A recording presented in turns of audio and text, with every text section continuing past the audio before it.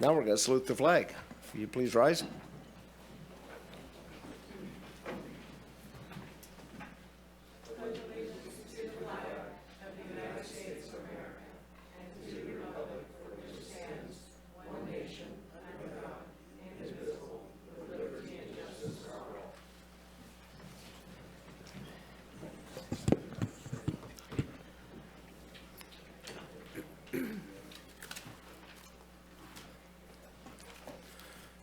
What surprises and revelations do you have for us this morning there? Good morning, Chair Bohn. There is one modification to the agenda today. Item D22 is being pulled for discussion.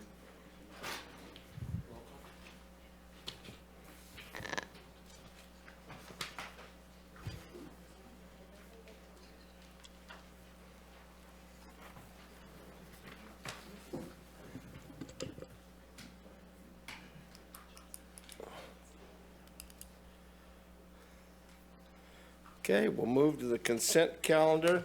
There are a few proclamations and things on this, and how we're going to do the proclamations.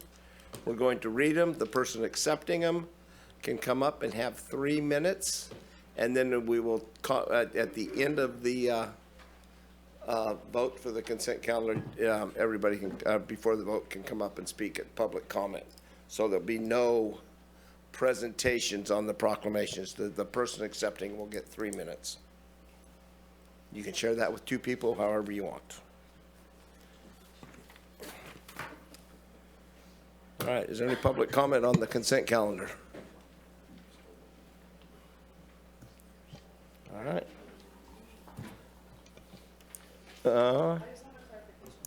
Sure. That you were going to read the proclamations and. I know, I You backwarded just it, said but, backwards what you, yeah, excuse me, we'll ask afterwards, I'm sorry. okay, thank you. That's what I do. It's early.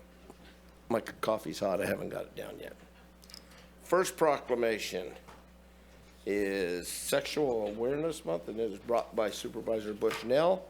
Is there someone here for that? Please.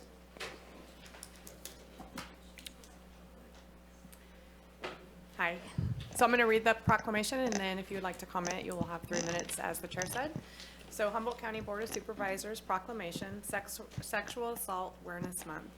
Whereas sexual assault affects children, youth, adults, and elders of all genders from all racial, culture, and economic backgrounds, with public health and social justice implications for every person in Humboldt County.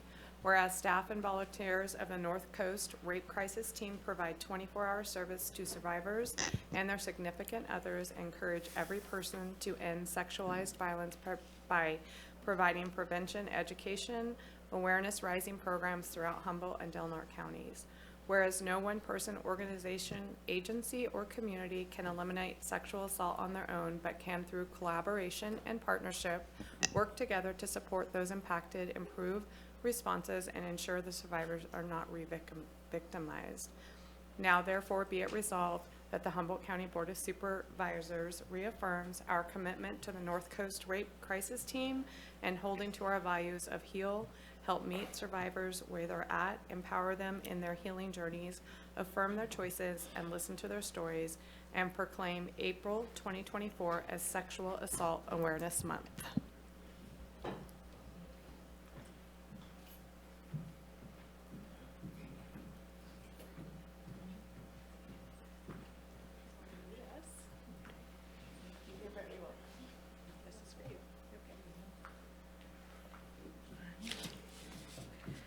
Thank you. Thank you to the Humboldt County Board of Supervisors for your continued support of Sexual Assault Awareness Month and the work of the North Coast Rape Crisis Team. Our team continues to provide free and confidential services 24 hours a day, 7 days a week to anyone of any age or gender who has experienced or been affected by sexualized violence.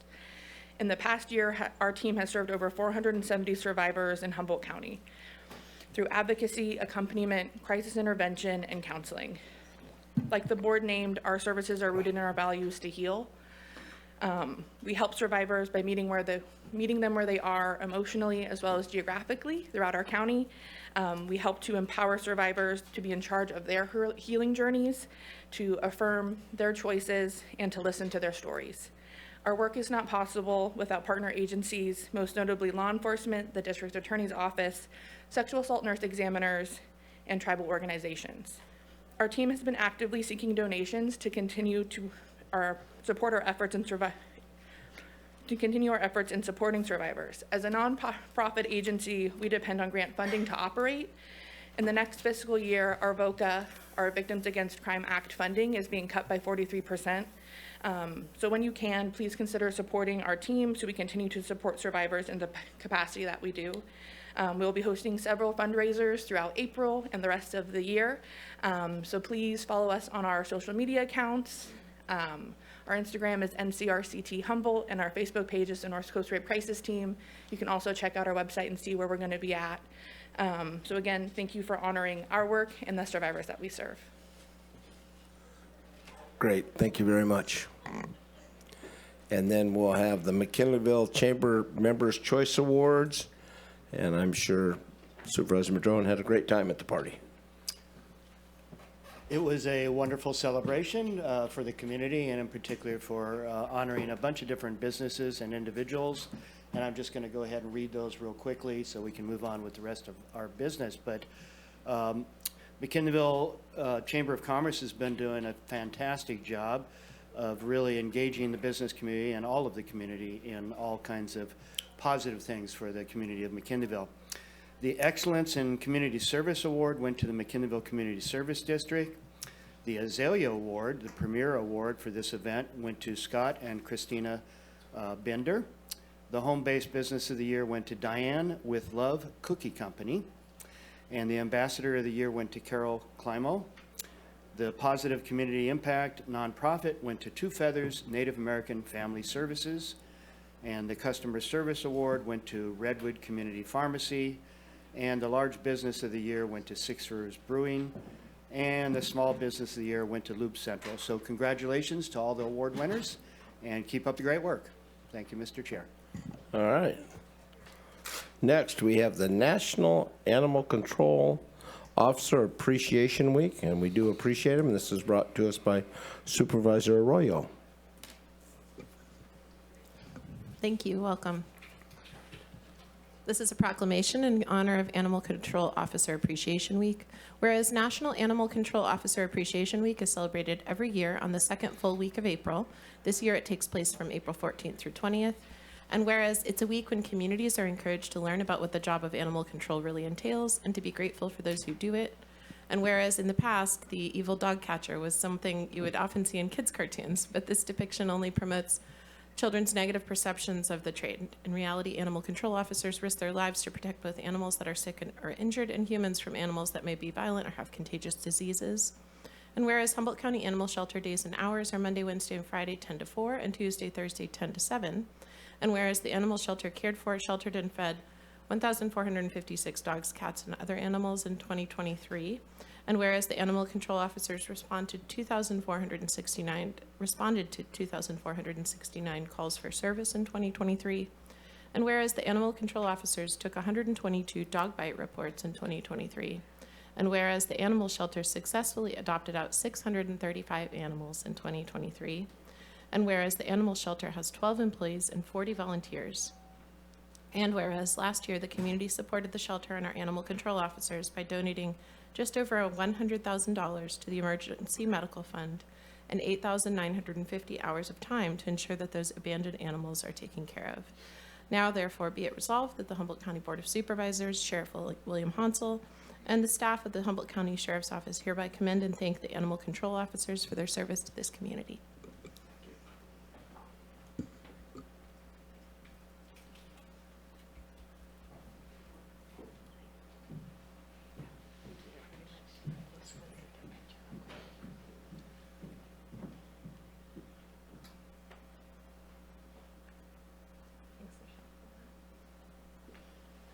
Thank you.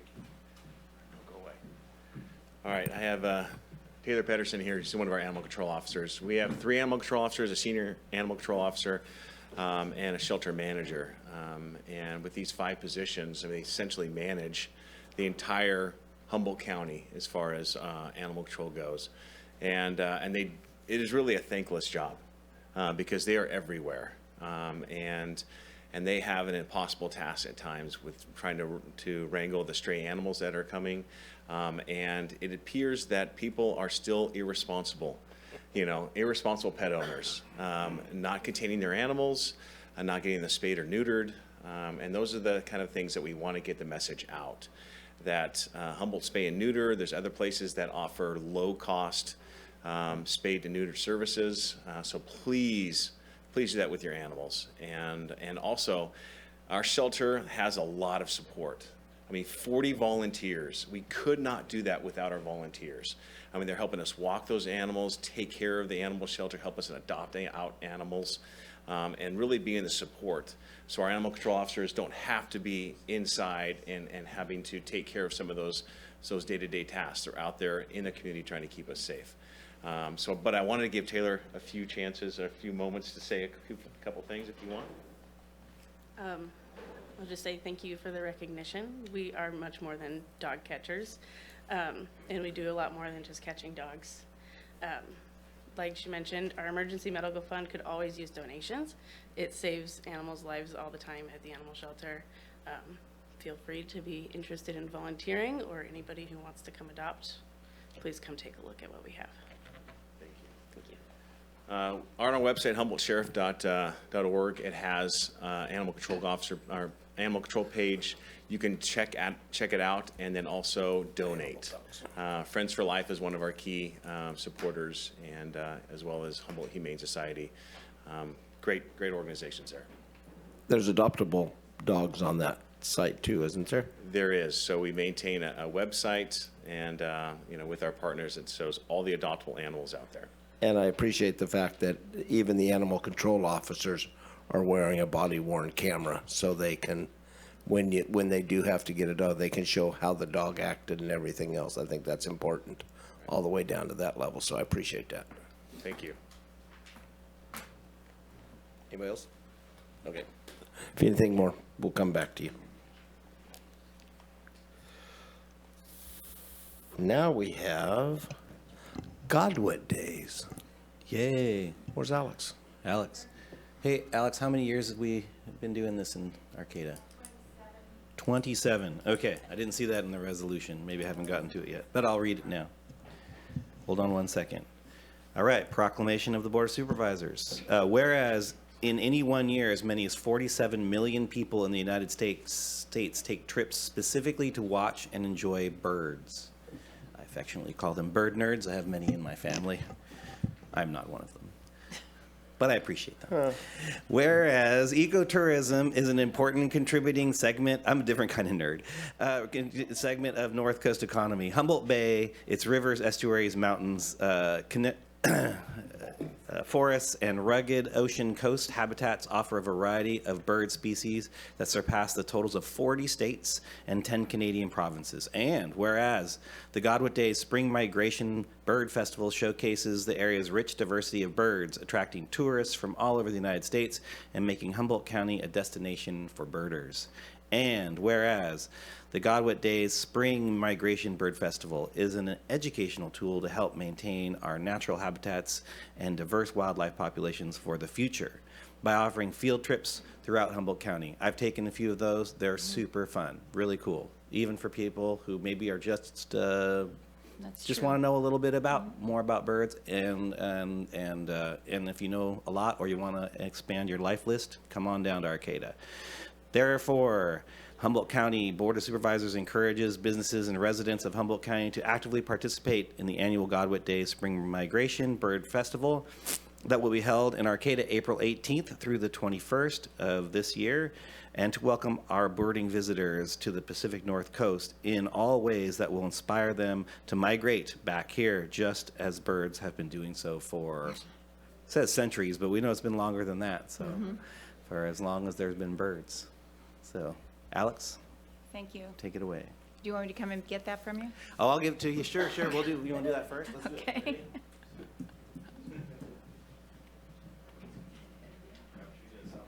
Oh no, we got professional Oh, we do, okay. Hold it up. Oh. Get organized here. All right. Thank you. So, good morning, and I'm Alex Stillman, and I've been involved in Godwit Days for a very long time. And it was started as an ecotourism event by the city of Arcata in order to bring more tourists to our area. Godwits are the largest shorebird in Humboldt Bay. They migrate here twice a year. The spring migration was chosen for this event, which is held at the Arcata Community Center. And it begins on April 18th, but the doors open on April 19th through the 21st at the Community Center. We have nearly 100 trips, which go all over Humboldt County, and a few go into Del Norte.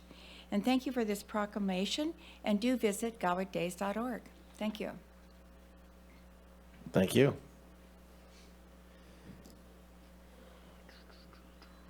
And now we'll go straight into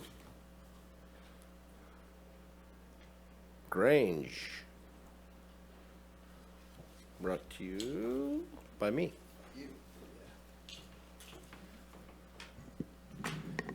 And we actually have the king and queen of Granges here. No. They, Go ahead. they are very actively involved. I'm going to read it first. Just, you settle down. Whereas the Grange strengthens individuals, families, and communities through grassroots action, service, education, advocacy, and agricultural awareness. And whereas the Grange has played a major role in the development of rural America and passages of important legislation during 3 centuries, and whereas the Grange of the 21st century continues to be an active force in thousands of neighborhoods across the country, creating connections between people, communities, and organizations, even through periods of social unrest and disruption. Whereas the Grange is committed to the development of the potential in families, children, youth, and adults of all ages, ethnicity, creed, social standing through dynamic programs and experiences that educate, engage, and enrich lives. Whereas the Grange emphasizes civic responsibility and the involvement of people in the legislative process, cultivating connections between citizens and the government. And whereas the Grange offers opportunities for civil discussions among people of all viewpoints and opinions, serving as a safe haven for exploring important social and legislative issues of the day. And whereas the Grange strengthens hometowns through volunteerism, community support, legislative action, building up rural and urban areas for the benefit of all who live here. And whereas the Grange motto, in essentials, unity, in non-essentials, liberty, and all things charity, has guided the Grange mission through advocacy, community service, and openness to all. Whereas Grange members everywhere wish to celebrate and express their pride in the legacy of their highly respected organization, now therefore it be resolved that April 2024 be proclaimed Grange Month in recognition of the contributions made to Humboldt County and the state of California by Grange membership for years of faithful service, and we urge and encourage our friends and neighbors to join us in this well-deserved recognition. And I want to thank you too, because Michelle and I were at the first couple meetings for the Van Dusen Grange, and you guys guided them. And I think Michelle personally served 481 breakfasts on Sunday. So you guys, you've created a success just right there. And I know you've done that with all the other Granges. So that was an amazing turnout on Sunday. It was very great to be there. Let's see. She doesn't want to see another pancake for months. And Michelle, will you?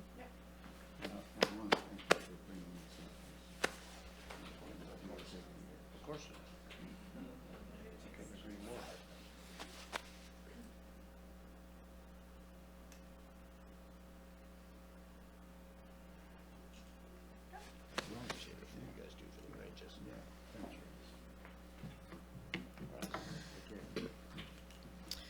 Thank you very much for the opportunity and the recognition, and on a day where you've had so many other recognitions of really important organizations here. It's an honor to be here at the Board of Supervisors for this recognition. Grange is all about community, as many of you know, and we're celebrating 150 years. Grange grew out of the ashes of the Civil War, and where the battlefields were the farm fields, and came back and encompasses agricultural, animal husbandry, and home economics.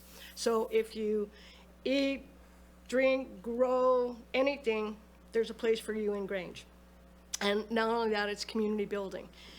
I'd like to invite you to, we have some fun things going on this year. And in doing so, we have what we call our Grange passports. And this Grange passport doesn't get you anywhere, but what it does do is gives you an opportunity to stamp or put a sticker or a signature on the Granges that you go to throughout California, not just Humboldt County. We also have another program that we're calling geo-granging, where you can go to a Grange Hall or get somewhere and have a Grange member take pictures. You get different points for whether you're just in front of the building, whether you're actually participating in an event, or we're going to get major points today for having our picture taken with the Board of Supervisors in the proclamation. So I have passports for each of you, and thank you very much for having us. Do you want to? No, I'm fine. And so, I don't know how to get these to you. Thank you very much. Thanks, you guys. Thanks for all you guys do for all the Granges. Thanks, Rex.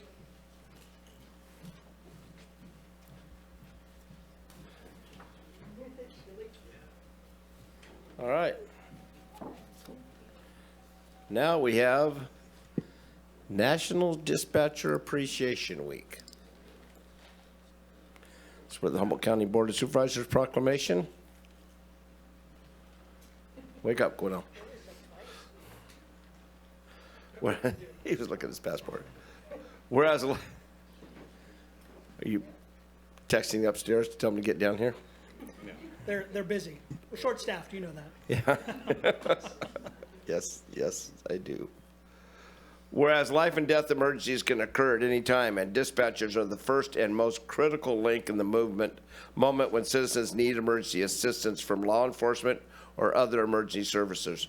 Whereas emergency communications dispatcher is always poised and ready to answer a call for service, and no matter how stressful, frightening, or tragic that call may be, the training and experience they have ensures they don't panic, freeze, but remain courageous, calm, as they perform their duties in the face of these challenging times.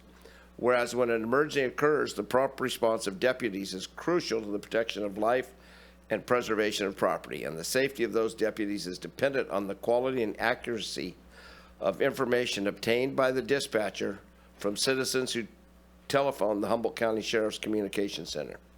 Whereas a dispatcher is able to multitask like no other person, they are able to answer a 911 call, answer an internal phone line, listen and respond to the radio, monitor other law enforcement jurisdictions, enter essential data into the computer, talk to fellow dispatchers, and deliver exceptional service in a dedicated, diligent, and compassionate manner, all at the same time, whereas a citizen may only call 911 once in their lifetime, and the calm, reassuring voice in the time of need is priceless to our community.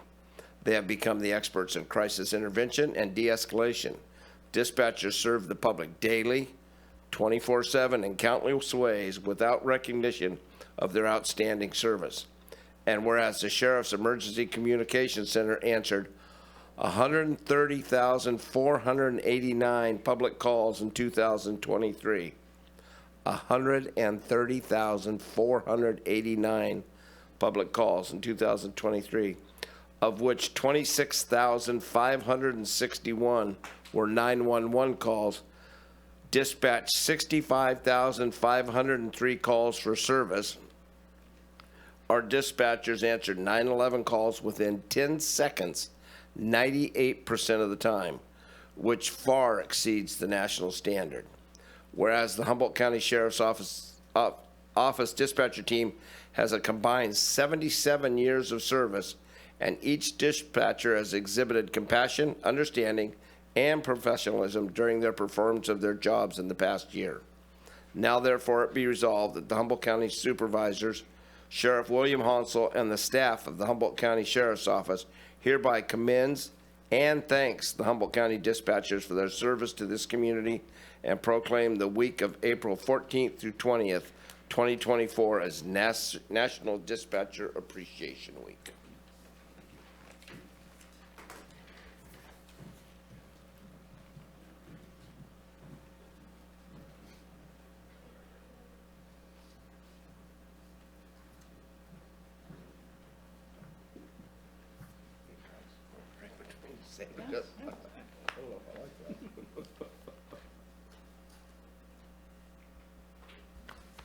Thank you.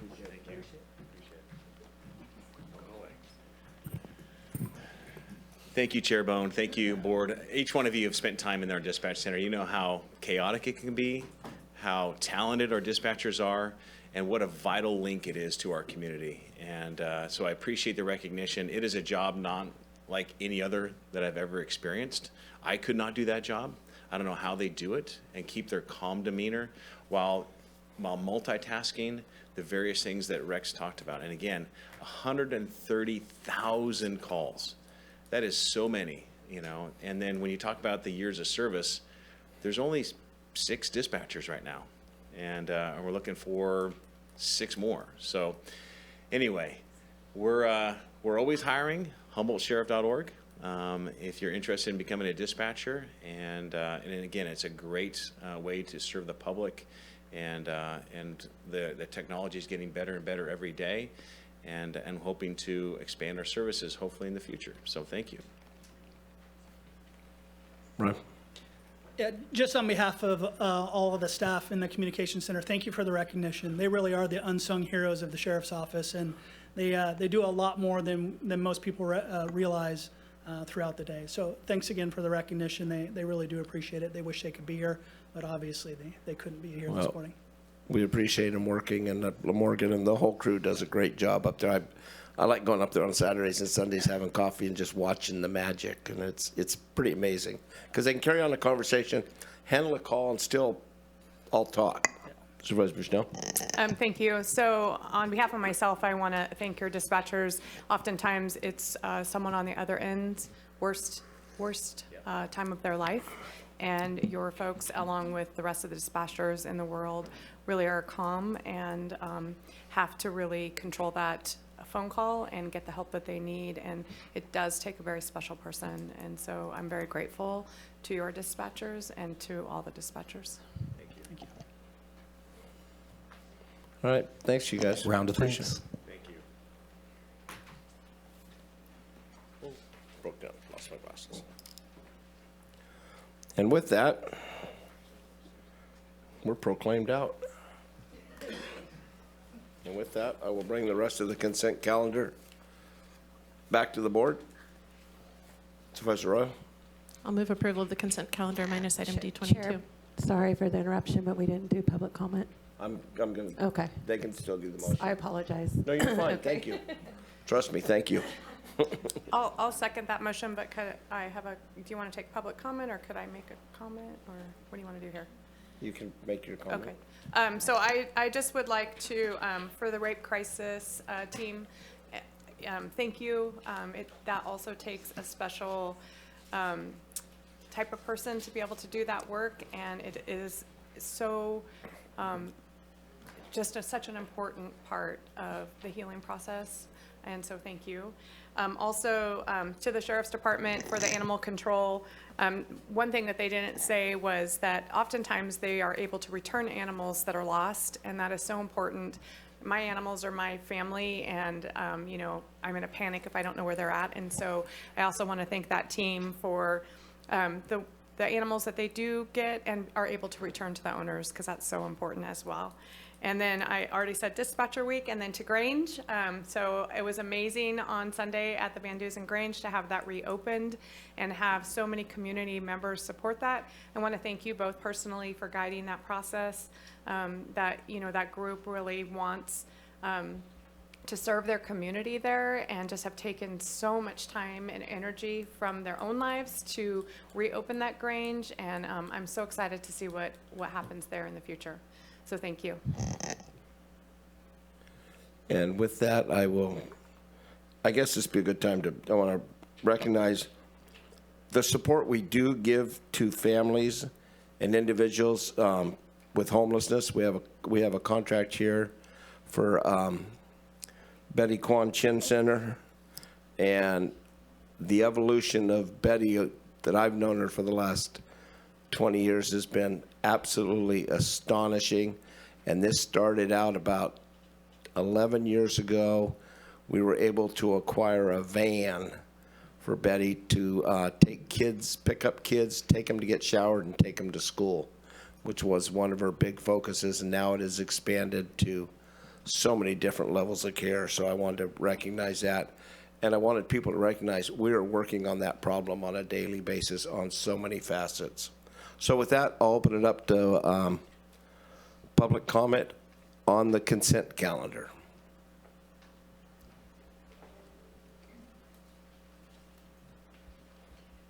Good morning, Carrie Venegas, Changing Tides Family Services and citizen. So one, I just want to recognize all the good work. It's a great consent agenda with the Grange and Betty Chin's work, but I also want to give a special shout out to the dispatchers recognition. I walk a lot around Myrtletown where my office is located at all different hours, and I have to say personally in the last 3 months I've had to make 3 different calls that were really unusual, and I always had a calm person who was kind to me and was helping me figure out the best way to get help. And we're right on that border between Eureka PD and the Sheriff's Office. And no matter what, it was always a good coordination. So I just wanted to thank them very much for all the people who work there, because it's a very stressful job and it means the world when you are the only person on the phone trying to figure out how to help somebody in need. Thank you. Thank you. Sir? Howdy. Howdy. So, my name is Juan Pablo Cervantes, Clerk Recorder Registrar, and I wanted to say a few things about certification. I didn't want a full presentation, but there's a few things I kind of wanted to acknowledge. It was a unique election in that it was my first major election, the first election that the county used the Voters' Choice Act. We would not have been able to accomplish that big lift without the support of many of my colleagues. I wanted to acknowledge some of them. This work often seems like it's only done by my staff and the community members we get, but it's a countywide lift. IT in particular, Scott Irving's team, Jesse back there is one of them. We're on site throughout the entire election, making sure that we had the secure connectivity that we needed in order to allow anybody to vote, any actively registered voter to vote anywhere in the county. And that was a big lift for a rural county like ours. Some less new support that we get that I've found out over the years at conferences is we are the only county that has the sheriff department go out and pick up ballots at the end of election night. It's a huge thing for our county to be able to do that. It saves me at budget time. That's less money that I'm asking you all for, but it provides a sense of security that you just can't. You just gave the sheriff an idea to ask for more money, though. But anyway. And so I wanted to acknowledge some of those things. Personnel onboarded about 120, 130 people over the course of 2 months. That's a lot of onboarding all of a sudden. And so I just kind of wanted to take a moment to acknowledge that. Voter turnout was pretty low across the state. I think pretty low here too, but we beat the statewide numbers by about 10%. So it's got to mean something in Humboldt County that this is something we're very passionate about. And I wanted to thank you all for your support. Many of you I called as we were approaching election day with needs I had in your districts, and you answered. And many of you called me as we were approaching election day and offered the support that you could give. And yeah, this is a thing we all do together, and the success that we have and our ability to maintain that integrity is tied to all of us banding together and doing it. Thank you. Thank you. Hey, Gordon Clowerthy, first district citizen now, not a candidate here. I had a great time. Probably not the best time, not a lot of fun, but it was fun at some points. I just wanted to thank everybody. This was a really unique time in my life there, running for supervisor. Congratulations, Rex. You did the same thing that you did every election and owned it. So good work. I'll be back in 4 years, laser focused on this, and maybe we can work together on future projects. So thank you all for everything. Thank you. Seeing that, We have one caller on Zoom, Chair Please. Bohn. Caller 7718. You've been prompted to unmute yourself. You have 3 minutes.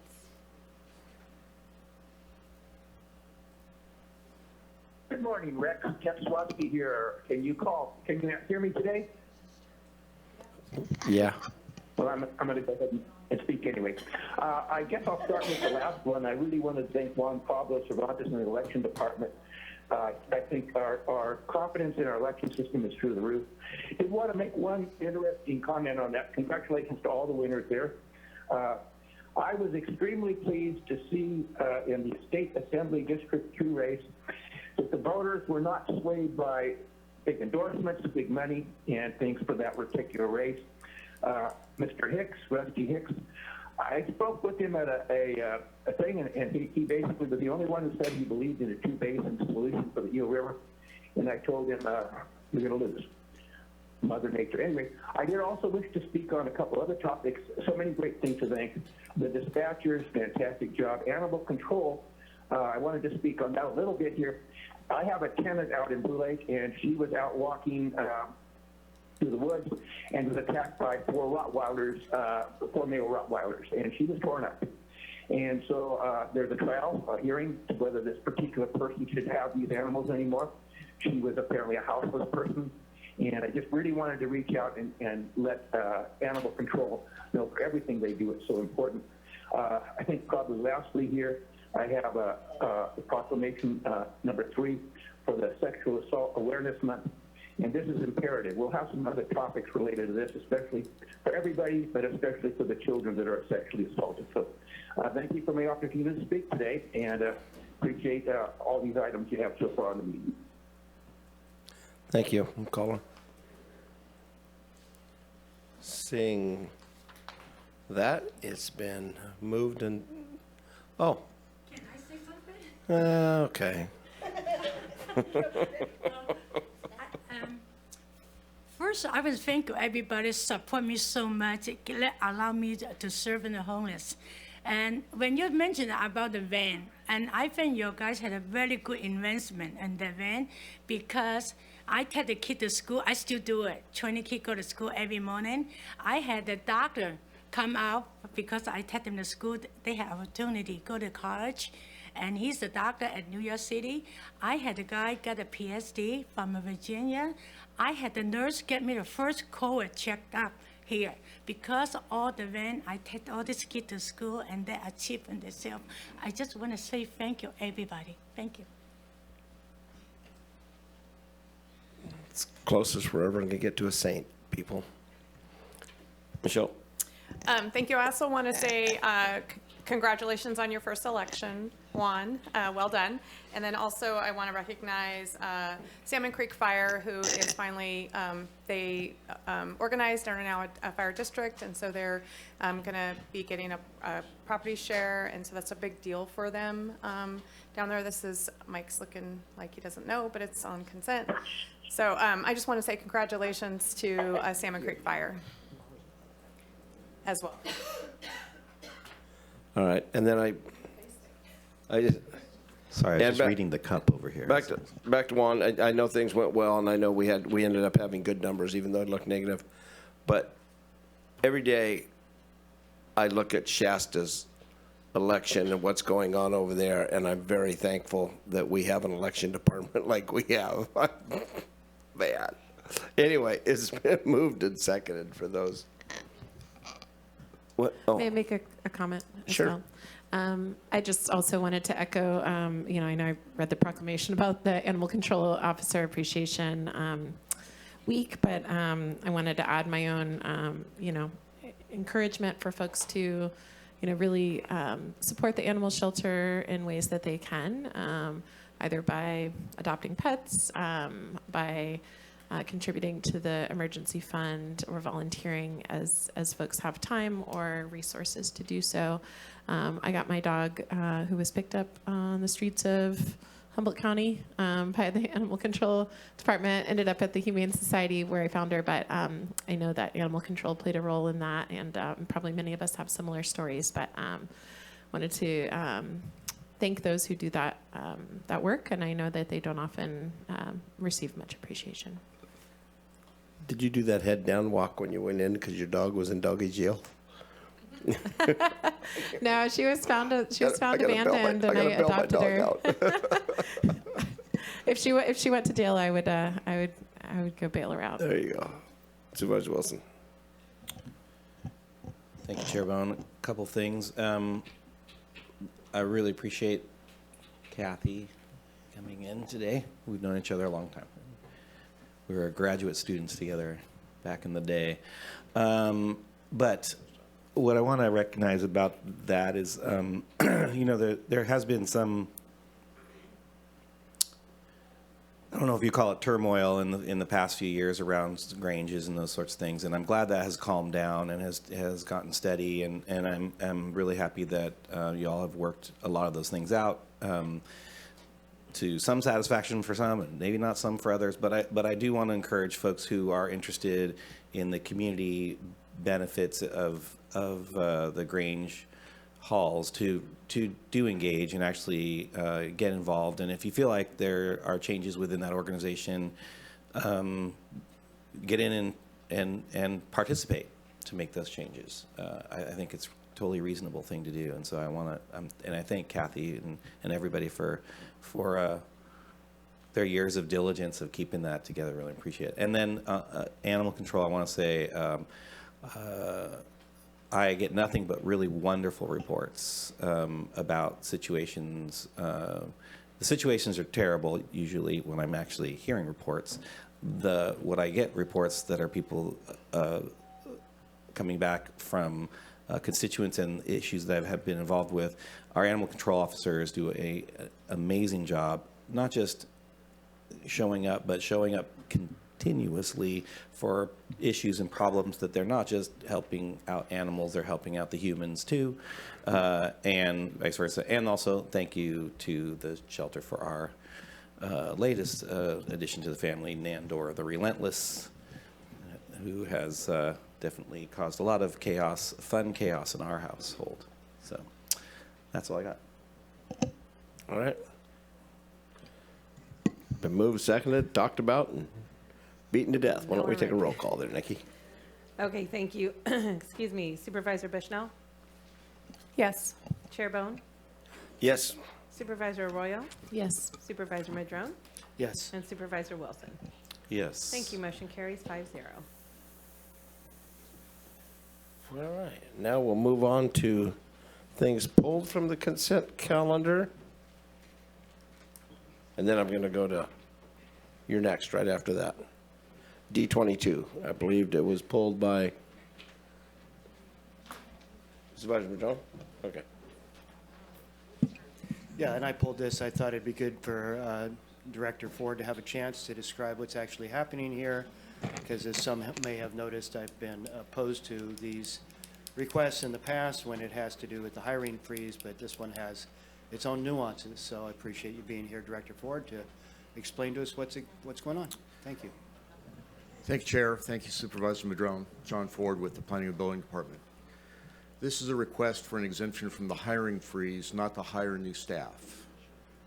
There would be no new staff hired as part of this. What this really has to do with is our ongoing reorganization to adapt to the budget realities that we face. So one of the things that we have done is that we're not replacing the administrative manager within the Planning and Building Department. What we'd like to do is to upgrade one of the existing administrative analysts to Administrative Analyst Management Confidential to take more responsibility for the budget preparation. So what we're doing is taking an existing position within the department, which is a senior admin analyst, converting that to admin analyst 1-2 management confidential. And then we are running a promotional recruitment for people within the department to fill that position. So then the position, whoever gets that position, the position that they would vacate will then be relinquished as part of the 24-25 budget. So that will remove one of the positions from the department. The second need is within the long-range planning unit, or that's the current need, but it may be elsewhere, is for a team lead, which is a senior planner. Currently, we have a project manager position that is underfilled. It's currently being used to fill a senior planner position by somebody working out of class because we don't have a senior planner. And so what we would like to do is do away with a planning manager position, create a senior planner position out of that position, do an internal promotional recruitment, and fill the senior planner. And then whatever position that is vacated by the promotion would then be turned over as part of the 24-25 budget. So again, this will not result in any new positions. It will allow us to better organize the work of the department. All right, thank you. And that satisfy you, Supervisor Madrone? I know you've talked with them. Supervisor Royal? Thanks for articulating that, because I do see that it's a little bit of moving folks around, and I appreciate that it's not any addition of positions. And I just wanted to acknowledge and appreciate the work that you've done already to reorganize in anticipation of this fiscal year's budget and the constraints that we're facing, and you know how I can just say the Planning and Building Department has gone above and beyond to really meet the moment and to adapt to the changes in the cannabis, you know, work that you need to do and everything else in your department. So I just wanted to openly express appreciation for that and say, you know, I really am grateful that you've taken this on and that your staff have been willing to learn new things and to plug into roles that they need to be in. So thank you to all of you. Thank you. Supervisor Wilson? Okay. All right. Thank you. Do we have public comment on this?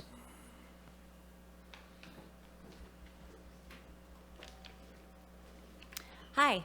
Hi. It's my understanding that when there's a job, that you have to offer that job to everyone, that you can't just hire someone from within the department, that it has to be made publicly available. And I have a problem with this whole department. All of you supervisors are here because you're here representing the people in your district, because we have a government that is by the people. And you're all accountable. You're all accountable to the people within your district. And theoretically, if they're not happy with you, they could vote you out. But we have established this huge position of power in this county where we have combined 2 regulatory departments into one, code enforcement and building and planning. And the head of that department is not accountable to the people of Humboldt County, who he is supposed to serve. Now, we can serve people through the letter of the law, but we can also serve people through the spirit of the law. And I see over and over again examples of this man, John Ford, going full out, full speed ahead for the letter of the law, but turning aside from the spirit. The spirit of the law is to serve the people of this county. I don't see him serving the people of this county. I don't see the accountability. And it's illegal to create positions within a department and not advertise those positions to the general public. Thank you. Thank you. Anybody else? I'll close public comment, bring it back to the board. Supervisor Madrone? Thank you, Chair. First of all, I appreciate the comments from the speaker. And I will say, having lived here for 50 years and having worked directly with John Ford for the last 5 years, I think he's probably the best planning director we've ever had. And I don't say that with any small backing in regards to that. I say it because I know he's a man of heart, and he works really hard to try and implement our laws with the spirit of them. I know people may disagree with that when they get sideways with certain things, but I just wanted to say that I think Director Ford is an excellent director. And with that, I would motion to approve the agenda item. Second. It's been moved and seconded. No more comment? Thank you, Chair Bohn. We'll No. begin with you. No one on the line? No one on the line. All right. No, I'm sorry. You're fine. Okay, we'll start with you. Yes. Supervisor Arroyo? Yes. Supervisor Wilson? Yes. Supervisor Bushnell? Yes. And Supervisor Madrone? Yes. Thank you. Motion carries 5-0. All right. Now will we have public comment on non-agenda items? You've been in the starting gates 3 times now. Yes, good afternoon, supervisors. My name is James Chafee. Do you know a historical figure named George Washington Plunkett? There is it's a colorful story that I don't have time to go into right now, but he must be your patron saint. He comes down to us from a number of famous sayings, quotations including, why go into dishonest graft when there's so much honest graft lying around? I seen my opportunities and I took them. Civil service will crush patriotism and everyone's favorite. What's the Constitution among friends? The supervisors, you, have appointed 3 members to the Law Library Board of Trustees, presumably to protect the public interest.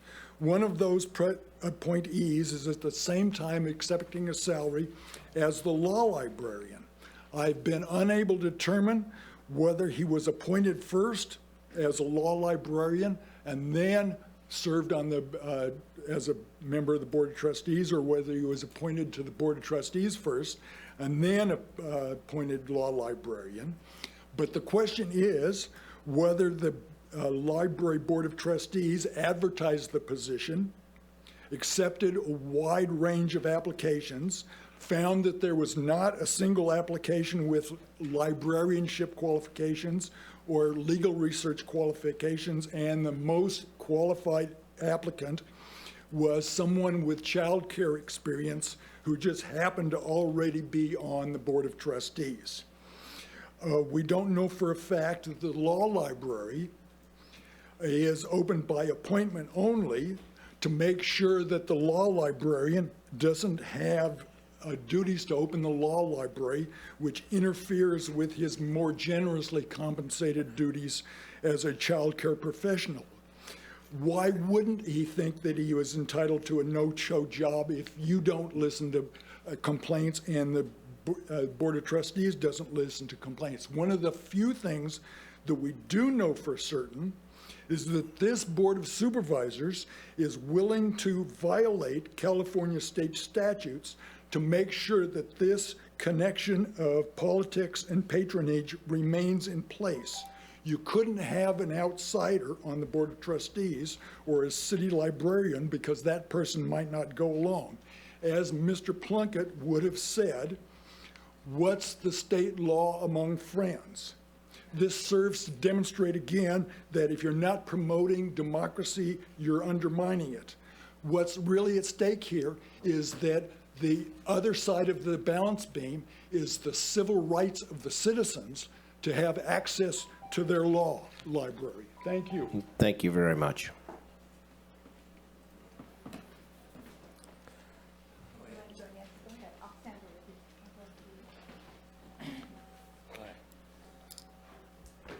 Pacific graft and extortion.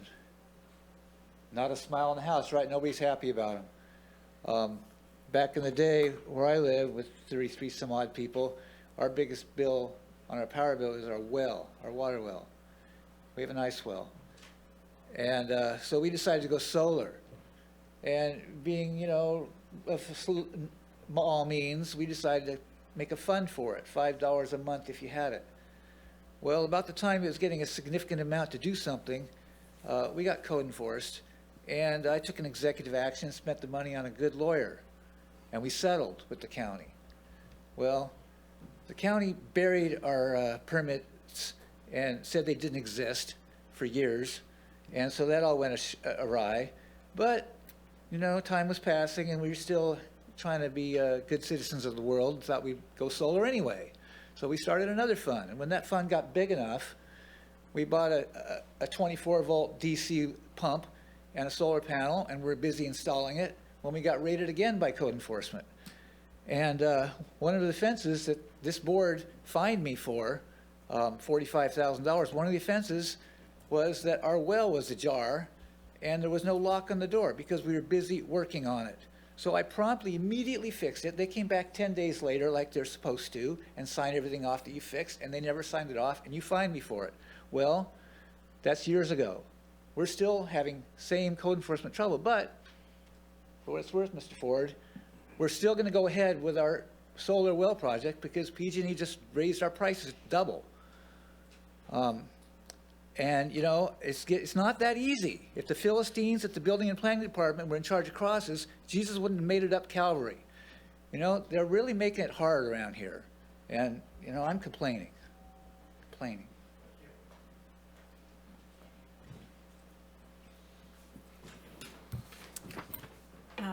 Good morning. I'm Alex Stillman. As chair of the Humboldt County Aviation Committee, I'd like to support, as our committee does, Aviation Day, this is far in advance, Saturday, April 2025 at the Murray Field. Cal Poly Humboldt Aviation Club will facilitate this event as they did last year. And we need more pilots, and that's one reason that Aviation Day is really important for us. And I want to thank you for letting me introduce this event, and Cody Rogatz, our aviation director, will provide more information as it gets closer. But thank you. And it was a great event last year. Yes. It was a good turnout. Yes, and I'm sure it will be in 2025. Hope I'm here. Seeing one more. Hi, I'm Allison Murphy. I live in Southern Humboldt. And this meeting's been a little bit of a mess. It's been hard to tell where we are on the agenda. Like the lady who just spoke, her item was an agenda item. And now we're in public comment on non-agenda items. And I want to talk about an agenda item again. It's the Betty Chen agreement that's happening. No, this is on non-agenda items. So her aviation day well, was. I'm going to talk about that. No, you're not. Because I'm going to relate it to something that's not on the agenda. And what's not on the agenda is how we each as private citizens have the ability to do good in the world. Betty didn't start doing good by going to you all for help. She just started. She just did what was in her heart. She didn't look for a permit. She didn't look for permission. She did what was in her heart. And we, each of us as private citizens, have the ability to do that, to serve our fellow man. But when we make laws and regulations that make it difficult for us to serve our fellow man, then we are standing in the way of God. We are standing in the way of people's agency.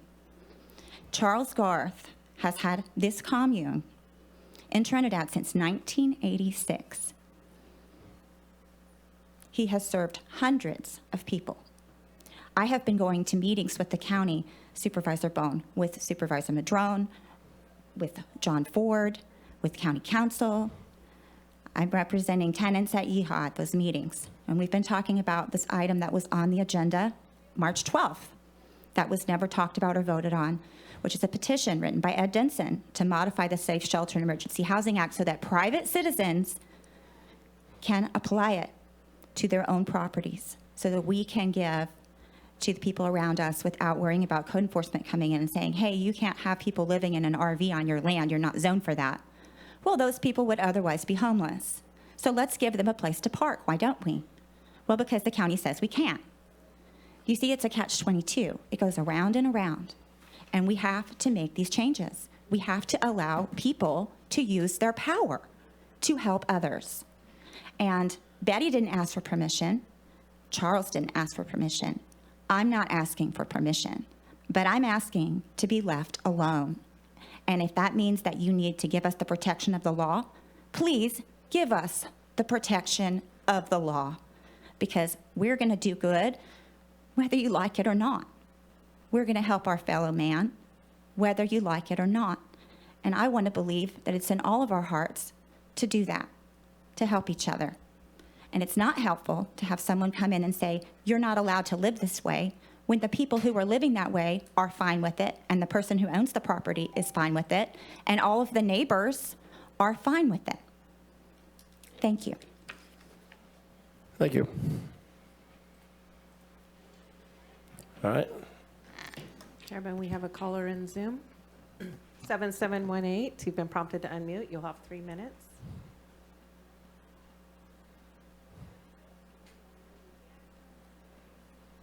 Hello, Kent Sawowski. I'm looking forward to speaking on 2 other topics later. One is H1, I think, regarding the child abuse. So I think I'll deal with that at that time. I did want to talk about something that seems to be quite prevalent. It probably always has been, but it seems to be more of a focus, and that's people's property rights. It seems there's a perception out there that people have the right to just go across people's property to do whatever they want to do on the property, even though they're posted, even though they're aware that this is not their property. And this is a major concern. For those of us who do have property, we like to be custodians of property. We don't want to have to be faced with someone coming and getting hurt on our property or our property being damaged. And so I highly recommend that people out there, if you do not have permission to go on non-public land, that you cease to do so. There's many of us who might even willingly allow people to go. But in fact, I've done that for my property up in Willow Creek. People like to spread their family's ashes in a certain spot up there on the hill. I gave them permission, and that's fine. But without that permission, people need to start respecting other people's rights.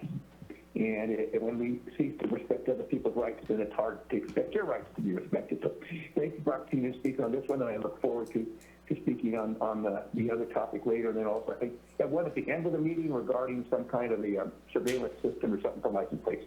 I'll catch you later on those ones, hopefully. Thank you. Callers.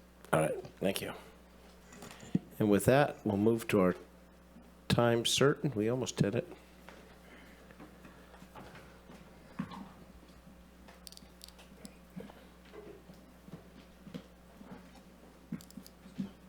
That's you, Rick. That's me.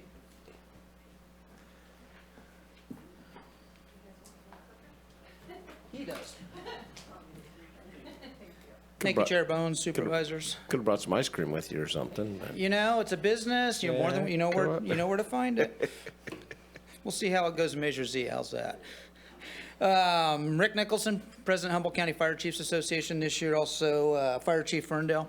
We're finally getting around to the 22 annual report. COVID really kicked us behind. I was talking to Tanner earlier. We're hoping to get 2023 here in a couple months to you, and then this time next year be caught up. So we'll see what happens. Introducing to you Tanner Spies. He's a member of the Fire Service Planning Team. He's also a member of Humboldt County Public Works Natural Resources Planning Division, and also a volunteer for Telegraph Ridge. And he's going to be doing the presentation. He put a lot of time and energy in this report. I have hard copies available by request, but I just encourage people to go to the website, the link on the Board of Supervisors page. It's a lot easier because there's a lot of information in here. Tanner? Thank you, Chief Nicholson. And hello, good morning. First, I just want to express the honor that I feel to be here to be presenting this report for the Humboldt County Fire Chiefs Association, and you know, the opportunity that I get to work with the Fire Services Planning Team. Also, the privilege to get to work with all the fire chiefs in Humboldt County. They really are extraordinary people who dedicate enormous amounts of time to serving the public good, often at danger to themselves. So this report is it up?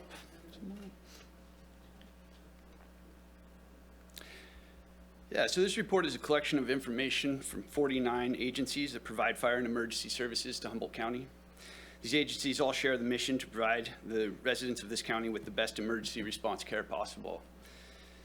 It starts with the incident review page. This page is intended to highlight the challenging incidents of the year that it took place in 2022. The review covers the 6.4 magnitude earthquake that kept Rio Del Fire busy with 153 emergency calls in the days that followed. This event is an example of the complexities that the fire and emergency response agencies are expected to work around to provide all-risk public safety services. The complexities of different calls and being ready for anything and having it continue when you don't know when things are going to calm down. So that's how we start it. After that is the in-memory page. This is an important page for what we call our fire family. It recognizes those who've passed on. Crew cohesion is a fundamental requirement for high-quality emergency response. And this could be the reason that such strong bonds are created. This page is intended to honor those who have been part of that important cohesion and who will always be a part of our fire family. So in 2022, we lost Tony Miguel, who was a founding member of the Bryceland Fire Department and a father figure in the Southern Humboldt community, and Matthias Nicklin, a second-generation firefighter with Telegraph Ridge Fire Department. So every year we try to, collect these memorials and make sure that they're recognized.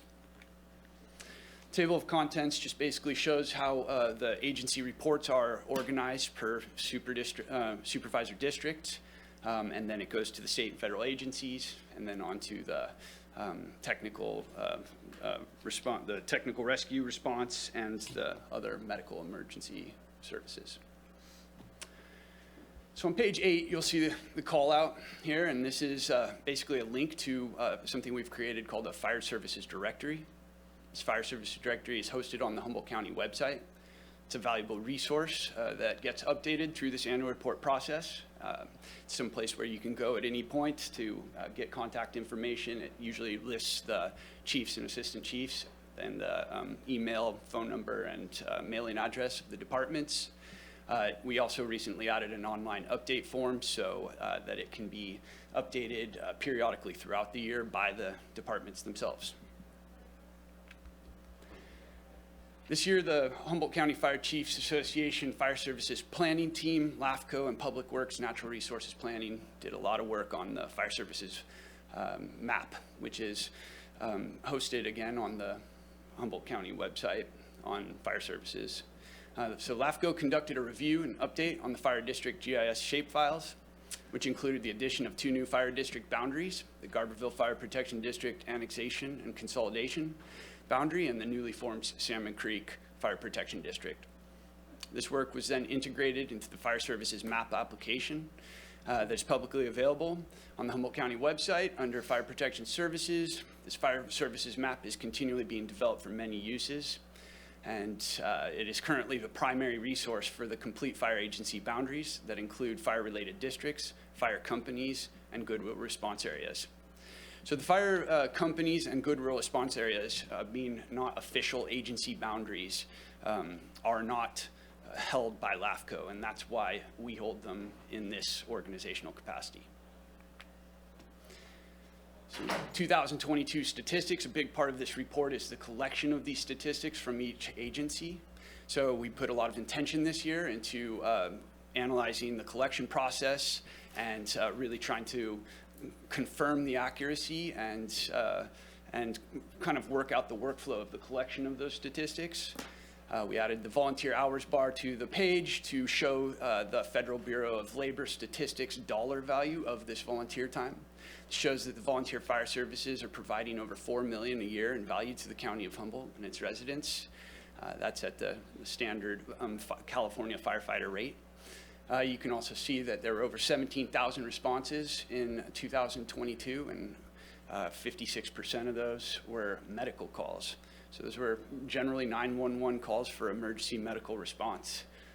Again, those are times when people are having their hardest times and they're calling for help, and half of 17,000 of those were fire and medical emergency responses.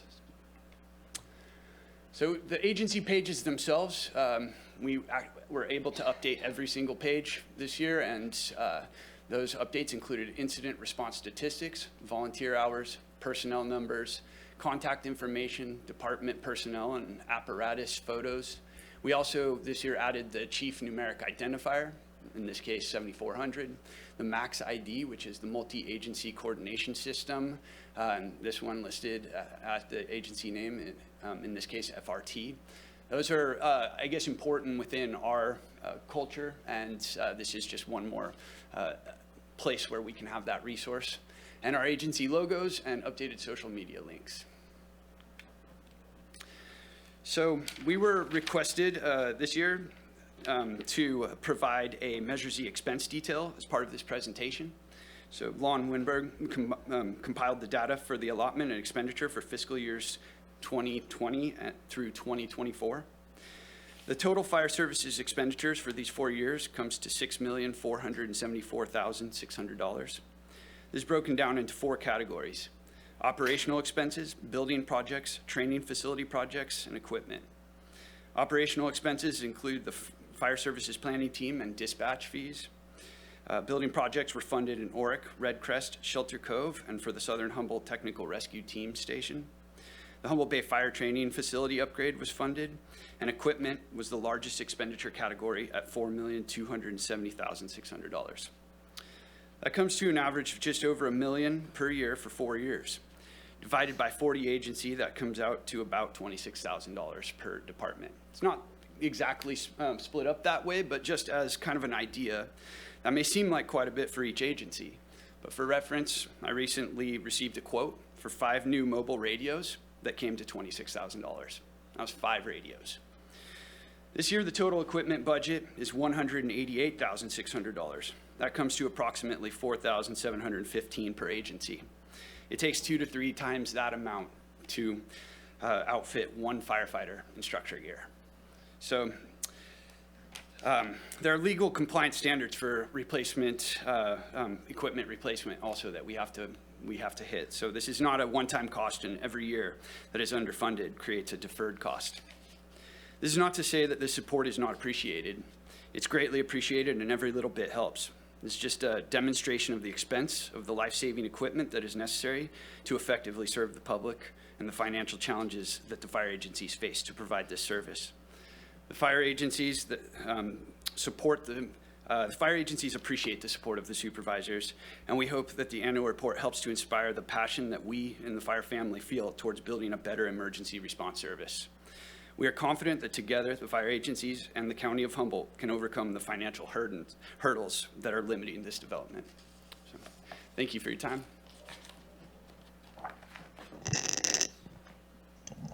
Couple things I'd like to add to that, if I may.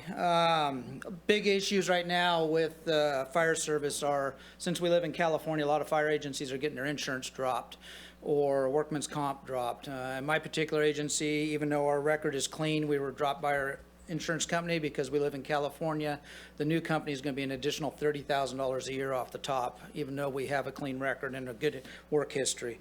That's pretty much countywide. Every volunteer agency's facing insurance issues, so they have to come up with that money somewhere out of their budget. So far this year, it seems like we're ahead of schedule and way above average. We ran multiple technical rescue calls in Southern Humboldt for it's a plane crash, animals stuck in wells, what have you. We're running way ahead, and I don't know why, on motor vehicle accidents with fatalities and the extrications that have to come with that, and all the volunteer folks that are dealing with that, and even the career in Eureka and Humboldt, Arcata. Fortunately, we've made mental health a priority for the fire service, and we've had professionals come in and talk to every one of them after these incidents, and we continue to do so and fund that. So without these volunteers, we could not meet these challenges. If you go back to that map, all that gray area and red area is not in a district. It is basically a no man's land that we respond to. There you go. We respond to out of the goodwill, or there's no responsibility to even respond to those areas. The green are districts. The tribes are in purple. They have their areas.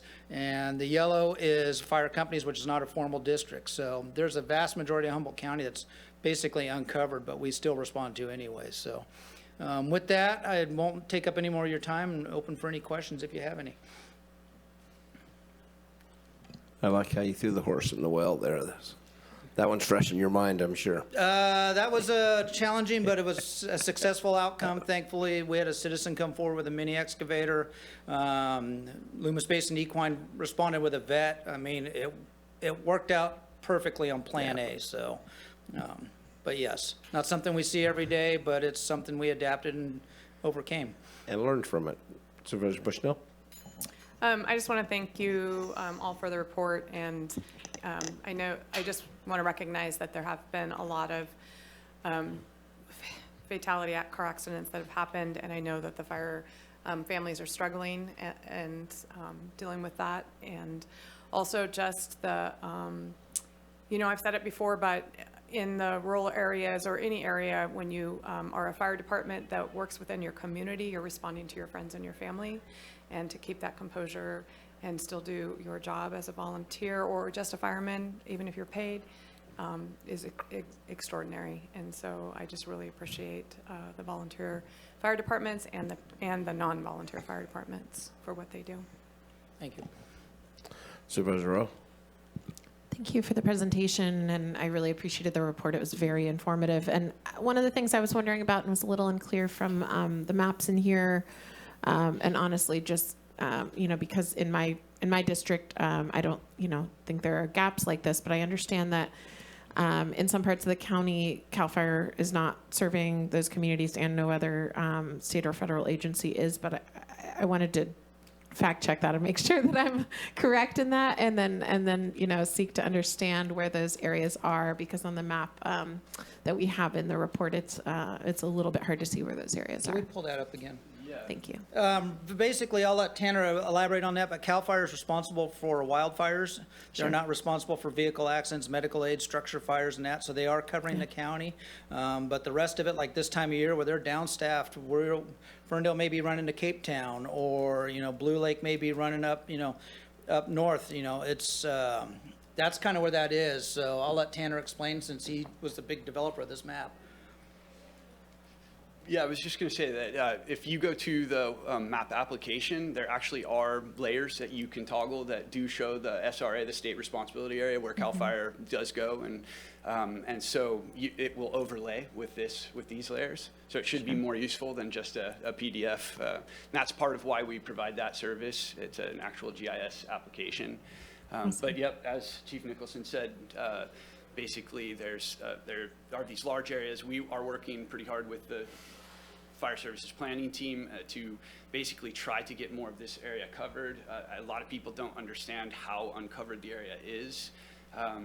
As Chief Nicholson has said too, basically when things happen in those no coverage zones, the closest agencies almost always do respond eventually, right? It just takes a long time, and they're not funded for that.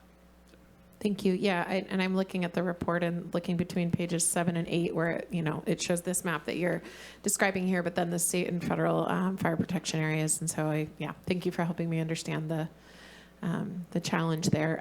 I think in the future, if you're interested in this feedback, an additional figure that really highlights where there's a lack of coverage, or what types of coverage are essentially missing from certain parts of the community.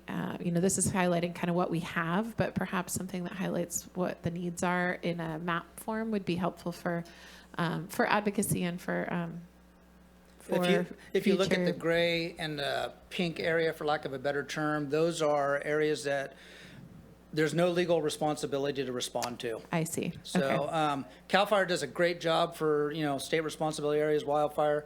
We couldn't do without them with their hand crews or dozer, especially their helicopters for medevacs at times. But there is no legal responsibility for anybody to respond to anything out in those areas, except for maybe a wildland fire, which would be CAL FIRE.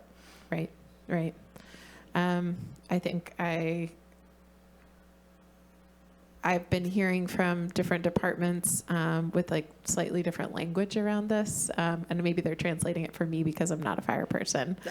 So the goodwill response area is a good term for me to keep in mind. Thank you. you could think of it as we're going out there out of the goodness of our heart and without compensation. So as an example, if I go to Cape Town from Ferndale or Upper Bear River, it's a 45-minute run on 18 miles of road, one way. So, and there's, you know, the districts, taxpayers of my district are eating that cost. So, and it's same with all the departments that respond out of their jurisdictions.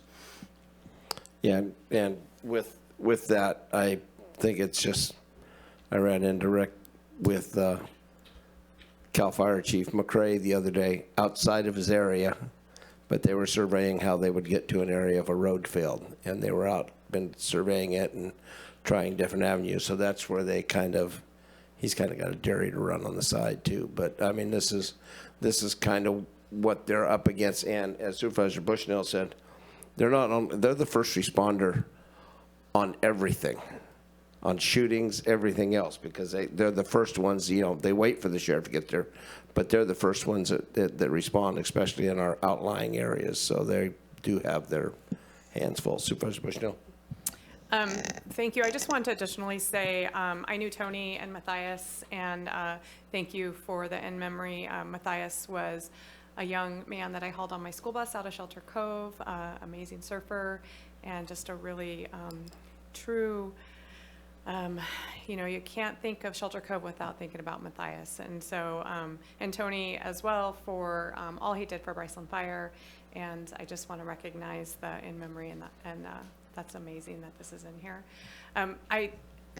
Kind of a little story, but 2 weeks ago, Alder Point Fire responded to a young, or not young, but my age person that fell off a barn roof. It happened to be my brother.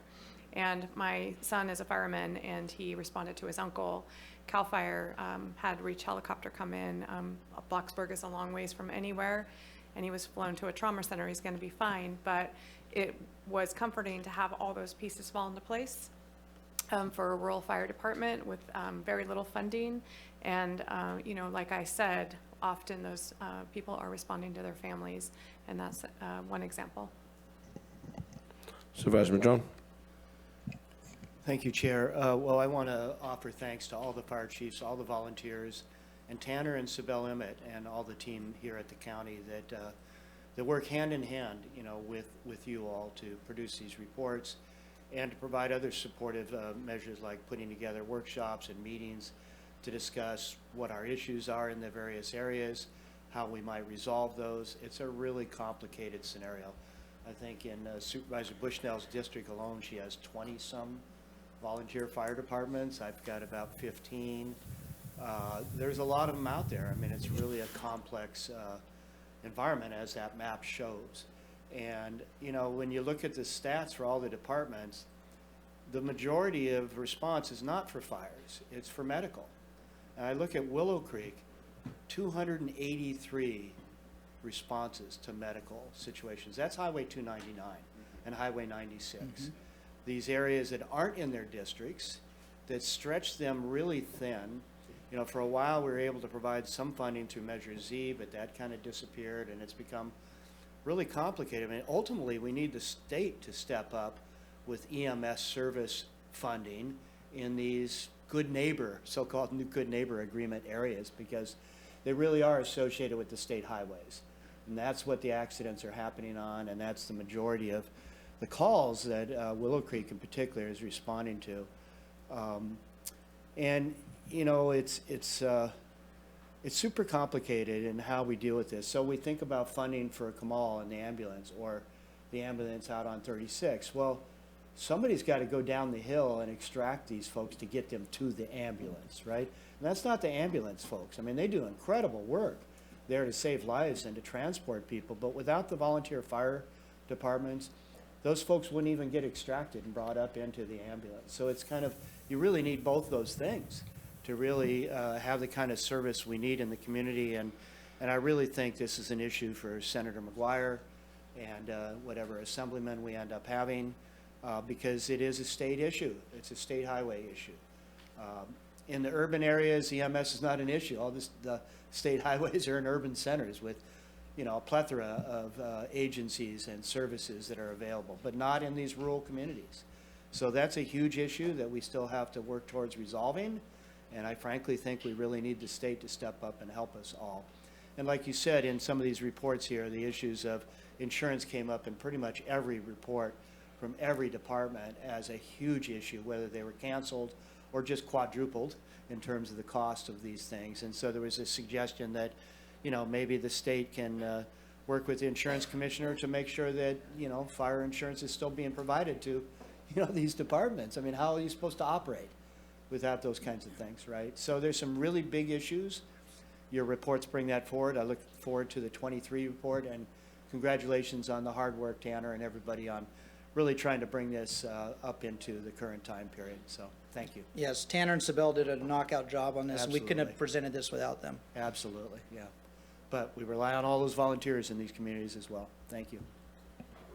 Our CAO's office and our county as a whole for supporting those ventures of Tanner and Sibel. And then the other factor being is you're exactly right, and I think we just had this discussion yesterday about those are state highways. The state's got to step.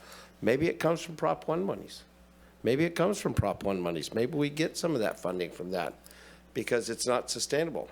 But I always wonder, back when Measure Z was brought forward, I would hate to think, I know we complain that we don't get it big enough. It's not enough. It's not enough. It's not enough. Can you imagine if the voters, who we really need to thank at the end of the day, hadn't passed Measure Z and the $15 million your agencies have got, and the sheriffs and all the different agencies that over the time that have got that money to expand services and everything else, knowing full well that we're going through another little down cycle. So, and hopefully we'll come out of this and be the bigger and better for it. But with that being said, I still am very thankful to the voters that passed Measure Z, even though it looks like it's a battle now. It was a godsend when it was first passed. So. Oh, absolutely, because right now OSHA requires 2 sets of turnouts. They're $5,000 a piece. Doesn't matter if you're a 20-person department, 10-person department, or Humboldt Bay Fire. You got to have something to change into so you don't catch cancer while things are being washed, which is absolutely a need. The JAWS extrication equipment from 15 years ago will not cut today's cars because they got lighter, stronger metals. So it's just we're constantly chasing the innovations in tech. It's great for passenger safety. I mean, it's helped the motoring public, survive these crashes more and more. But it's a moving target, like you said. Dispatch fees, costs keep going up with personnel. So the curious thing about this report, I noticed too, compared to everybody, all the numbers are down in 2022. For whatever reason, coming out of COVID, the call numbers are down.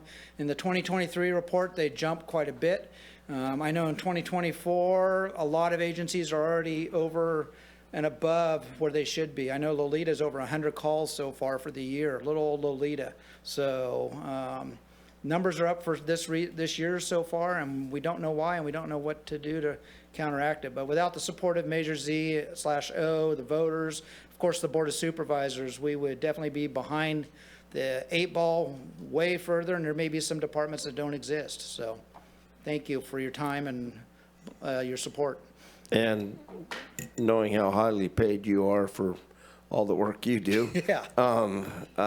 We appreciate, we can't say enough for all the volunteers. That's it. I got to serve a 7-year stint, and that, when I served my 7-year stint, it, basically was 1 or 2 nights a month for an hour at the training room at the fire department, and then we went to the shanty.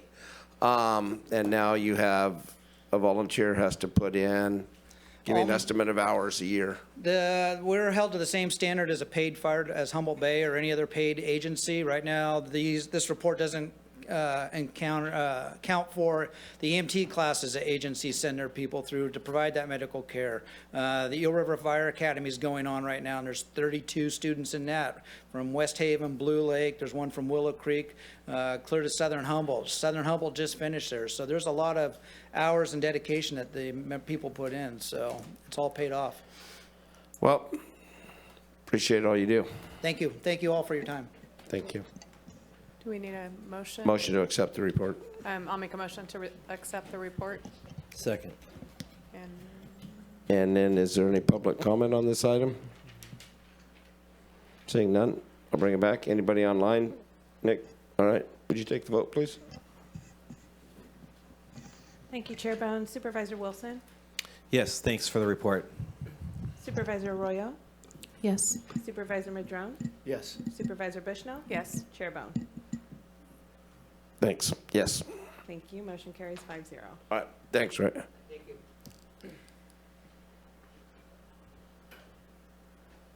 Could we have a 5-minute break, please? No. Yeah. We're going to take a 5-minute break, a hard 5 minutes. We'll be back here at 25 till 11.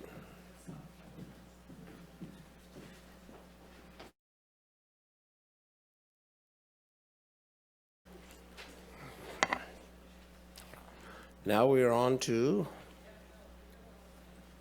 we have a proclamation, April 2024, as Child Abuse Prevention Month.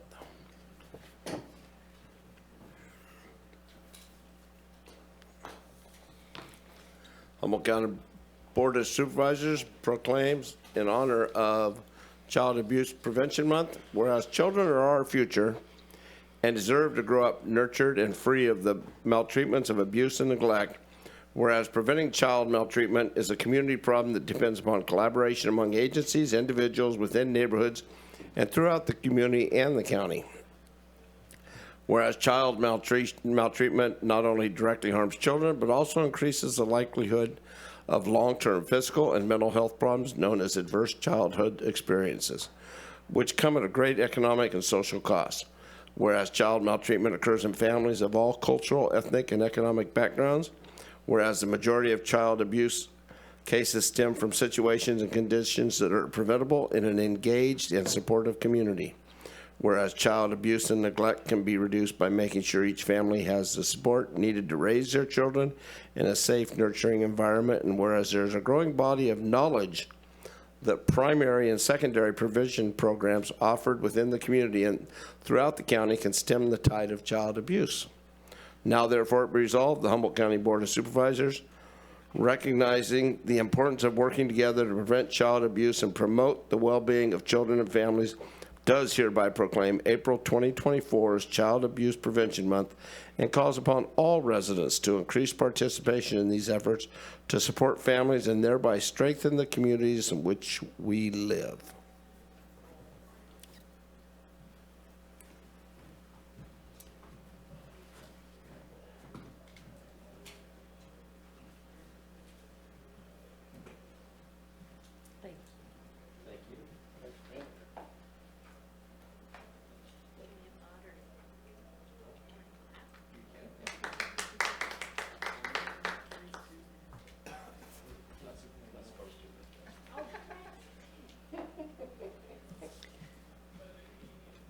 So thank you and good morning. Supervisors, it's still morning, right? Yes, thank you so much. My name is Jan Bramlett, and I am the president of the Child Abuse Prevention Coordinating Council of Humboldt County. We thank you for signing this proclamation recognizing the importance of child abuse prevention. I'm just going to touch on some highlights from our report that I submitted in a more complete form. CAPC has focused for the last several years on creating and securing funding for the Comprehensive Prevention Plan, and the Department of Probation and Child Welfare Services are partnering on its implementation. Our prevention plan was designed to expand access to services at multiple sites throughout the county, which we believe will reduce the number of children entering foster care. We recommended that the Children's Trust Fund Award go to support community pathway sites, which includes 16 family resource centers, as well as the Social Services Department of Bear River Band of Ronerville Rancheria, the Trinidad Rancheria, the Wiyot Tribe, and the Humboldt County Transition Age Youth Collaborative, also known as HCTC. In 2023, CAPC participated in a 2-day statewide convening process on the development of these community pathway projects, where recipients of Family First Prevention Services Act funding were able to share ideas about implementing their comprehensive prevention plans. I am pleased to say that Humboldt County was among the first to submit an approved plan to the state. Last year, the CAPC hosted a roundtable event for service providers that centered on the health needs of queer youth. HCTC reported on their recent research and a panel of LGBTQIA youth gave voice to the unique problems they face in this community, as well as the type of services that help them thrive. CAPC continues to seek new ways of supporting families and reducing removal of children from their homes. CAPC has recently focused on the problem of over-reporting child abuse and neglect. In 2022, nearly 80% of reports to child welfare were found to be unsubstantiated upon investigation. That's reports of child abuse or neglect. This levies an unnecessary burden on families as well as the child welfare system, and many states are in the process of reviewing their reporting laws. CAPC designed a survey for mandated reporters last year, aiming to make recommendations for reform while still retaining the strong ability to protect children who are actually suffering from child abuse and severe neglect. This year, we will celebrate Children's Memorial Day on Friday, April 26th at 9 a.m. at the Boys and Girls Teen Center in Eureka. You are all invited, of course, to help us honor community members who have demonstrated excellence in service to children and youth, and to raise the CAPC flag for those children who have been lost to violence. The annual Pinwheel Parade is happening this morning. It may be done by now at child care centers around the county, and CAPC is messaging on local radio station KINS, KEKA, and social media all month long to bring attention to child abuse prevention. Thank you again for recognizing our work on behalf of Humboldt children and families and raising awareness of our child abuse prevention efforts. Thank you so much. Thank you very much. Hang on a sec. I'll bring it back to the board if there's anything. See, is it Supervisor Madrone?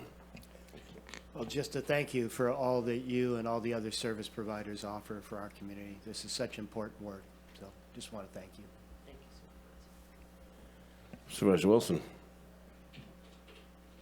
No, you can say whatever you want. Okay. It's good to see you, Jen. Yeah, I just want to, it's just not easy work, and so I just really appreciate the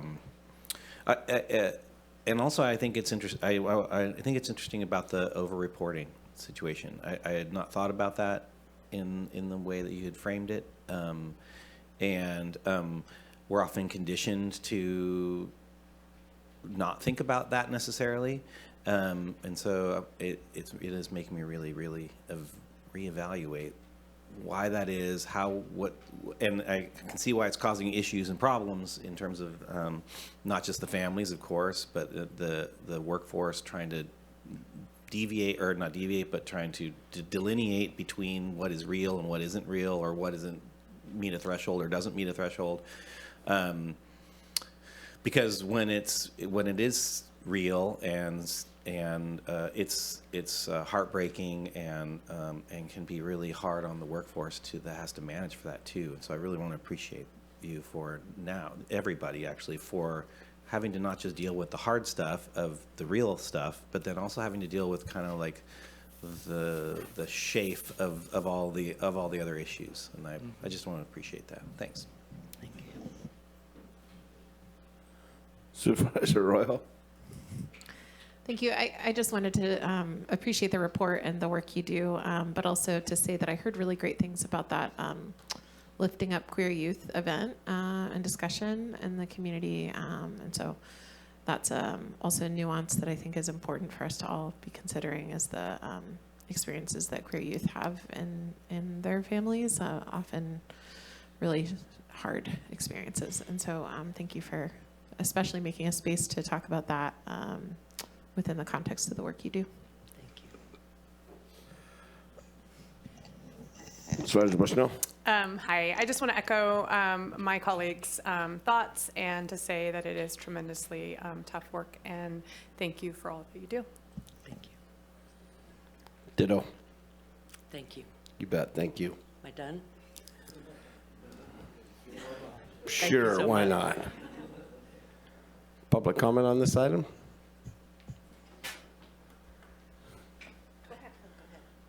All of you at once. Hi. Good morning, and thank you for the opportunity to speak on this most important subject today. The proclamation states the majority of child abuse cases stem from situations and conditions that are preventable and engaged in an engaged and supportive community. A focal point of the proclamation being brought forward today expresses the necessity to collaborate among agencies and individuals. I would like to emphasize how important this is. A few months ago, I would not have much knowledge of this statement. However, unfortunately, today I do. When an allegation of abuse is brought to a parent's knowledge, there are many factors to determine the next steps to take, except for almost without a doubt two things. First is involving the Humboldt County Sheriffs, and second, utilizing and partnering with Child Protective Services. I cannot imagine any two entities that have as much direct correlation, responsibility, or power in protecting youth victims as the Sheriffs and Child Protective Services. I would like to take a minute or less to offer some suggestions to these most important protectors. First off, listen to your victims. This process of being a victim and also having to be the advocate is not fair. Instead of innocent until proven guilty, we need to practice protected from until proven innocent. Protect the victims. On a local level, mental health care for a child under 8 years old takes almost 4 months to obtain through DHHS. A case can literally be opened and closed before a child gets the chance to talk to a counselor. Are any of you familiar with children? How about children of abuse? Let me share something with you. Children of abuse, especially long-term abuse, have one very strong skill, and that is secrecy. To expect child victims to walk into any room with any stranger and pour out their trove of tears is asinine. To not ensure the availability of counseling to these victims is detrimental, and to not trust the children's words, however few, is dangerous.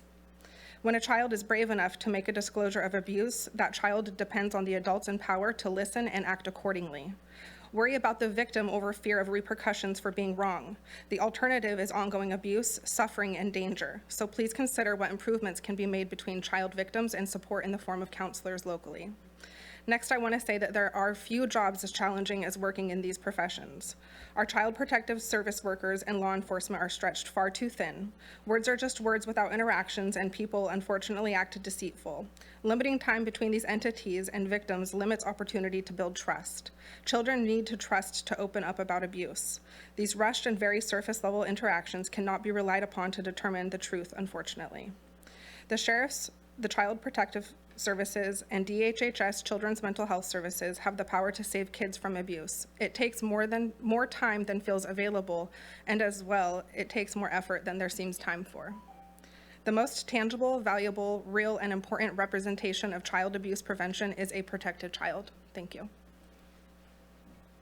Thank you very much. Good morning, Mary Ann Hansen, First Five Humboldt. First, I want to take a moment just to honor and respect the speaker before me, who appears to have brought a lot of lived experience with how challenging this issue is. I want to thank your board for taking the time to focus on child abuse prevention. It's a complicated issue with both response to abuse and discussions of prevention. But prevention, we know, your board is well aware, has really powerful and lifelong consequences, preventing those costs to us as a society. And in fact, we know that childhood trauma actually is a generational issue, not just in how it's passed down through our social and cultural processes, but epigenetically, right? We know that trauma experienced by someone as a child then gets passed on in genetic changes generations afterwards. I would refer folks to the work of Dr. Rachel Yehuda if you're interested in the science behind it. But I think it's important for us to bring that up, that it's not just for the children that are living now, but generationally, you're making a difference when you focus on prevention, when you invest in prevention, and you honor organizations like CAPC and the others, like Changing Tides Family Services, that do this kind of work in our community. So I want to thank you all for, once again, your focus on prevention. Thanks. Thank you.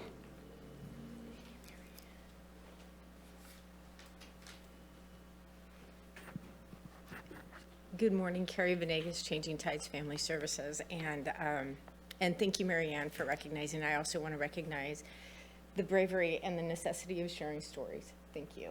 I want to say that the measure of how a community takes care of its children says a whole lot about who we are. And we always want to be doing better. And none of the stories of the kids that our staff or the county staff or anyone hears or experiences is ever taken lightly. In fact, we take them with us everywhere we go. So what that motivates us to do is to find a way to wrap our arms around a child and their families and their situation in the best way possible, to continuously strive to do a better job and to know that we need to be better about expressing how much we care about this, and that our intention is we should never stop trying to do a better job. I really appreciate First Five for all the work they do, CAPSI for bringing us all together, and to say that all of the workforce is trying hard to do this coordination, because what we'd prefer to do, like Mary Ann was indicating, is we want to get out ahead of things. We want to support families and we want to support children long before we have a situation that involves law enforcement or child protective services. That's the goal at the end of the day. So I appreciate the support from the Board of Supervisors and the recognition for this proclamation, because we should all take a moment to remember the children and the families who have been through the experiences they have, and to think how many more we can prevent from walking down those roads. Thanks for your time. Thank you. With that, I'll close public comment. Chair Bohn, we have two callers. Oh, on do you? Zoom. Okay. Yes. Caller 7718, *6 to unmute yourself. You'll have 3 minutes.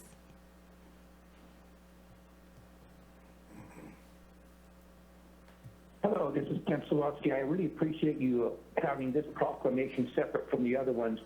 We had a lot of wonderful ones. I did want to do a shout out to Connie Beck. My understanding is the head of DHHS is up at a symposium regarding this matter. And I don't know whether she should be attending in any way, shape, or form. But I know where her heart is. Her heart's good. It's a very difficult job. And you know, she's great. She's communicated with me this last weekend during weekend time, 2 or 3 communications today. And her and her staff have many of us have their full support for them. It's a very difficult job. There does seem to be some dysfunctionality in the process, and that's something we can always strive for to work better. Nothing tears your heart out more than see a poor little young girl, maybe 4 years old, and going through this kind of a situation, you know, and then of course the older brother who experienced it also a little bit older, maybe 8 years old, 7 or 8, having to be the big brother and trying to protect his little sister. So all of us as parents, as adults, and we need to continue working on this. Everybody, it's a team effort. And I totally agree. You see a tendency where you have multiple generational molestations and things of that nature. And it's a big battle, and people really don't realize how prevalent it is out there till it actually comes home close to them. So we can all work together on this. I think it can be improved. And so that's something that I would like to work on personally and have anybody else who has those kind of thoughts. I did want to thank one of the speakers who came here and spoke. I call her Nona. She spoke a little while ago, and she's going to be a very strong advocate, I believe, for this situation with the children. Thank you for the opportunity to speak. Thank you, caller. Next caller is 0151, *6 to unmute, and you'll have 3 minutes.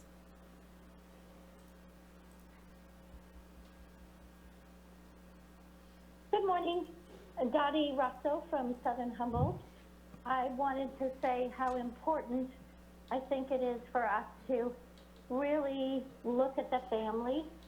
I know that that's the goal, but it doesn't always happen. So if we look at the family and look at the situation, we see a lot of difficulties in Southern Humboldt, a lot that's going on with children that are homeless, but the family is afraid to tell anybody that they're homeless or even ask for help because they think if they're homeless, their children will be taken away from them. So I think that needs to be stated and made very clear that if there's a child in a homeless situation, that the parents aren't going to be targeted, but instead helped. So also, I think it's important to evaluate what medications are being given to a parent that is abusive, because I knew of a situation not very long ago where a very strong drug was given to a father and his children were taken away. I know of a situation where there's a woman in Southern Humboldt who was doing a magnificent job taking care of her child. She had been separated and divorced from a man that was extremely abusive, that broke her jaw, sent her to the hospital, and nobody figured out that this man had done this to his wife and the mother of his child. And so the county said it was really important to get child support. So she didn't want to do that. She knew he was abusive. She was afraid of him. And they said, no, you have to do this, and you don't have any money, and you have to do this. So she did it.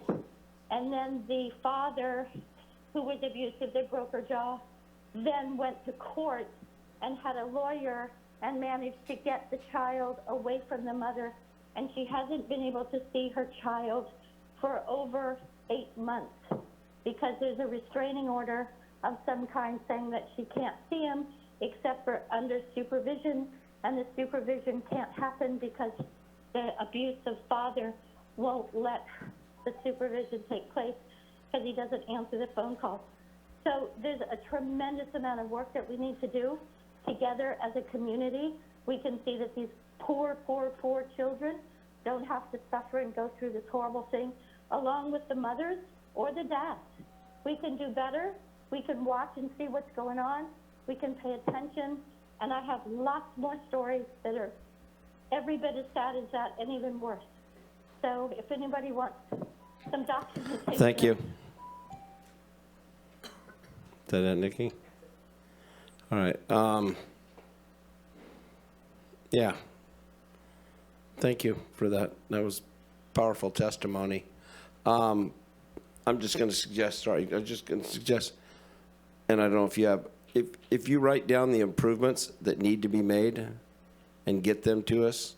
I mean, the district attorney is here, and they've made great strides in the last couple of years, where I feel, with their victim witness program, by bringing them into this building, and their children's program is pretty amazing up there. But if you want to say, the best people to tell us where we're falling down on the job are the people that have to deal with the job. And we're good here looking at books and saying, well, this is the way it should be. But you're ground truthing it sounds like. So I definitely feel for what you're going through, knowing full well, everybody knows I take care of 1,500 kids a year out at the ball fields and stuff, and we run across a lot of things, but it's just, the kids need a voice, and thank you for what you're doing. Supervisor Madrone. Thank you, Chair. Thank you for the presentation. I think we all know how important these services are. So I just want to encourage people out there that are watching this either today or in the near couple of weeks to really think about how they might be able to support some of these programs, whether it's CAP-C, Changing Tides, First 5 Humboldt, DHHS programs, Victim Witness, or also CASA, which wasn't mentioned here today, court-appointed special advocates, which provide that special advocacy for foster kids in particular. Very worthwhile programs, every one of them. Please go to their websites and support them however you can. And CASA, in fact, has their annual banquet this Saturday night out at Blue Lake Sapphire Palace. So again, there are still tickets available, and I want to encourage members of the community to find a way to support all these incredible programs that help our children. So thank you. Supervisor Arroyo. Thank you. I do really appreciate the emphasis on addressing the reporting issue. And it looks like from your report, you expect to have more information for us in the first half of this year. So it sounds like, from Supervisor Bohn's comments, and I'm sure all of us would like to see that report, because if there's an opportunity to advocate for reforms to the way that mandated reporting happens, so that they can be more accurate or more, I know there are community concerns that we have a backlog of cases, and part of, what could be contributing to that is this rate of allegations that are not substantiatable.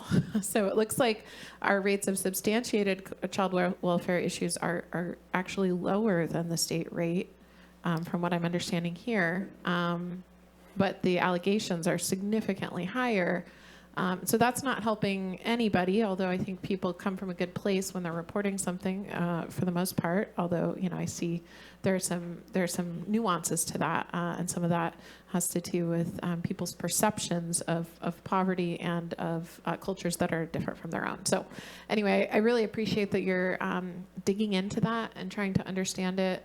And I think we have an important story to tell to educate our community better about, kind of whatever your findings are. So no pressure, but tell us what your findings are so that we can get them out there in the community. And thank you very much for that. Great, thank you. All right. We have a motion to accept the, So moved. I'll second. it's been moved and seconded. Becky? Thank you, Chair Bohn. Supervisor Bushnell? Yes. Supervisor Wilson? Yes. Supervisor Madrone? Yes. Supervisor, Supervisor Arroyo? Yes. And Chair Bohn. Yes. Thank you. Motion carries 5-0. Great, thank you. Okay. Thank you, everyone, for that.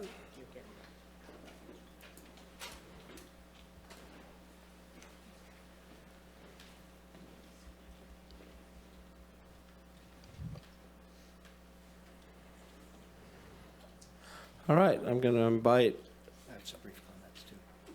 what's that? I have some brief comments to start us out as a sponsored item. Yeah, I was going to invite him up and then turn it over to you, or go ahead, take it. Yeah, well, we want to invite you up, and we want to thank you very much for being here, both Allison Talbot, who many people describe as a real gem in our community, on all the things she does to help our community interface with PG&E and other issues. She volunteers on several boards, so always good to see you here, Allison, as well as some of your co-workers here. I believe you're both from PG&E, is that? No, they're both from Rebel Coast From Energy Authority. RCEA, great. So we've got representatives from both parties, and I know we have some presentations here that you want to give to us. I just wanted to start out with some brief comments just to kind of help set the table, so to speak, for this. And I certainly don't expect answers to all these things today. I think really the primary thing we're here for today is to help explain some of the programs that are out there to help ratepayers with these tough times that are happening. And, these rate increases are very difficult. It's obviously part of the increased liability from fire that's happening. Also, the need to harden the lines. None of these things are cheap to really make happen. But I get a lot of questions from ratepayers about why is it that in good times shareholders make profit, but in bad times ratepayers pay for the costs? There's this thing there. And for many, many years, there's been a lot of discussions about whether or not we should have a public utility rather than a private one. Again, I don't think we're here today to really talk about that or really resolve that, but just FYI, I'm sure you hear it a lot as well, these questions about the structure and how that works, et cetera. I think we all know that we're seeing an economic downturn right now. Inflation is getting a little better, but it's still pretty high. And then you add to it these rate increases, and it certainly is making it really hard on families and individuals to be able to make ends meet with these bills. And I think this is particularly true in rural areas with high poverty and things like Humboldt County. We know that in many cases these costs get so high that customers actually end up getting shut off temporarily and then sometimes permanently. I hear stories of people paying $1,000 a month now for their PG&E bill, especially families. When you look at the reality, a lot of showers happen in the evening between 4 and 9 o'clock, and that's hot water, that's electricity, typically it could be gas. Either way, that's the high rate period, and there are programs I think you're going to explain about how there's some choices for ratepayers about different types of programs they can be in that they might be able to adjust that. But $1,000 a month, I mean, almost everybody I hear is talking about, you know, a doubling of their rates and things like that. And it creates a lot of hardship. So I'm glad there are these programs to try and help people with these rate increases. Starting January 1st, we had a 13% increase, but over the last 3-4 years, there's been a 38% increase in rates over that period of time, which is really putting a lot of hardship on families all over the place. Also, it was reported that there's a statewide 500% increase in back-owed utility bills. In other words, more and more people are falling in arrears, you know, with their bills and having a hard time catching up. That's a really significant hurdle for a lot of people to overcome. And it's not just electricity, it's also gas rates going up as well. So again, we're not here to try and resolve all of those things. I appreciate the information we're going to share here on what help is available out there for people. You know, I think that it might be really good, and I imagine PG&E probably does this, is sort of puts together some data on what's going on. You know, how many customers are falling behind or eventually shut off completely. What was the background there? You know, were they already, you know, in low income? And there's a lot of other things. So I was going to, Allison, give you a list of questions that I thought might be nice to follow up with after today for PG&E in terms of looking at some of this data to figure out what's going on and where are we heading. You know, because right now it doesn't look like we're heading in a direction that's going to get any better for people. The programs are fantastic, but still a lot of people falling through the cracks here in regards to being able to keep their electricity on. And of course, once you lose your electricity and or gas, you're kind of in a third world country situation, basically, just like that, you know, where families can't even heat water or other things. So again, thank you for being here. I look forward to both of your presentations. And again, I'll follow up with you, Allison, on some of these other questions. But again, thank you for all you do for us. I see you often, and you're always there for us trying to figure out how to resolve issues. And I know our CEA is just doing phenomenal work for us as a community choice aggregate here in Humboldt County. Just went to a conference recently where many of the community choice communities were involved, and I know Supervisor Arroyo has helped co-sponsor this item, so I wanted to give her a chance for any words she might want to offer as well. And she's our representative on our CEA. So Supervisor Arroyo, if I may, Mr. Chair, thank you. Just whatever. Well, thank you for being here. I look forward to the presentations, and I think I'll have more comments after you finish those. So I think Supervisor Madrone said it all, and thank you for urging us to bring this forward, Supervisor Madrone. Yeah, you bet. Thank you. Please. Am I good? Yes. Okay, Is that thank mic on? Turn the mic on. Over on the right, there you go. Yeah. I've got a green button, is that? There we go. Should be good. Thank you very much. Good. Good morning, Chair Bohn and Board. Thank you very much for having us. I look forward to your comments, Supervisor Madrone, or questions, working together to answer that. Again, I'm Allison Talbot, your local government affairs representative for PG&E. Thank you for this opportunity to present today, and I thank you as well to my colleagues from Redwood Coast Energy Authority for their partnership, and always they're very collaborative. In my portion of the presentation today, I'll share information about programs to assist with energy bills, as well as a high-level view of some safety and infrastructure investments. We do understand that rate increases have a big impact on the people that we serve. We want to help our customers save energy and money by using 3 key tools. We want to work with them to find the best rate plan for their household or business. We want to share free and low-cost ways customers can use less energy and better manage monthly bills. And we offer bill assistance programs to income-eligible customers. Nikki, could I get slides? Thank you. And the next one we could go straight to. And thanks for agreeing to run them. I get shaky hands, so thanks. So I am going to share more information about savings programs available for customers who meet certain income qualifications. Again, we are here to help our customers manage their energy use and costs by offering a variety of tools, rate options, rebates, and financial assistance programs.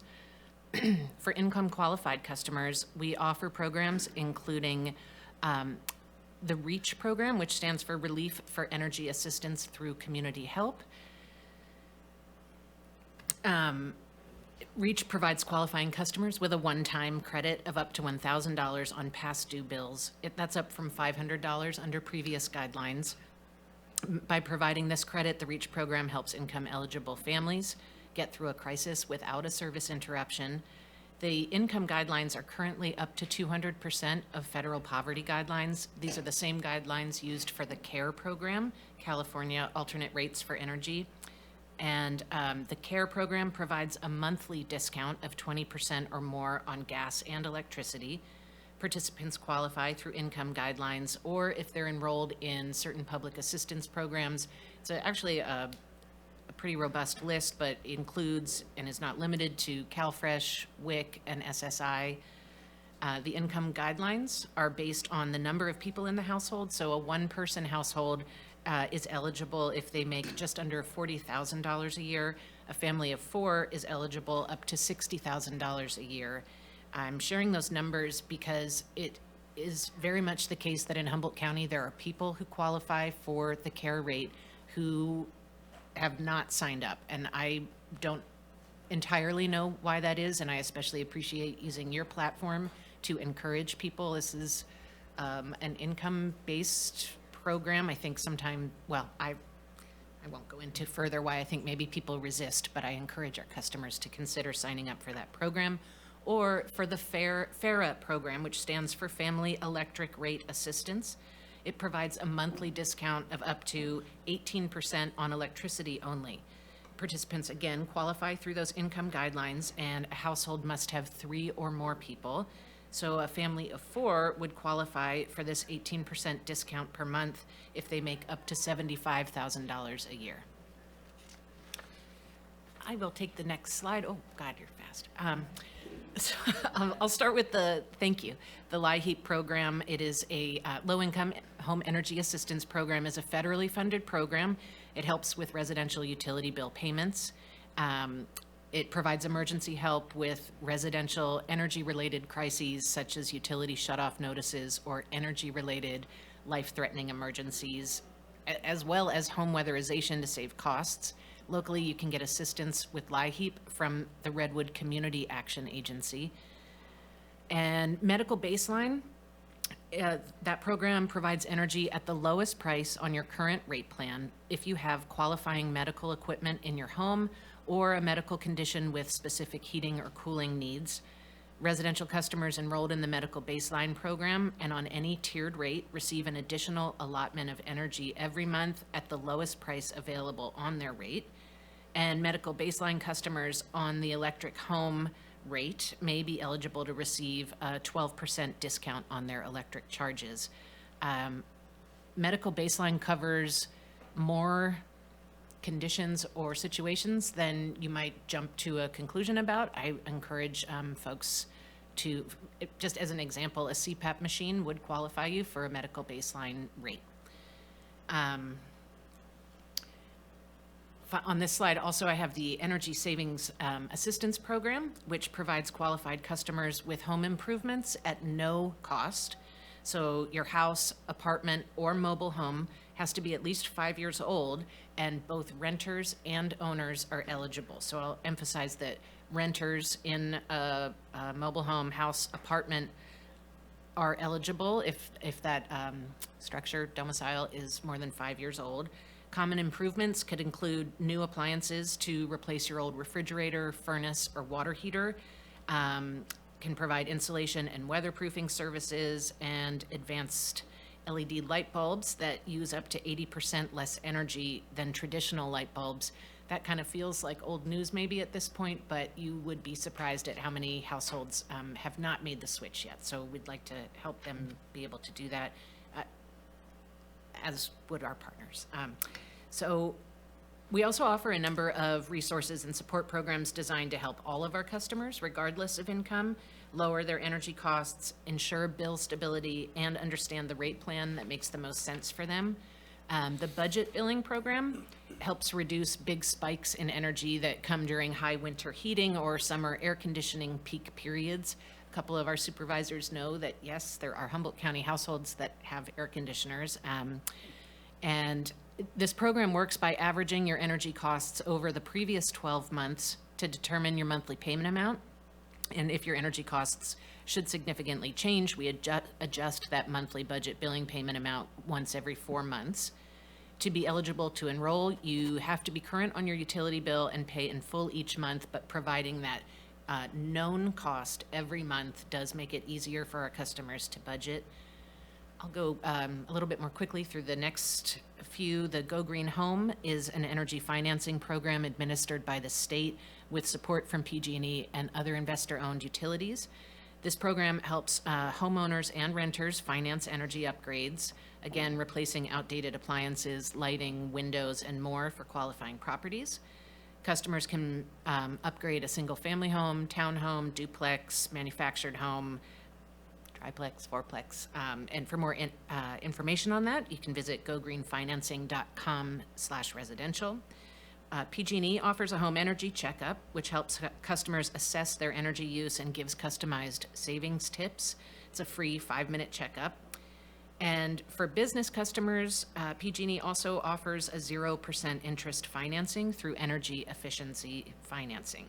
Business customers can upgrade to energy efficient equipment with 0% interest financing. There are no out-of-pocket costs, and this does provide significant monthly savings once those upgrades are made. So we'll go to the next one. Oh, again, dang, Nikki. Very good. The bill forecast alert, I had nearly neglected to put this one on. I'll thank my RCEA partners for reminding me. Bill Forecast is a free and easy tool to help you better manage your monthly energy bill. It gives you time to reduce your home's energy use before your next statement arrives if you're trending to exceed the bill amount that you set. And you can get these alerts by email, text, or phone. Smart Day alerts are when you're on the Smart Rate program, you pay a reduced electric rate within a bill period in exchange for shifting or reducing your energy usage when smart days are called. Typically, that's in the summer, days that are 90 degrees or hotter. There are a maximum of 15 of these events per year. I have up here, understand your energy use. I think it's a well accepted that informed data can be a powerful tool in how we all act every day. And customers, if you sign into your account at PG&E, you can find information on your usage, including electric and gas cost and usage amounts and trends by day, week, month, or year. This provides an ability to compare bills and understand why your costs may have changed, or determine if there are outlying events that are having significant events on your bills. A rate, it also can, I just want to throw in, putting this together, I went ahead and looked at mine and you can tell when you have 4 teenagers sleeping over at your house. There are graphs that show that spike, and I say that not to be funny, but to say that the data is useful. It's helpful in figuring out what's going on with your bill. It provides an ability to compare bills, understand why costs change. It can give a rate analysis to find a potentially less expensive electric rate, and offers ways to save on electric usage and costs. And finally, on this slide, I really would like to encourage our customers to review whether they are on the most cost-efficient rate plan for their household. You can choose a rate plan to suit a variety of home energy needs based on when you use electricity, how much you use, whether you can adjust your electricity use on very hot days, and whether you have an electric vehicle, for example. Beat you this time, Nikki. Finally. So in addition to these cost-saving programs for customers, I wanted to share that PG&E does recognize our responsibility to serve our customers safely and reliably. We are aggressively focused internally on how to deliver this work safely at a lower cost. We're working to keep customer costs at or below assumed inflation for the long term. We're reducing our operating costs by 3% in 2023, I believe. We're currently managing more than 150 projects company-wide, larger projects. We're all trying to cut costs, but larger projects to further reduce costs. Examples include, as you can see, reduced veg management costs by $300 million in 2023. We have reduced undergrounding costs through a reduced trench width and depth, which has delivered a cost savings of $70 million last year. We are collaborating with customer advocates on a creative alternative to commercial insurance, which will result in savings to our customers of up to $1.8 billion over the next 4 years. And finally, we're accessing creative non-traditional funding sources such as federal grants and federal loans to accelerate safety work and the clean energy transition at a lower cost to our customers.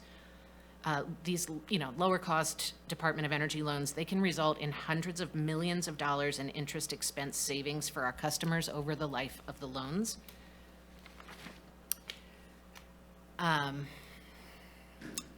I think that you are each aware, but I'll reiterate, the CPUC, the California Public Utilities Commission, requires PG&E and the other IOUs, investor-owned utilities, to submit a general rate case proposal every 4 years to determine fair energy rates based on the cost of operating, maintaining, and improving the safety and reliability of our electric and natural gas systems.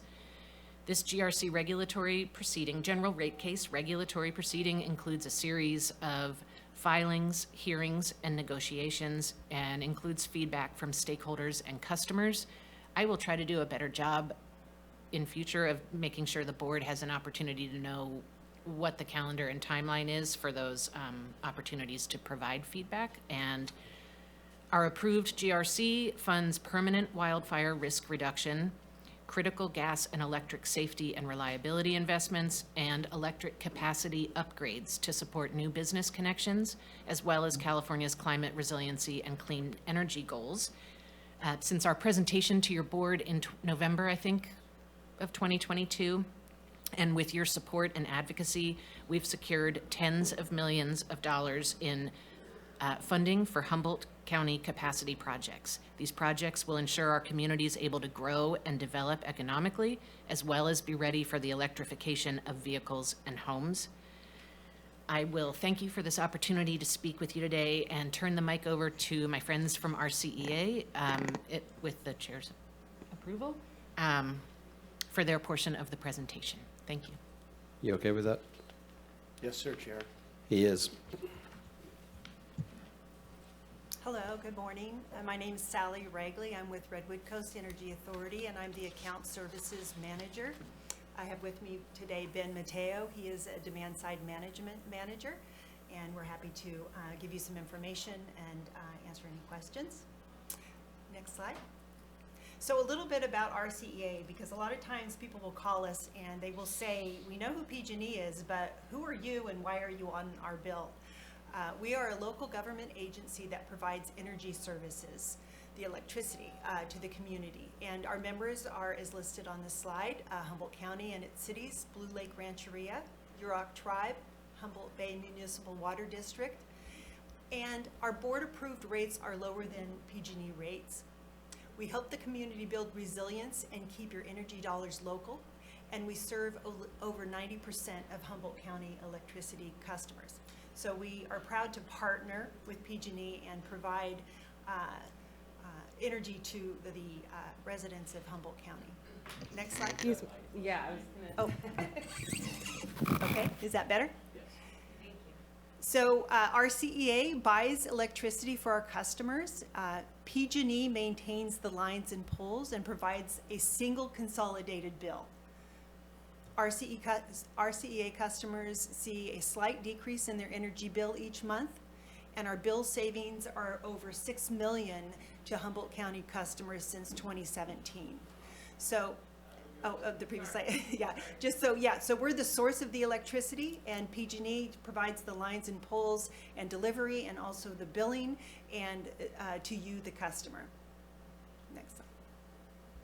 So some of our key rate assistance services, one of the top things we do is answer literally hundreds of calls a month regarding customers calling in, wanting to understand why their bill is so high, how much their usage is, what type of rate they're on, and is it the right rate for them. So we pride ourselves in providing local customer service to the Humboldt County residents and try to support them in educating them on their bill.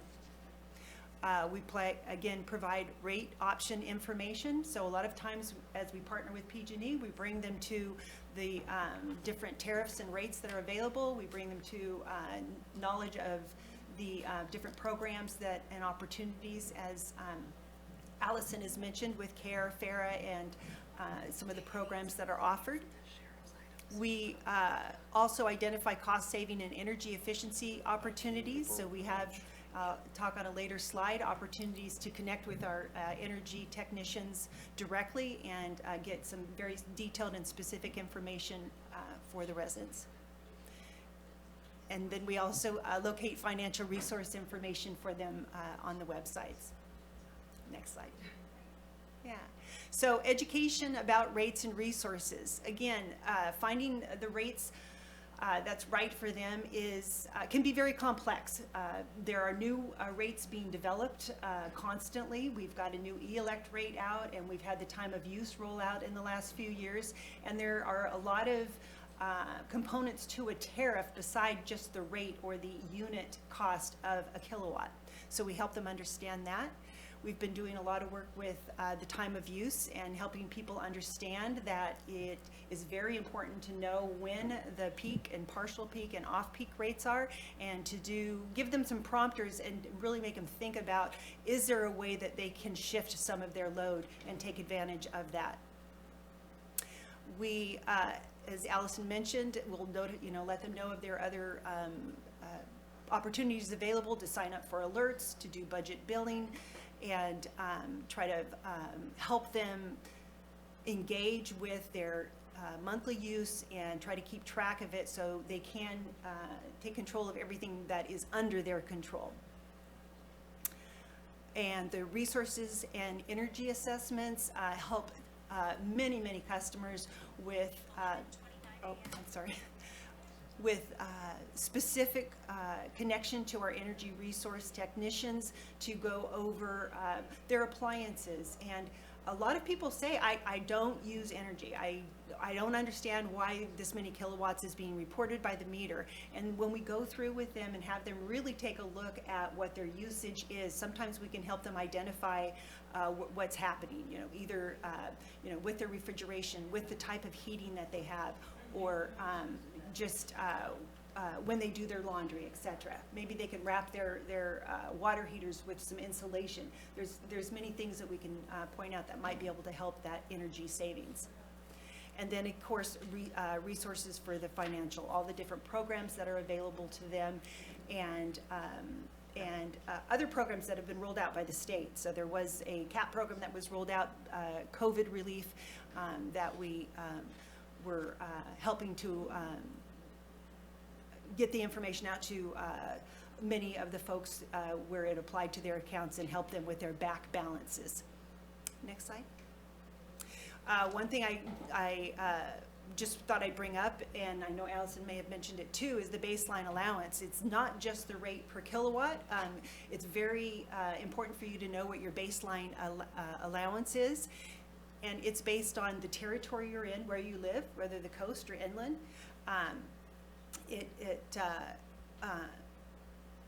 And the type of heating that you have, whether it's electric heat or something other than electric heat. And so it develops a factor which they multiply times the number of days, and you get this kilowatt allowance. On this particular slide, the allowance is 220, a little bit more than that, kilowatts. So underneath where it's mentioning on your bill, the line items, you see a baseline credit. And so they got a credit of just over $19 because those were the kilowatts used in their baseline. And everything above that's going to cost a little bit more. So if people can understand some of those concepts, they might be able to see savings. Next slide. Also mentioned is most people were on a standard tiered rate called E1.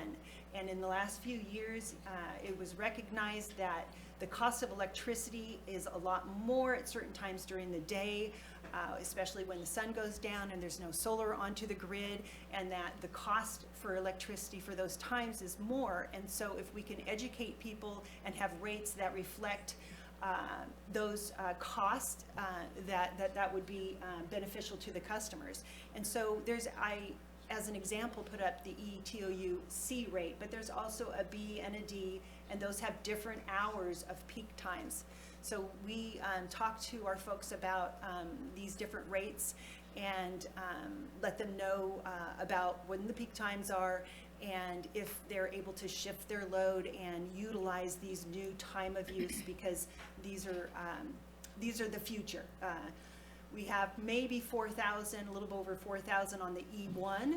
Many of the constituents probably experienced PG&E notifying of the transition, the automatic transition to the time of use rates. There was a bill protection with that time of use change. If it costs you more to be on the time of use rate, after the first 12 months when you transitioned, they gave you a credit. So they did have bill protection on that. We just like to educate people on the different opportunities of the time of use rates. Next slide. My staff and I also like to talk to people about understanding just the whole billing cycle of a year. Some people are doing some annual planning with their finances, and there is kind of a cadence to many things that happen with your energy bill during the year. January and July are typical months when the rate changes do happen with PG&E. And so sometimes knowing that the rate increase or decrease is going to happen in that particular month is helpful. It's obviously winter, and the heating is higher. So if you look at your usage, you might want to consider putting some away during the summer for those winter months. February and March again are the winter season. In April, when spring comes, it's not quite as cold, and there is the California climate credit that's applied. This year, I believe it's about $55 for the electric users, and if you're electric and gas, you'll see an $88 credit on your bill, actually this month. In May, thank goodness that the weather's heating up, but not so much that you're probably going to turn on your air conditioner. In June, the summer rates get applied. So that's another thing that we try to point out to folks, is that there's winter and summer rates. The summer rates are a little bit higher. And so although your rate didn't change, the cost of your kilowatt is going to change with the summer season. And then we come through July and August. Winter, again, we're going to switch back to the winter rates. They're going to drop a little bit, and you're going to see that California credit again. And then go into November and December, which is, quote, the winter season, but maybe not quite as cold. So there is maybe some planning tips within that can help. We also have demand response providers that in the last couple of years RCA has vetted, and we have on our website information about how customers can sign up with a demand response program. These programs allow customers to actively manage energy use and save or earn money while supporting the overall grid. When you enroll, you can make a difference by adjusting your electricity consumption during high demand periods and get credit for those. And you can visit our website for more information regarding demand response opportunities. We are also proud to offer a customer interest form. So many times when we're talking with people who call in, they're interested in speaking directly with a technician so that they can get specific information about their household, their square footage of their home, and the appliances they have, and see if there's any energy saving tips that are available for them. We also offer a residential kit that has LED lighting and other energy saving items in it that's worth a $75 value. So we do appreciate people calling in and getting that service, taking that opportunity. Next slide. We do have rebates, and although I do have to admit, I borrowed this slide from an older deck, and there is no lighting rebate currently, but we do offer LED lights in our residential kit. But we do have heating, ventilation, air conditioning, and hot water, electrical vehicles. We have many rebates going on, and so we like it when people call in and we can educate them and offer them these opportunities to find out about what might be available to them. Next slide. We also have different information, materials available for them. We try to give them some energy tips and information on our website. We, as I mentioned, signed up for the no-cost phone-based energy assessment, and we connect them to what Allison's mentioned about the CARE, FARA, LIHEAP, Redwood Community Action, and other local family resources or community-based organizations that can help them out directly. And these are just all our websites and opportunities to get a hold of us. We also try to get out to community events, let people know who we are, and answer questions and offer our services on a regular basis. We just finished a webinar on rates and resources a couple of weeks ago that will be up on our website for people able to view who weren't able to come to the webinar itself. And we just really enjoy connecting with people and trying to get them assistance when they call in. Thank you. And you guys have a great e-bike rebate Yes. that just opened up, I believe. Yeah, it's the e-bike rebate just launched last week, so that's another good thing to check out on our website. And there's different options on there for available to everyone versus if you do qualify for low income, you're eligible for even more. Supervisor Bushnell. Thank you for the presentation, both of you. I've had a lot of people call me and say, why is there two bills? They think it's two bills on their electric bill, and I say, go to page 6, it'll explain. But they have chosen to not stay with you, thinking that it'll be cheaper in the long run. And I think for a couple months it drops, and then and maybe Allison can help with this too, but then the bill, it gets more expensive. Can you explain that? I've had a lot of people call. Yes, a lot of people do call, and I would venture to say about 75% of the time when we can explain that we're not an extra charge, that we are a partner with them and we provide the electricity, and you can see our rates, they are just a little bit less than what PG&E's are for generation, that and the other services that we offer. Many times they do stay with us, but there is a certain group that don't like being auto-enrolled, or for whatever reason decide that they just would like to be with PG&E, and that's great. But what happens when they do opt out, you have an opportunity to opt out immediately, or you have an opportunity to say, I want to opt out in 6 months, which keeps you at the standard rate when you do transfer over to PG&E. If you take the immediate release, you go into PG&E's transition bundled rate. Now that rate can be found on PG&E's website. Sometimes it's lower and sometimes it's higher. It directly relates to the cost of energy. And so you're taking a risk. Right now, I believe it might be a little bit lower, but again, in 6 months, when you go back to the standard rate, it's going to be higher than RCEA's, and annually or long term, I don't believe you're going to be saving money, but there is once in a while, not all the time, where that transitional rate may be lower. Just another note on that is we bring people to page 1 and show them where PG&E, when they're a customer of Redwood Coast, they get a generation credit. So you can see what the credit is for the generation, and you can compare it with some other costs that are charged as a RCA customer, and we do that calculation with them quite regularly to show what the savings the customer is experiencing on a monthly basis. Thank you. Supervisor Wilson. Well, I appreciate all this. I mean, I was just thinking, it's just so hard to get this information to everybody.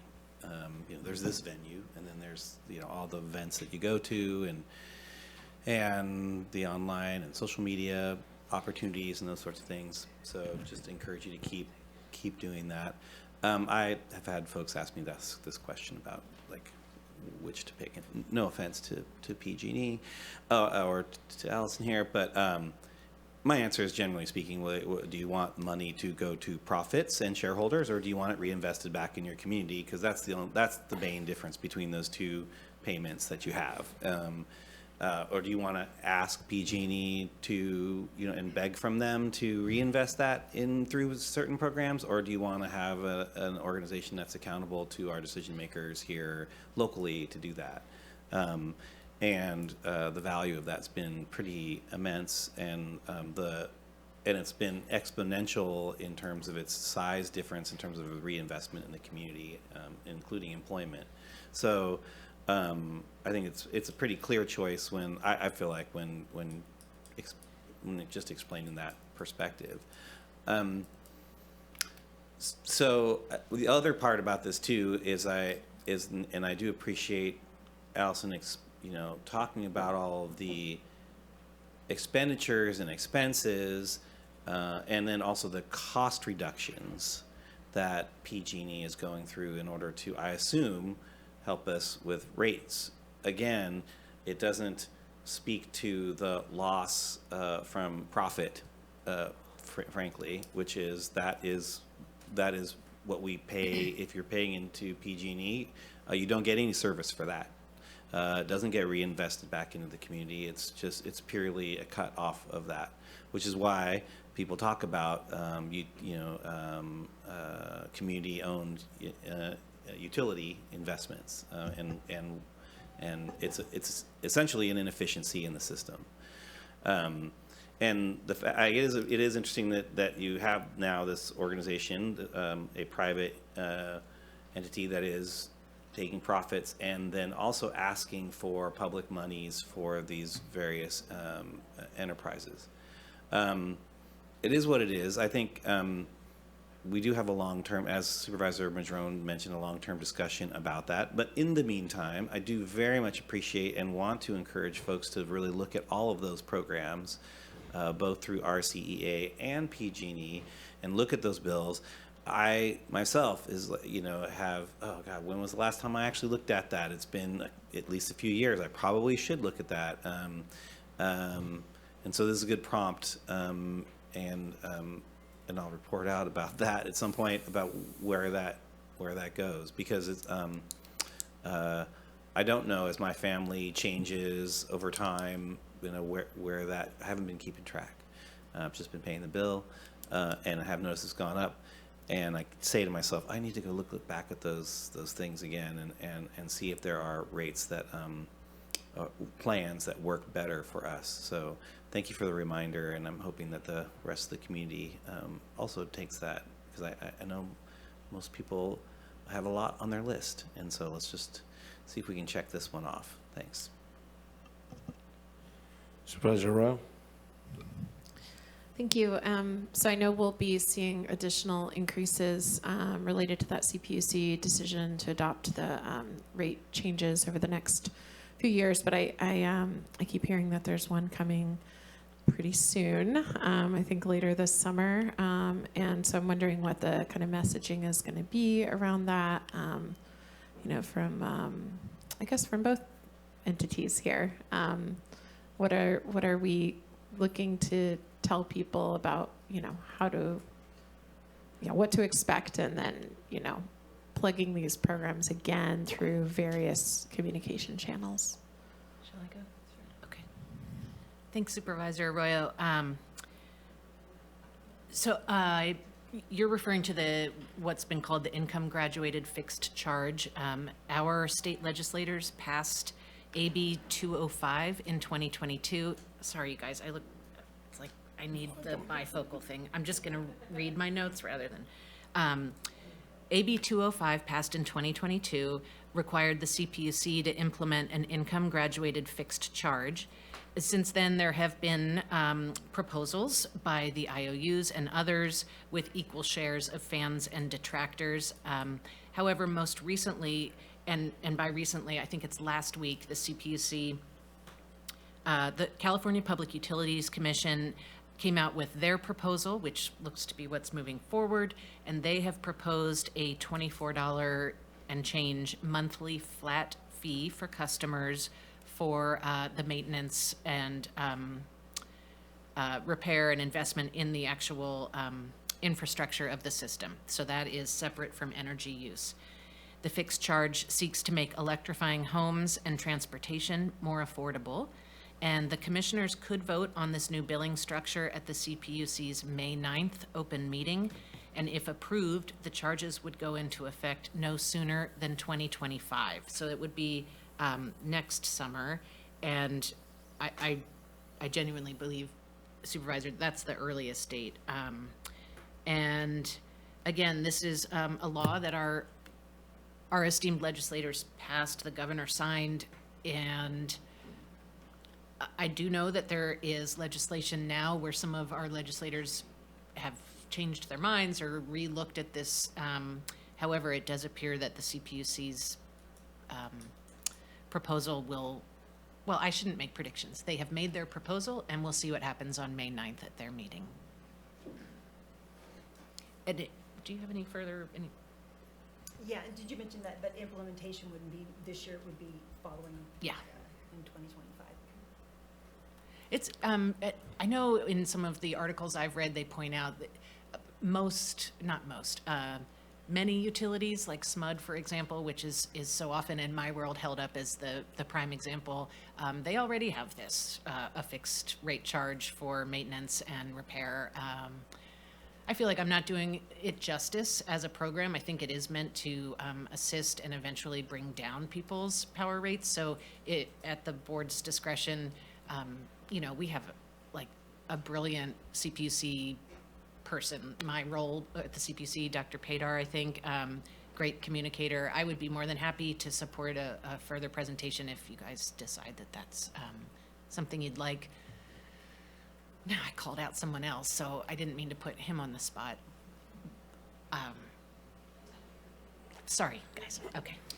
Yeah, and I can't speak to that particular matter just yet. RCEA is doing some impact analysis currently, and so more information would be available for us on how we think it's going to affect our residents on the electricity side in the future.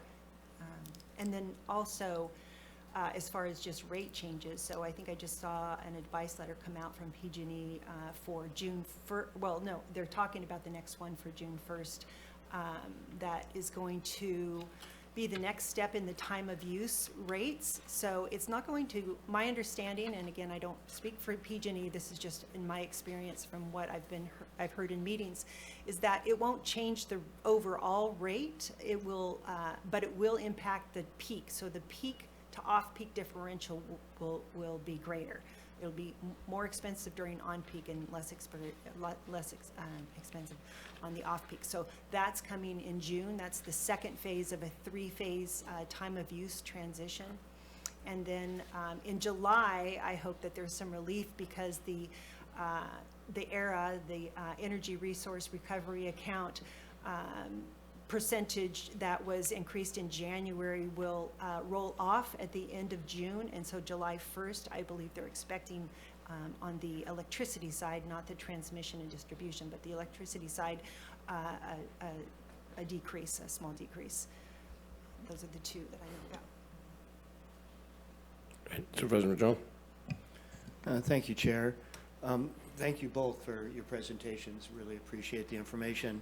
A lot of valuable stuff there. Couple questions. Is Trinity County a public utility? Do they get their power from the dams and the diversions, or are they also PG&E? A little bit of both there. I know there's the both. Trinity Public Utilities District, but we also have a small portion. You have 900 PG&E customers in Trinity County. Yeah. Okay, so a little bit of both, and that's one of the benefits, I guess, of those diversions for Trinity County. As far as water heater replacements, you mentioned that, I think, under the ESA program. Is that replacing old electric water heaters with new electric water heaters? Or is there a program to put in on-demand water heaters, which are even more efficient? rather than heating the water all the time, even if you're not using it? I don't know the answer. I'm going to turn to Ben. I Great. bet he does. Yeah, so, there's a lot of debate out there on what type of water heater is better, and you would really want to talk to somebody about your specific home to answer that question. I don't think there's a blanket statement. That's something our Energy Advisor service can do for folks. You can always call in with your questions, and we'll try to ask you questions about how you use water in your home and try to get you some advice on that. Right now, the Energy Authority, we're offering a rebate for heat pump tank water heaters, and that could be replacing a gas, propane, or electric tank, or even a tankless gas. Really doesn't matter what you're starting with, but going to a heat pump tank style water heater. Through other programs, we would have to dig a little deeper. I believe Go Green Financing also offers financing support for water heater upgrades as well. I believe the Clean Tech program just maxed out on the residential. I believe that one met its cap, but that could have funds come available next year. So we try to keep our hands on the pulse of what's available, and these things change all the time as these funding buckets dry up. But that's what our energy advisors are for. So we really encourage folks to give us a call or check out our website, fill out that interest form, and we can have these conversations with you. So site-specific is really the response there. Yeah. And it is possible to do tankless, but it really depends on the situation and the rebates and the programs and all the little nuances. So contacting your energy assistance folks is the way to go with that. Yeah. My assumption is that if you have a 15-year-old electric water heater, that it's probably highly inefficient. Agreed. I guess. Yeah, I mean, typically if you're going from electric resistance to like a heat pump tank, it's roughly 3 times more efficient than Yeah. electric resistance. So there's a But lot of savings it's also, there. $15,000 to do installations as compared to $1,000 or $1,500 to do another electric tank water heater, So there's that upfront investment, the payback periods, all those things come into account. But it sounds like a good thing. I'll encourage people to call you, call RCEA for that assistance. And Another one Supervisor was- Madrone, for Yeah, those who please. aren't RCA customers, I would just say, we also do rebates, have very similar programs. Great. So either way. Yeah, and each, Whichever pge.com/savings, or just Great. Google it, it's right there. That sounds good. It also, a lot of complaints from people about how there was so much solar installations happening, especially at Humboldt. We were the leaders in the country, back in the 80s and 90s and such. And I think we're still way out in front of many communities. And the tax credits helped a lot with that, but many of those have disappeared. And then the change happened where after a certain date, you can no longer turn the grid backward, turn the wheel backwards and sell that solar energy to PG&E. That just seems kind of crazy to me. Like, why wouldn't you want to accept that energy into the system? Yeah, It's maybe above your pay grade. well, it most certainly is. I have read about it enough to be able to say that those incentives were needed to get the industry going. At some point, though, it needs to, Supervisor on its Madrone, own you 2 have put me in a position where I could really misspeak, or I've put Sorry. myself there, sorry. But I will say that, our customers who do not have solar, we're paying a 30% higher bill for those who do. And at some point, there is an equity question, and Right. additionally, the incentives to get something going, it's so powerful. We can't just count on solar, though. What is the next thing? Where do the incentives need to go next? Yeah. I don't know that we're in alignment necessarily on that here at this table, but I as with most things, it's a more complicated story than it appears on the surface. Well, you've given us lots of food for thought and lots of access to information. I look forward to helping people tap into both ends of that. So thank you. Thank you. Thank you, Chair. Well, I think PG&E was really, when the cutoff date came for the buyback from the home, they were very adamant and very well. They put it out there very well. If you're going to get solar and you want PG&E, you need to have it done by this date, because I remember the date very well. So, Supervisor Wilson. Thank you. Well, two things. I mean, I appreciate the issue around the equity associated with solar because it's around homeowners versus non-homeowners in terms. But also, I would say flat rates across all users also has an equity issue associated with it for sure, in terms of like who gets serviced by how much of that resource is spent on which ratepayer. So I think that there's something to be discussed there in the future. But speaking to this a little bit more, I have a question around tenancy and then access to these programs. Is it the expectation of the landowner or the property owner to access those programs, or does the tenant have? I'm trying to figure out where that might be, because you're talking about capital investment potentially or whatever into a property, and I'm just wondering who initiates that, or how do we work together, or how does that happen so that we can get more access to efficiency by tenants? Because I don't know why landlords may have reticence about investments of tens of thousands of dollars, or whatever it may be, to build efficiencies for something they may not see a direct return for. So do you guys have a way to address that? I can try to speak to that. So for the rebates offered by Redwood Coast Energy Authority, we can work with the person paying the bill, whether that's the renter or the landlord. And so really the customer that's basically signing our rebate application needs to be the one that is receiving the bill. So we can work with, let's say the renter's paying the bill, but the landlord wants to install a heat pump.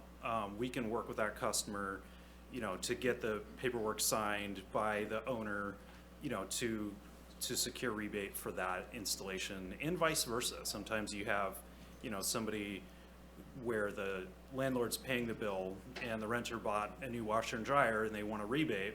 We can work with that customer as well. Okay. I appreciate that. That's a good thing for everyone to know, that there's that kind of flexibility in the system. So thank you. Supervisor Arroyo. Thank you. Something that I'm sharing, mostly for the awareness of my board, but also because I think people are paying a lot of attention to this, is there's a meeting going on right now as we speak with the California Independent System Operator around transmission recommendations and building out that system further to accommodate offshore wind, but also to improve transmission to and from our area. So the recommendation that's being put forward is out in a draft form right now, and I would I'll share it with staff for sharing with the board, although it's publicly available document. Does have a lot of implications for our region, and there is a rate increase component of that projected. I think they estimated a small rate increase, and this would be many years out to build out this infrastructure, likely a 10-year time frame. But it answers a lot of the questions I had, or at least begins to answer the questions I had about transmission and whether we'd be seeing a substation here in Humboldt, and then onshore versus offshore transmission. It pretty clearly lays out a recommendation to bring power onshore and then connect to Fern Road, not to be confused with our local roads, and then south to the Solano County area. But that will, it's not really directly related to immediate rate changes for customers, but I think it does address some of the questions that we've been asking around transmission and what that will look like for our region. So just wanted to kind of share with everyone that that's going forward as we speak.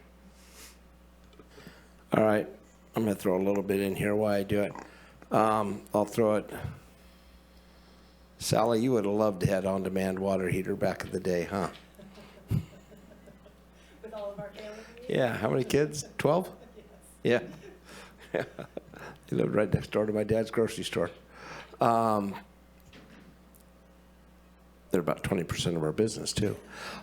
With that, when we did this 9 years ago, when we did the RCEA, there was talk of, I've got the screens and everything else, and I actually went and watched the meetings.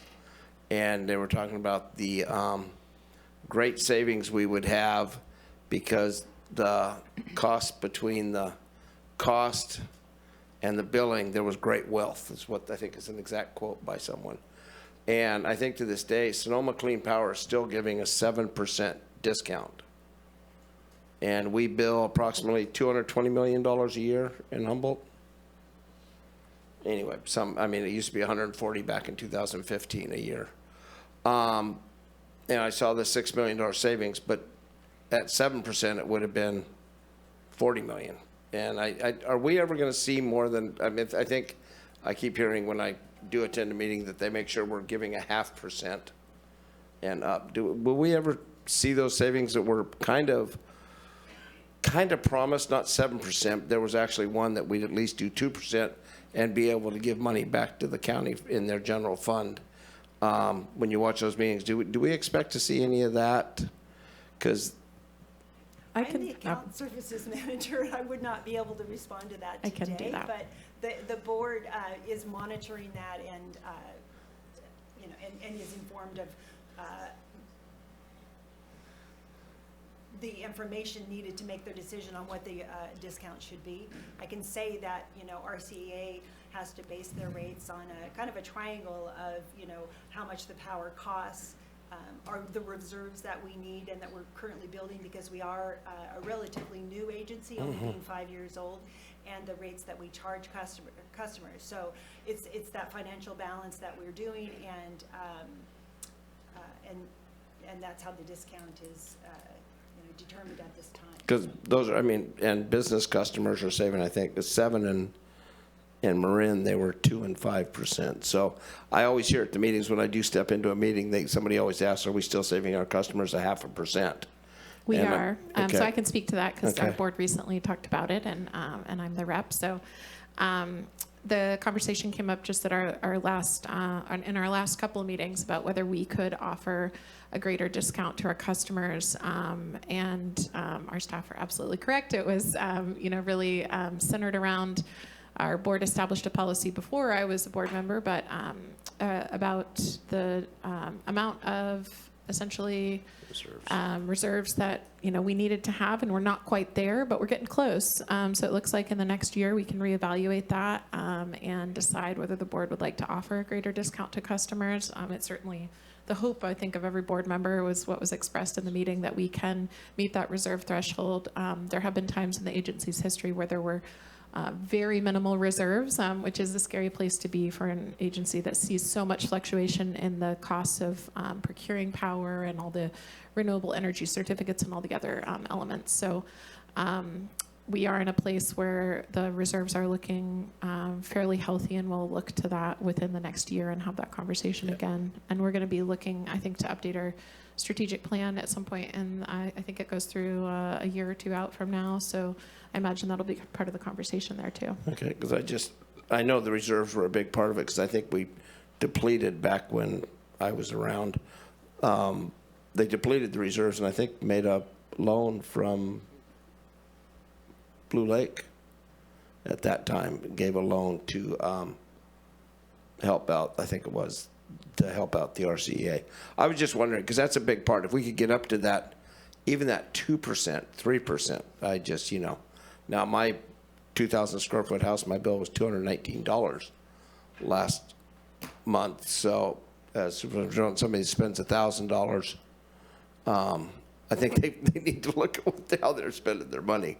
And then as far as PG&E putting money, it's not a great stock down, I'm going to tell you right now. So the money's not coming to the stockholders. The dividend's less than 0.25%. But with that being said, I think with why they pay off all their debts and everything else, they do give a lot back to our county. They're our largest taxpayer. So we appreciate that. And your employees, I don't know, how many employees do you have in Humboldt County? I typically say 400 live and work here, so some might live over the line. Yeah, so they're a big part, and they're our neighbors and everything else. So I appreciate the presentation, even though I can remember Doug Bosco sitting up there representing the Clean Power Association and was advocating for Marin and Sonoma without us having to start over. We, as a board, decided to go with the Rebel Coast Energy Authority, and hopefully the board will recognize, or at least look at those old meetings and get us back to some of those savings that we were anticipating and had been presented to us. So, I mean, 3% would be a lot of money, considering, I mean, 6 million over 7 years at 0.5%. I can imagine what 3%, you know. So, I appreciate the presentation, and I don't know, is there any public comment? Seeing none? Chairman, Do we have one on? Online, yeah. Okay. We have caller 0150, *6 to unmute. You'll get 3 minutes.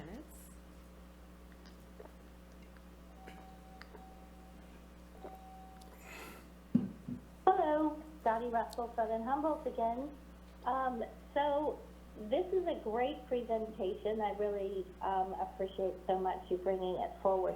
So this information that I'm about to share is to the energy folks themselves. So I'm wondering, there's a lot about having a person share their house with what would be a tenant for a bedroom. So if it's a bedroom, then how does one, I'd like to have a very specific bit of information about how one figures out how much electricity a shared household works with their usage. Because if one person uses a ton and the other person doesn't, but it's just shared electricity with only 1 meter, then that's a nightmare and it can almost never work.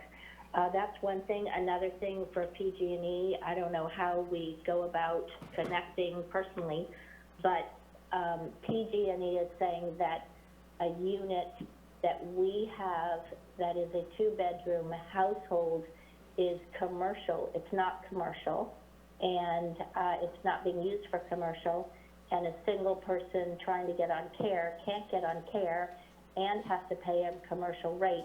It's completely insane, and I have no idea why they just are completely convinced that it's commercial, and it's one of 2 different ones that they've done like that, one in a trailer park, also for PG&E and the Energy Authority as well.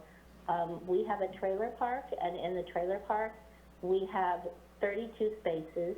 We only currently have 12 spaces used, because the other spaces we can't rent because the master meter doesn't correspond with the amount that PG&E is billing us per unit. So the whole thing is screwed up, and because it's a master meter, then we don't have enough money to pay the bill because, number one, they can't afford it. Number two, it's not matching. Nothing matches.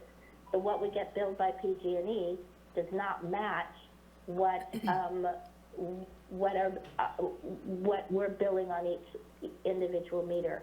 So it's basically because of PG&E's miscommunication somehow, there are 20 households that we can't offer to our community because of PG&E and their billing. So it's really wrong, and it's not fair to our community.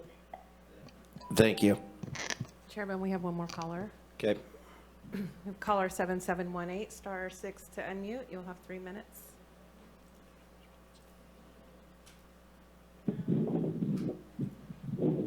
Yeah, I remember when Doug Bosco came in there, and he promised, I can't remember, it was $300,000 or $3 million, kind of a kickback to the county to go with his thing, and that was illegal. So glad we didn't go the legal way. I don't have problems with our energy authority here. It has grown to a really large organization.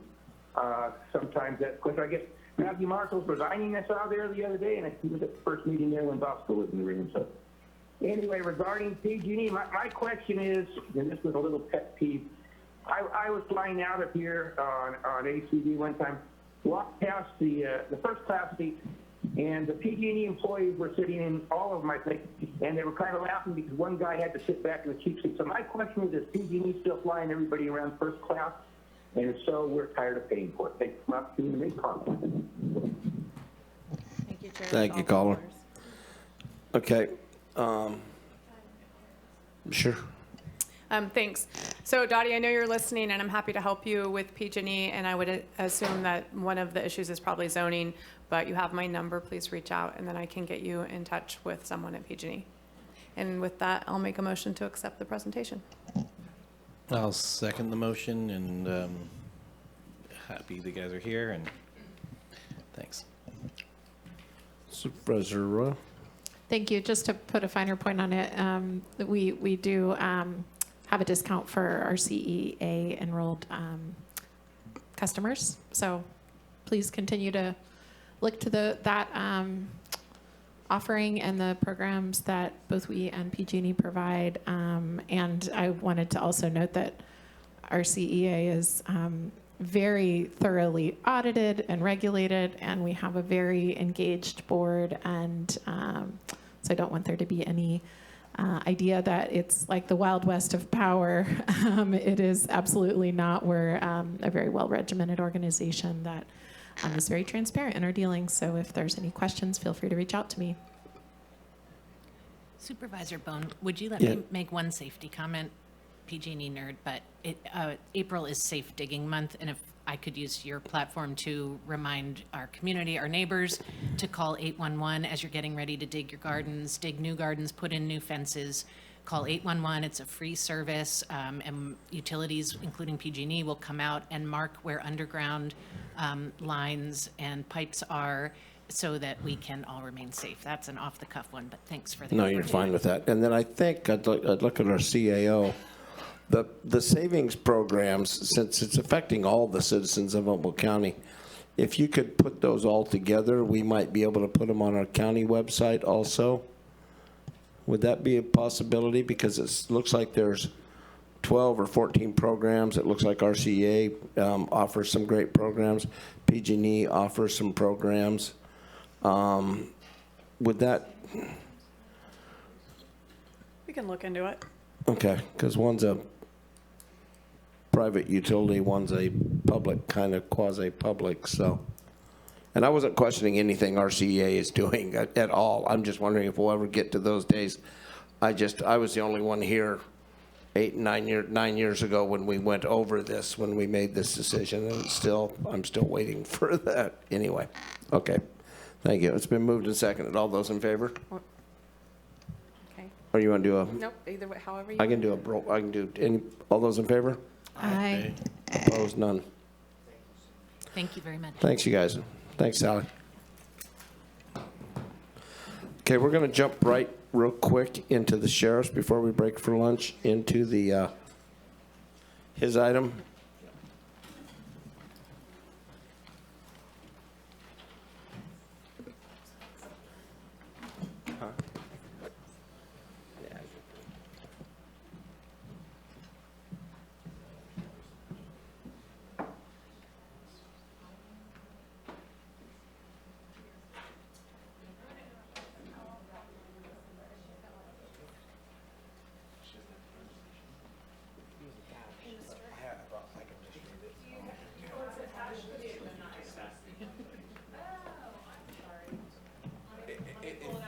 I can do it without it.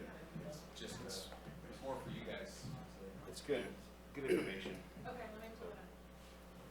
Sorry about that. No problem. Sorry. Will there be a mechanism for me to put between the slides, or do I get like a signal? Either way you want. It won't, if you're pulling it up on iTunes, let me see if I can save it that way. Let me give you the control. Thank you, just in case. No problem.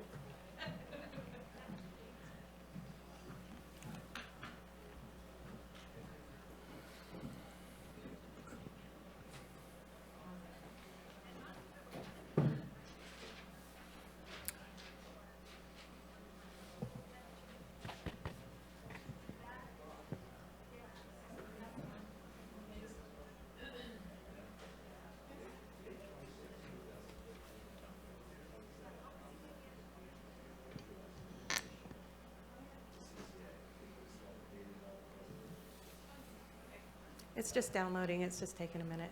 Okay. Sorry about that.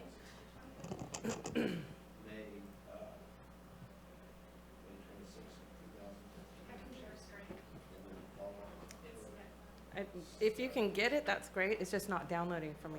When I opened it, it wouldn't open.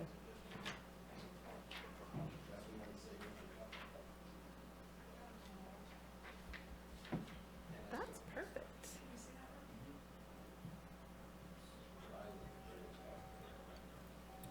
We can start talking about it. Thank you. It's yours. Great. Thank you, Chair Bohn. Thank you for having us here today. The Sheriff's Office is moving forward with an automatic license plate reader system and a program. Though we have explored this type of technology in the past, we haven't fully implemented a program in the Sheriff's Office in the county. And so this is our opportunity to be compliant with SB 34, which is transparency legislation that was passed in about 2015 regarding having opportunity for public input in regards to the automatic license plate reader system that the public entity is proposing for their county. We decided to go through Flock systems, and we have a representative from Flock here. This is also technology that's been widely utilized throughout the country and throughout California. The undersheriff has taken this on, and so he has created the policy, and he has brought this program together, and he's going to be kicking this off today. So I'm going to go ahead and turn it over to him. Thank you, everyone, for allowing us to be here to present this. I didn't hear the clicker. Does it work for that, or? Okay. So the PowerPoint was presented to give some talking points and some background information. Like the sheriff said, we have some subject matter experts from Flock Technologies on that'll be able to answer some of the more technical questions, which I can't pretend that I have the answers to that they would. But I'll generally go through this. The Humboldt County Sheriff's Office Automatic License Plate Reader Program, which for us is using best practices to protect public safety, privacy, civil rights, and civil liberties as we advance technology for law enforcement purposes. You might ask, what is automated license plate reader technology? It is technology that includes cameras, fixed cameras for us through Flock, and there are mounted cameras for vehicles and movable ones that are available through other companies that we're not doing at this time. But automatic license plate reader technology assists law enforcement by automating previously manual processes, searching people out in the streets, in vehicles and otherwise, to improve efficiency, effectiveness, and accountability. So the two primary uses for automatic license plate readers: instant feedback alerts and investigative use of retained information. The first one being immediate stuff: stolen vehicle alerts, stolen plate alerts, amber, silver, blue alert, that type of stuff that's in the system already, wanted persons associated with vehicles, that type of stuff. Where the investigative use of retained information is more for maybe after the fact, information came to light disclosing a plate that was, associated with the scene of a homicide. Now we can plug that in the system, and if they went any of the places where these cameras are, we can help track that not only to their location, but maybe to the discovery of any areas where evidence was dislodged or removed from the vehicle during that escape. Complete, partial, incomplete suspect vehicle searches, and also to help locate victims and witnesses for criminal investigations in addition to suspects.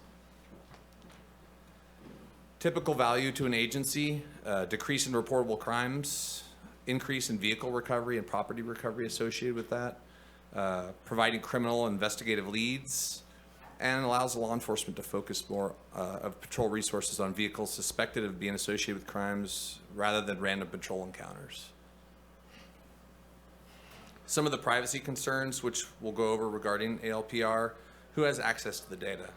Approved law enforcement only to locate stolen vehicles and alert stuff, and all use is logged and audited on a monthly basis. State, city, county, or any agency or political subdivision of the state or a city, county, or city and county law enforcement agency personnel that agree to use the policies. That includes peace officers, agents, analysts, dispatchers, and the law enforcement IT personnel that would manage the system. Important to note who does not have access to this data, and that would be federal and out-of-state law enforcement agency personnel and no data is given to at any time, and no access provided to the public. ALPR retention. ALPR records retention in California varies depending on agency requirements, with many agencies retaining data between 30 days to 2 years, depending on the agency's policy and their record retention requirements. Our plan is to retain the information for 30 days, which is the industry standard in California and the recommendation of Flock Technologies, excuse me. At the expiration of the data retention, the ALPR data is purged unless the data has become, or it is reasonable to believe that it will become, evidence in a criminal or civil action, or is subject to a lawful action to produce records. In those circumstances, data would be downloaded from that server onto a medium and booked into our evidence, and then the data would still be purged from the main system.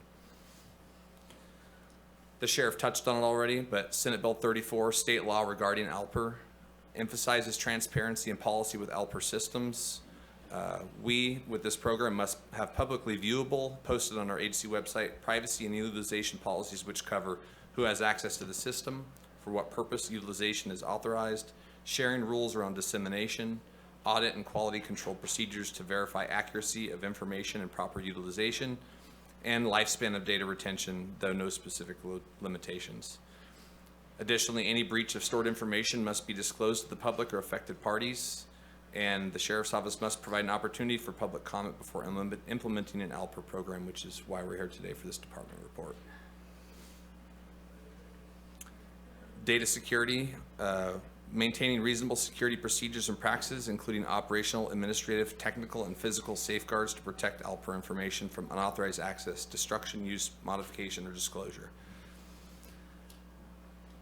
Next, we're going to move into why Flock Technologies is who we chose to partner with. They're on the forefront of this technology and implementation. This technology has existed for some time, but continues to improve. I won't pretend to know all the specifics, which is why we do have some people on here, but I will touch on a little bit of this and then turn it over to them to provide an opportunity for them to expand upon it. But some of the reasons why we currently observe the current reality is limited police resources, right? We talk about this all the time in other board meetings. Crime is on the rise, not on the decline. And trust is needed more than ever with law enforcement and the people they serve. This opportunity, we believe, using this technology multiplies the forces we have, allows us to capture and distribute objective evidence to the right users, and allows engagement with the community to support and grow this program once they see the benefits of it. Flock Safety provides indiscriminate photo evidence from fixed locations. A picture is taken from rear vehicle, capturing license plate information, vehicle description. License data is automatically run through the California Law Enforcement Telecommunications System. This is infrastructure free, reducing time to value and utility costs with full service deployment. 24/7 coverage, capturing objective vehicle data around the clock to multiply our forces. Real-time alerts through NCIC and NCMEC, which is what controls Amber Alerts and other alerts through the state, and custom hot lists, which could be created for specific crimes. Additionally, what is probably most important to the public is it's ethically made. There's no people in this technology that's captured. There's no facial recognition technology included. There's no traffic enforcement utilized with this system, and it's indiscriminate evidence. So just a quick recap. What this is license plate recognition technology, gathering objective evidence that facts about vehicles, not people. It alerts Sheriff's Office of wanted vehicles and other wanted issues associated with plates, used to solve crimes, and adheres to all the state laws that we covered. What it is not, again, not facial recognition, not tied to personal identifiable information, not used for traffic enforcement, and the data is not stored beyond 30 days, automatically deleting after that 30-day window. How does this technology prevent and eliminate crime? It's proactive, real-time alerts when stolen or wanted vehicles enter the city or pass any of the cameras, exiting cities, entering or exiting our county at the places where we designate these cameras to be affixed. Investigative, increasing clearance rates for crimes, and as a result, decreasing the crime rates. Flock cameras, which are used statewide, have proven to be a deterrent, not only by solving crimes, but maybe dissuading criminals from doing certain things, knowing that technology exists in the areas where they would be committing those crimes.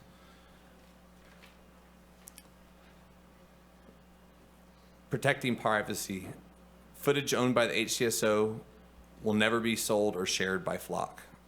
Again, 30-day retention, then deleted. The short retention period ensures that all data not associated with a crime is automatically deleted and unrecoverable.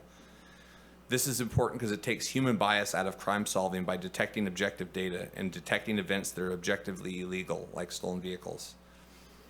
All data is stored securely in an AWS cloud and end-to-end encryption of all data. The search reason is required for all searches, and there is an audit trail documenting all of that. No facial recognition software is included, and it does not include predictive policing. No PII is contained in Flock data, and it is not used for traffic enforcement. It is also not connected to registration data or third-party databases like Carfax or DMV. And there is a transparency portal, which is part of the Flock system that we will be using. I don't know if it's Ulysses or Hector that is on. I think one of them is logged on through Zoom right now. Yeah, it's Ulysses. Ulysses. Ulysses, did you want to go into the transparent insights and a little bit more of the technology-specific data? Absolutely. Yes, sir. Well, good afternoon, Honorable Chair, members of the Board of Supervisors, and members of the public. My name is Ulysses Cabrera. I'm a Community Engagement Manager with Flock Safety. And as the Undersheriff is going through the presentation, here on the slide, you see an example of a transparency portal. And this is something that we believe is very useful, especially when we talk about transparency and making sure that the public knows what the technology is used for, what kind of crime is being solved with the cameras, with the technology, what kind of return the taxpayers are getting on your investment. And this is an example on the right-hand side of what that web page or website could look like. You can share that, and this is at no additional cost. So we include this with the contract, and you can include things like your automatic license plate reader policy. You can include that in there. You can include the number of crimes, types of crimes that have been solved over X amount of months, for example.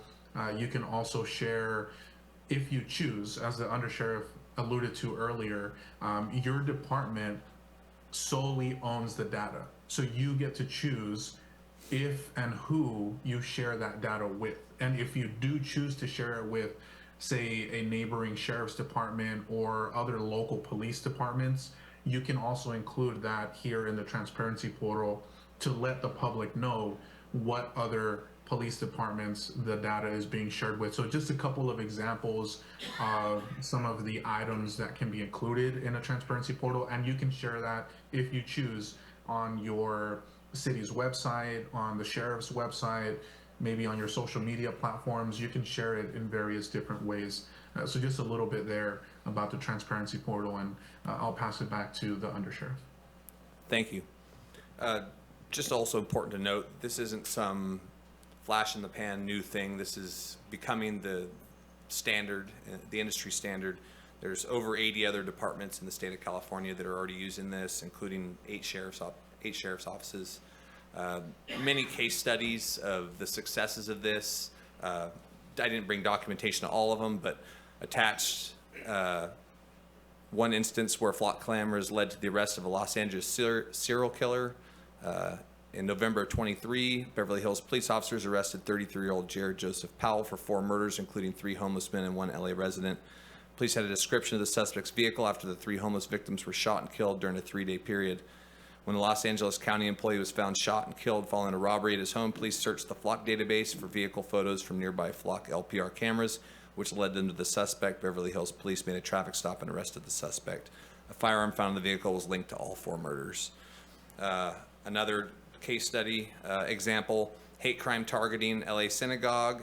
On February 16th, 4:15, the Los Angeles Police Department put out the vehicle plate information of the suspect involved in 2 shootings at synagogues in their area. Cathedral City Police received this information and ran the vehicle's plate in Flock and discovered that the suspect vehicle had entered Cathedral City A flyer with the suspect's information and vehicle description was sent out to patrol. Officers responded to a shots fired call at 5:24 p.m. that day, and the synagogue shooter was on scene. Officers recognized the suspect vehicle as the one from the flyer. Suspect was taken into custody. Another El Cajon results. El Cajon PD installed 40 LPR cameras throughout their city. In the first few weeks of having some of their cameras installed, they have arrested 2 adults and 4 juveniles in the possession of stolen vehicles. Another from San Bruno PD, January 22, 5 suspects attempt to smash and grab at a jewelry store but are chased off by the owner. Suspect vehicle identified using flock. San Bruno PD thought the suspects would try again, potentially more violently. They created a custom hot list, which is one of the options in addition to just the immediate result and investigative result. Vehicle was placed on that hot list. San Bruno PD received a real-time alert that the suspects were returning to the area of that initial crime, and officers located the vehicle within seconds, preventing another robbery and maybe a homicide. And those were all case studies that kind of highlighted different things, ranging from murders, serial killers, shootings, and robbery stuff. It's not just one thing or the other. I believe that this technology is the industry standard. I believe this is the future. We talk about wanting to maximize our resources, maximize our ability to fulfill the oath to our constituents that we do. And I think it's impendent upon us to take advantage of technology like this when it comes around. And like I've said about many things that we've purchased or explored technology improvement-wise over the years, you can't put the price of one life even saved into consideration. That this technology is cheap by comparison. It's a force multiplier in a time of budgets that are restrained and constrained. And this type of technology is going to do nothing but improve our ability to serve the constituents of this county, and also do it in a way that respects their privacy and their rights to not be infringed upon. So, and maybe you mentioned this, when we put up the cameras, are we utilizing the other departments, Fortuna, Eureka, and everything else? Are they going to come into the mix so they have these same cameras, so we're all banging on the same cylinders? So we had a presentation by Flock, to our local chiefs meeting, and we've been talking about this system coming online. I know Fortuna is exploring the possibility. The goal would be for all of us to be on the same system, kind of like we're all on the same records management system right now. Yeah. The goal would be to share data between all of our cities and county, because we know that crime doesn't stop within geographical boundaries, and we have the same criminals that are committing theft in all parts of our county. So this would definitely be emphasized by us. We would allow our data to be shared. MOUs have to be established between the agencies and Flock in order for us to share that data, and so we're going to be encouraging that. But as far as investigative goes, any one of their detectives, any one of their deputies, officers can ask us for a search of our database, and we'd be more than happy to accommodate that. And what I'm looking at is if Fortuna, and I'm sorry, Casey, you're here. If Fortuna gets this, do they have to buy their own server and everything else, or would you be able to get everybody together and utilize it as a one-stop shop for all departments? That's the way this technology works. It's cell phone technology is powered to the cameras and with solar power, and it can be put up anywhere, essentially. All you need is basically a permit.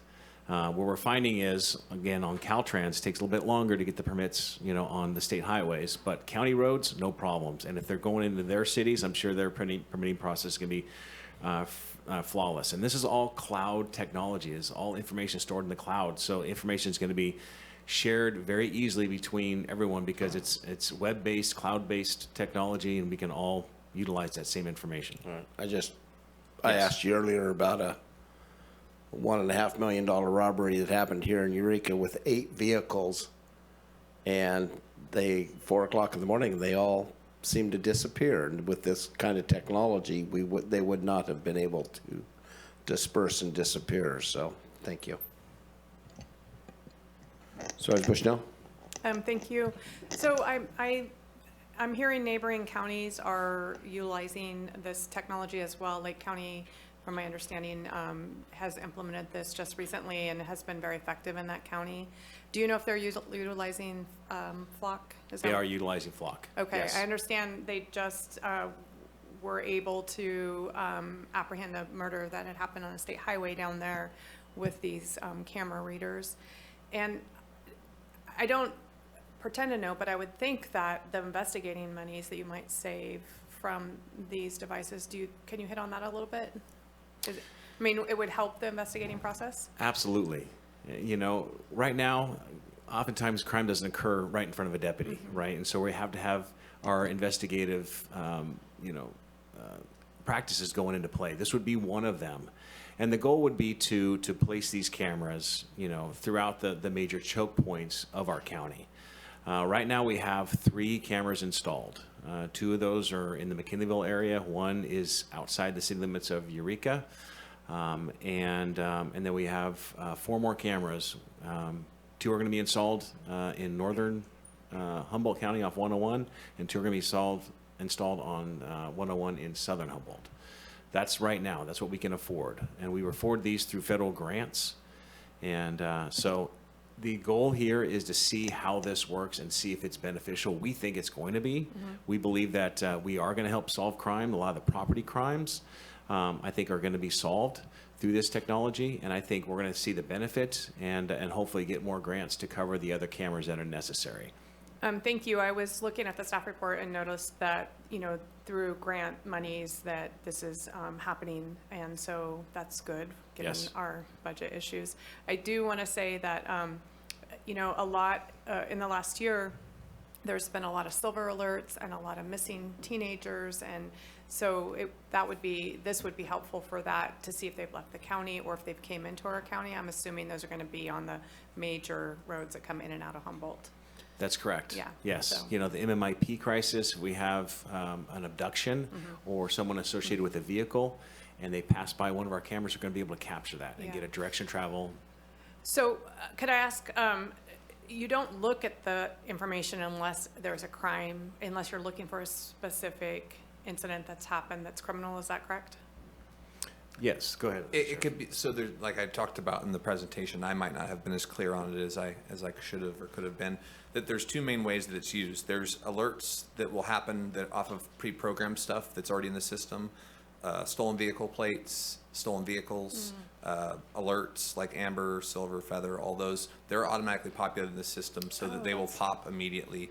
Then there's investigative tools where we or another agency can enter something in based off of a crime we're investigating, whether it's for a suspect, a witness, other potential involved. And so those would be special created lists that would only pop because we specifically searched for it. Okay. All the rest of the stuff is auto-populated, and any other area that's linked into the system, if they get that alert, it's going to notify them immediately so they can respond and deal with it. That's nice that it does some of the work for you. And so would you be calling this kind of like a pilot program to see how it goes? Or, I mean, kind of, really? So you'll in a year or something, you'll say, oh, this has been helpful for these? Yes, we would love, the transparency portal that we're going to have is going to provide that information to the public and to say, this is how we've utilized the technology. These are the successes of the technology. And hopefully we can see that grow, and that would be the ultimate goal. Okay. One of the things that I think that is very, very important to touch on as far as investigative goes is if we just had a description of a vehicle that's associated in a crime, let's just say, in Humboldt Hill, and we have a black BMW, 4-door, we can search the database for all black BMWs in our database for the last 30 days. And every black BMW that passed by one of these cameras, it would flash up there, and we could be able to search, the license plates for all those black BMWs, and that could be beneficial to narrow down the possibility of maybe a suspect, for that, last seen, in that area or whatnot. So it can be very beneficial. Some of our high-profile missing persons cases that have been around the city of Eureka and throughout our Humboldt County, we essentially could log, if we had an abduction, of all the vehicles that left during that time, and we can start, doing investigative leads on all the vehicles. For me as a tool, it sounds great. I see our DA in the audience, and so I would imagine that she would think it would be helpful for prosecuting cases, and I see her nodding her head yes. So I just wanted to clarify that. Thank you for the presentation. That's all my questions for now. Thank you. Supervisor Arroyo. Thank you. I have a couple questions, No problem. just based on the PowerPoint and the draft policy that I see in here. I think I know the answer, but it wasn't abundantly clear whether tribal law enforcement agencies would also have access to this data, similar to cities, counties, et cetera. Would we be sharing the data with our tribal partners? So our tribal partners they can sign MOUs with Flock, just like as long as they're a public safety entity, and we can agree to share them. A lot of our tribal partners have deputy sheriffs that are integrated within tribal police, so they would automatically have access to that information. They would automatically have it? So Yurok, Hoopaw, and Blue Lake all have deputized tribal officers, and so the day that we flip this switch, they would have access to all this data. Okay, great. That's good to know. And then in the policy itself, and I actually wasn't 100% clear based on the recommendation in our agenda here in our staff report, whether you're seeking, whether this policy is adopted internally by you, or whether it's part of what you're seeking our approval for. I wasn't clear on whether there needs to be an internal policy just within the department or something broader that we approve.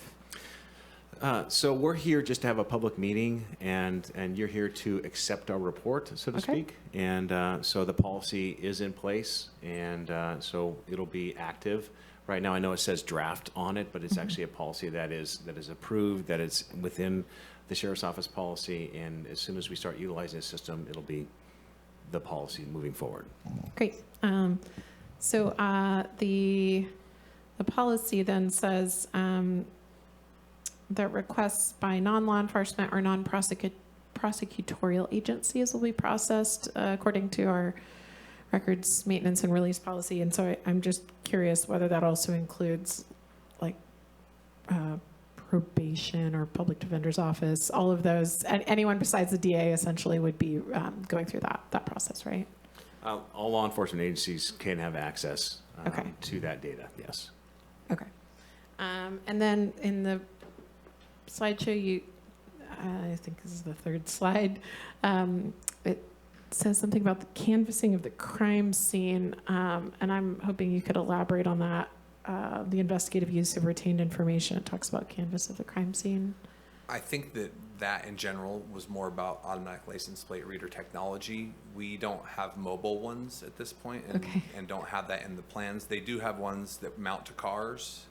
Flock doesn't do that, and we think Flock is at the tip of the spear, for lack of a better analogy, for the technology being not only effective but very transparent and not infringing on people's rights.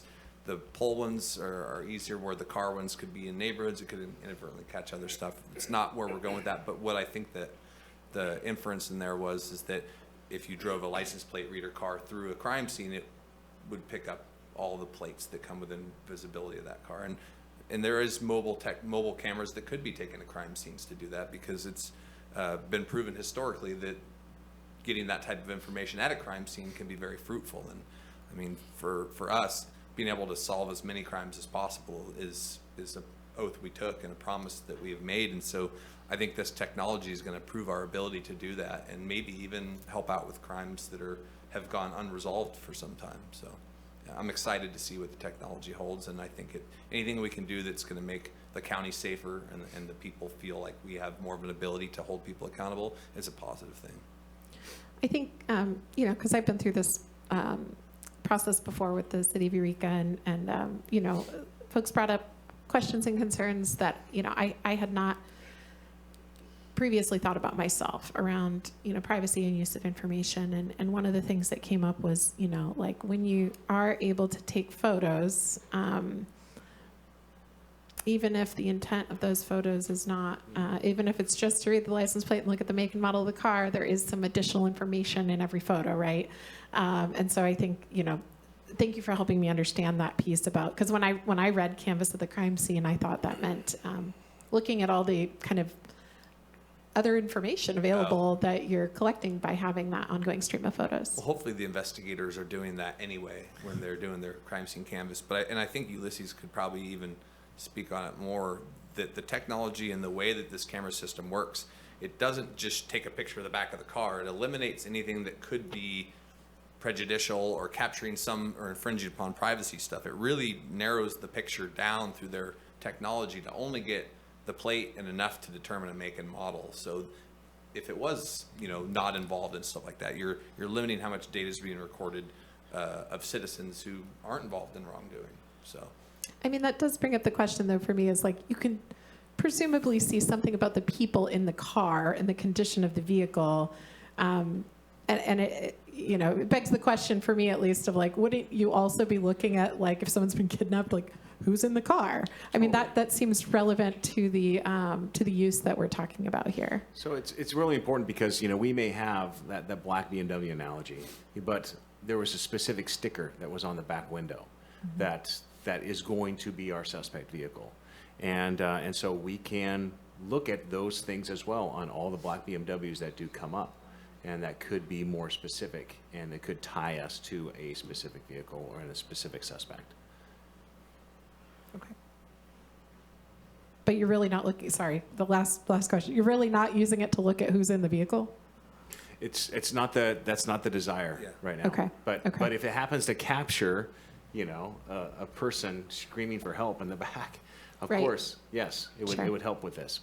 But that's not the goal of this technology. It's to capture a license plate and a vehicle description. Okay, thank you. And do you expect, since they're at the tip of the spear, do you expect them to have car-mounted technology coming then, is what you're alluding to? So, to my knowledge, they have agreements with other companies that do that and can interface. Okay. But it's not something that they're doing now. I'm just, on my follow-up, I've heard that the car-based ones kind of, bad guys are going to know where all the cameras are eventually. They're going to have just like they have everything else, they're going to post it, don't go down this road, you can get the camera. But I mean, the car-based ones seem to work, are advantageous. They do, but again, this is expensive technology, and that car doesn't run 24/7. And so the goal here is to put these cameras. Lake County has the cameras everywhere. I don't know what grant they got tied into, but they got every major thoroughfare has these cameras. This also technology can be purchased by private citizens and community development.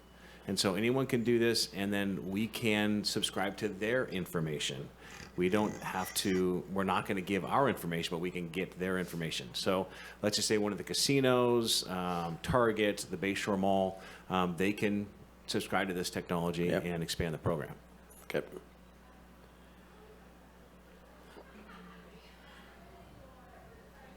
I'll open this up to community comment, and I will say right before Chief Day, I did get a call from Tammy McCandless, the division leader of the Garberville SOHUM, and she said this has been in places that they are being able to utilize it. This has been a game saver for the Highway Patrol. Full support. Yes. So there's a mandate now that they're going to put, I don't know how many hundreds of cameras in Oakland, and that CHP is utilizing. 450.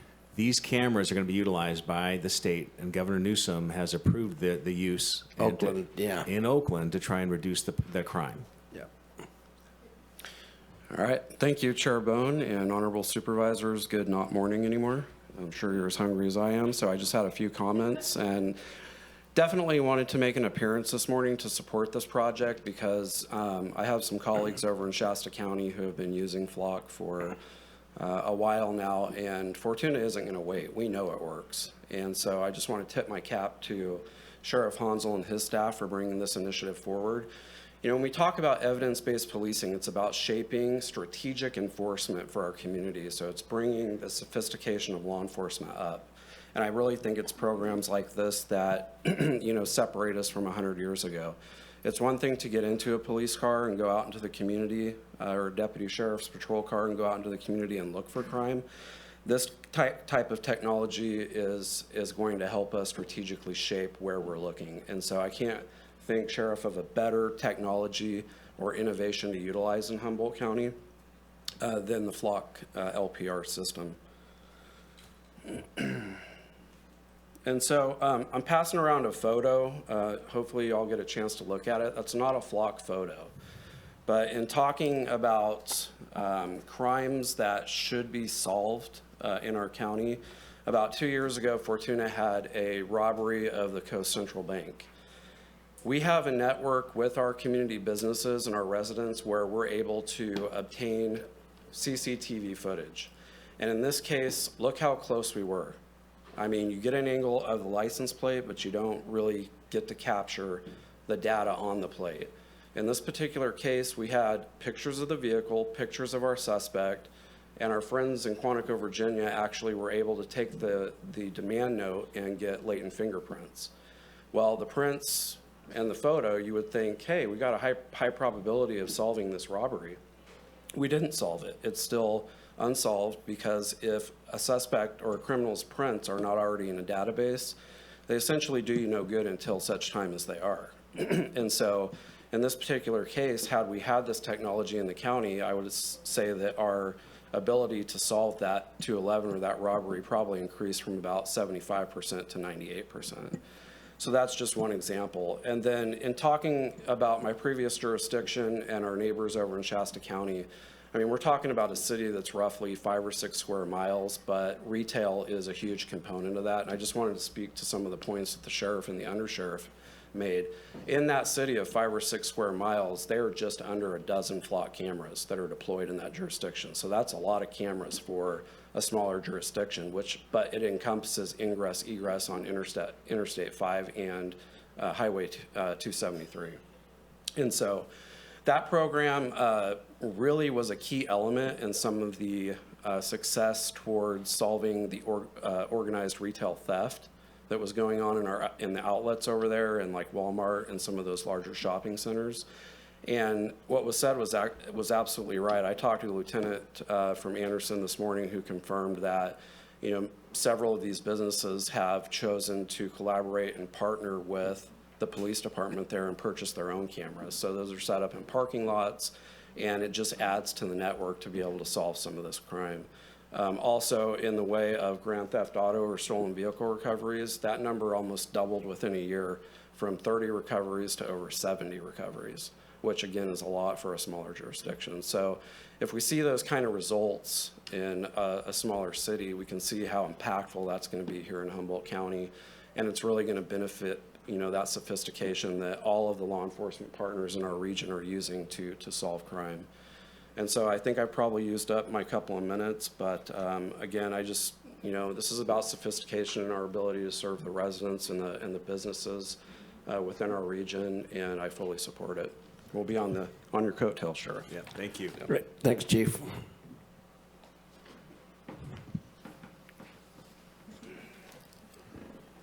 Please. Thank you. Good afternoon, Chair Bohn and the Honorable Board.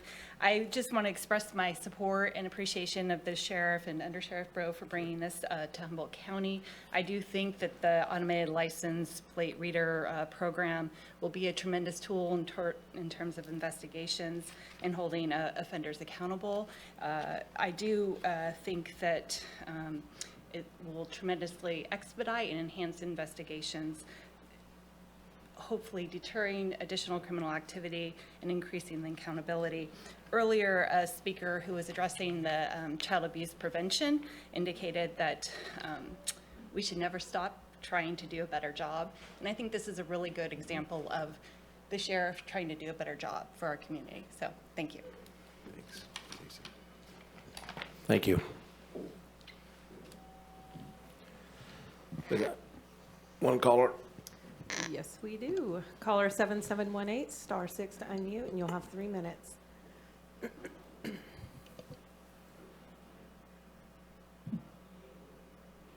Yes, Rusty, I'm up on roof. Thank you for having this earlier in the day so I can continue to work.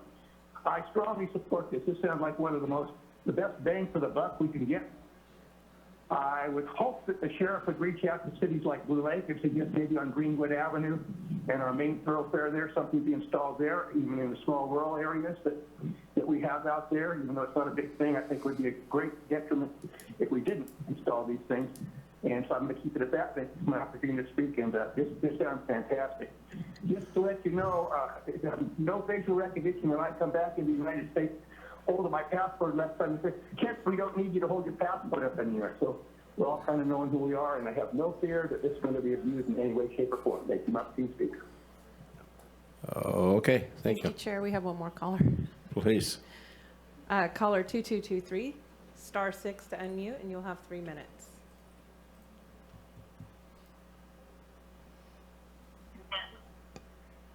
Good morning. Can you hear me? Yes, we can. Thank you. Good afternoon. This is Craig Johnson calling in from Southern Humboldt. I tried to catch as much of the dialogue as I could as I'm operating my backhoe, so forgive me if I sound redundant in some spaces. I'm for bolstering the sheriff's budget and his ability to fight crime, definitely. I think it's important that we look at infrastructure and assets that keep the money here in Humboldt County. I know the sheriff does have a plan for possible central communication that I'm all for. I believe some of these SWAT cameras were in place already during one of the big robberies we had in Eureka, maybe like 4 or 5 weeks ago, and I don't know that anything was even resolved from that. So I think it's important to realize that I think some of the conversation I heard that these aren't perfect, but they'll definitely help. I'm hesitant to say, yes, let's use cameras. I use cameras on my property, but I'm monitoring them and I'm using my judgment around them. So I feel this was just a community engagement type situation. So I just wanted to continue to support our sheriff and allow him to do what he feels best for our community at this moment. Thank you. Thank you. Supervisor Bushnell. Thank you. I just have a comment. So in the Southern Humboldt area, every business and home down there, almost every, have cameras. And I know my business has 4 out front, and the sheriff the deputies have came and said, can I look? Because it's faces the streets. Oftentimes, just like this photo, you're not able to see the license plate. Even zooming in, my cameras allow you to zoom in. I only have, a certain amount of storage. I'm not going to announce how much, but and so I do think that, especially in those rural areas, you already are using cameras that are out there. You're just not capturing the license plates that you need because those cameras aren't good enough. I know the credit union down there has great cameras and still aren't able to capture the license plates. So, everybody's under surveillance right now. This isn't going to be something new that you're not under surveillance. I have to give you permission to access my cameras, which I do happily, and most everybody does, I think, especially when a crime has occurred. And so hopefully these will just increase what we're capturing when it comes to crime and be able to read those license plates, which seem to be hard to get on normal cameras. So. Under Sheriff Bro, thank you for all the work. It sounds like you really did a ton of investigating on this and plugging in the pieces. So thank you very much for that. And I will make a motion to accept this presentation. I'll second. It's been moved and seconded, and JD, yeah, thanks for doing this. And then the other factor being is, you said it in your presentation, this will expand their detective capabilities. And what that does, all businesses get hit up on the main when there's a crime around it to use their cameras. But that takes an officer going in and then having to get permission, then downloading it, and then making copies, whereas this is going to be a one-stop. This will be quicker. We'll be able to get those license numbers quicker, and we'll be able to get license numbers that have been a problem somewhere else maybe sooner through the database. And I just, the Amber Alerts and everything else, there's a lot of those Amber Alerts are tied to quite a few of them are done by a family member, and you have that information, so that'll help with that. So it has been moved and seconded. I do have one more question, if you don't mind. Sure, Supervisor Wilson has one too. Sorry, go ahead. Thank you. I'm going to ask this question, which is, I heard the examples of the value or the anecdotal benefits. Have there been any challenges, anecdotal challenges? Are there communities that have felt uncomfortable or expressed discomfort and maybe have not chosen to move in the direction of this technology? I'm not aware of communities that don't want to move forward with this technology, but I am aware of people that don't trust government and that don't trust this kind of technology in the hands of government, because you have to trust your people with the power to utilize this information as promised and not use this as another surveillance tool, so to speak. And so that is an issue. I know the ACLU has taken up issue with license plate reader technology. But I feel like our policy in place, the people that we have in trust of this, the audits tracking system, is going to prove that this system is reliable, we are trustworthy, and that we can utilize this to the betterment of our community and to hopefully reduce crime.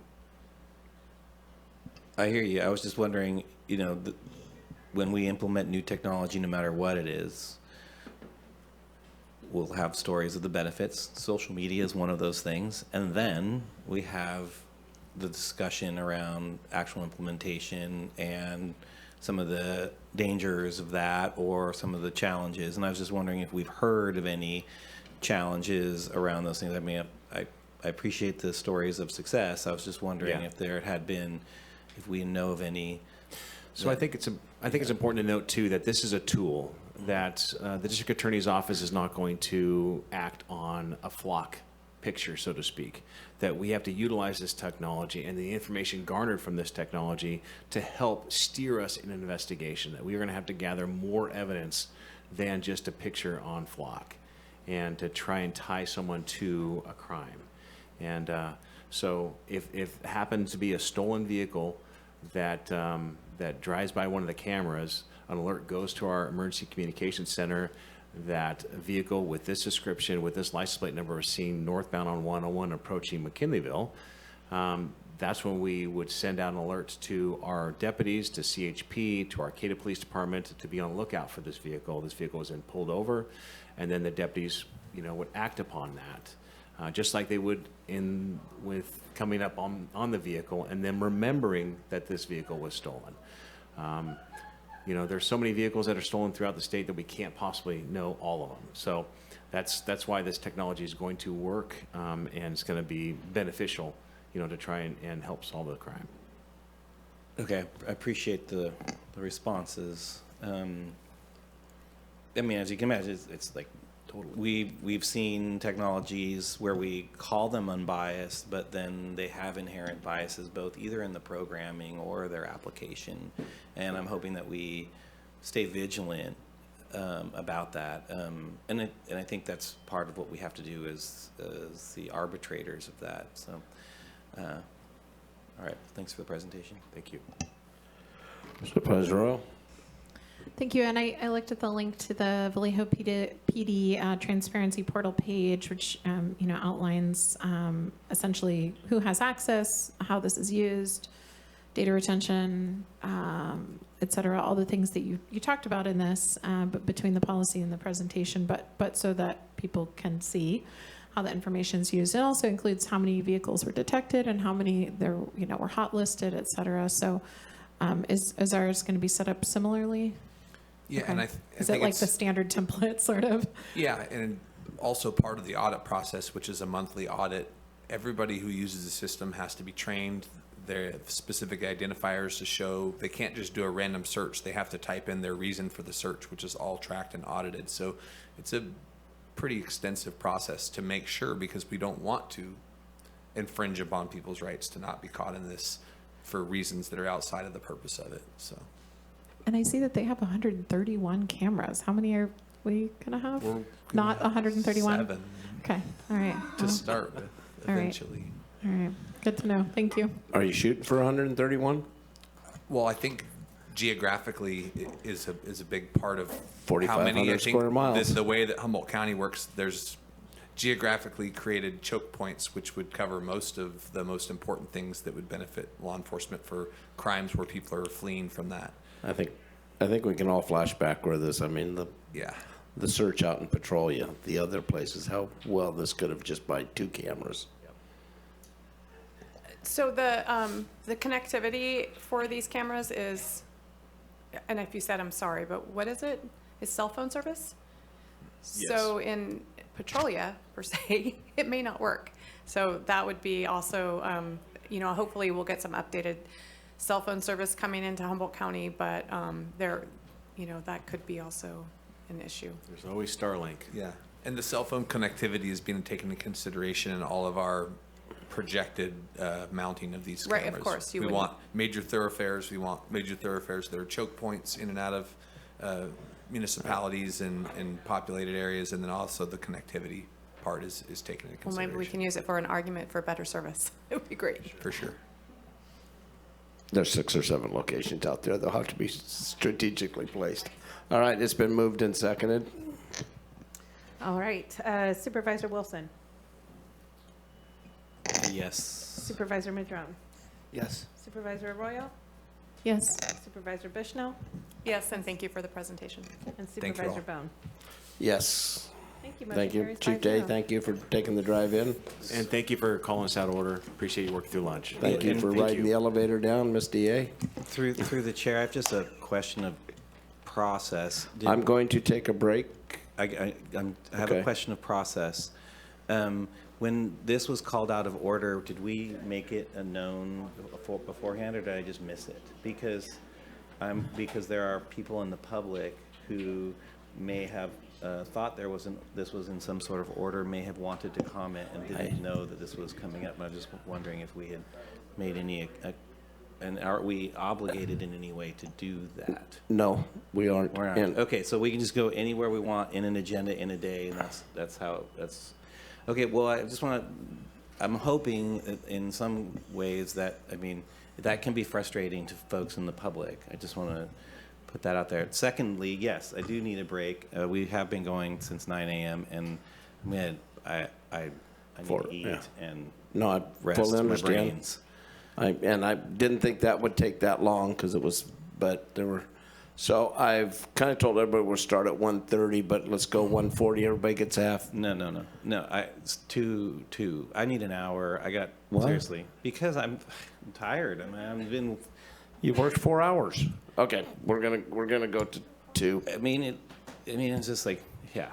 Okay, It's just like we're gonna have deliberations on stuff. I don't know. I mean, if it 2 o'clock, we'll be back. 45 minutes minimum is at 2 o'clock. Be great. That's 50. So That's is that perfect. okay then? Yeah, Thank you. Thank you.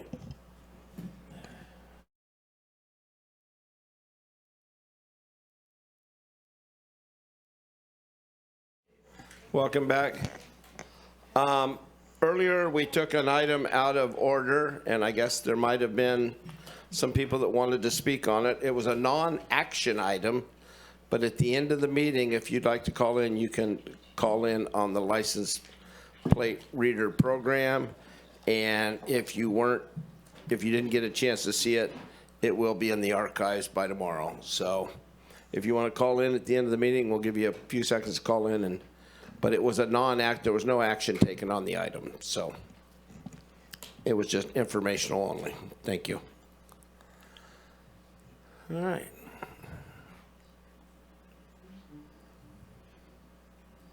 Is this a public hearing? It is a public hearing. Just opened it up. And I will turn it over to Mr. Ford. Thank you, Chair Bohn, members of the Board of Supervisors, John Ford, Jacob Dunn, Elizabeth Schatz, and Natalie Duke to bring forward the recommendation from the Planning Commission on 2 ordinances to regulate signs within Humboldt County.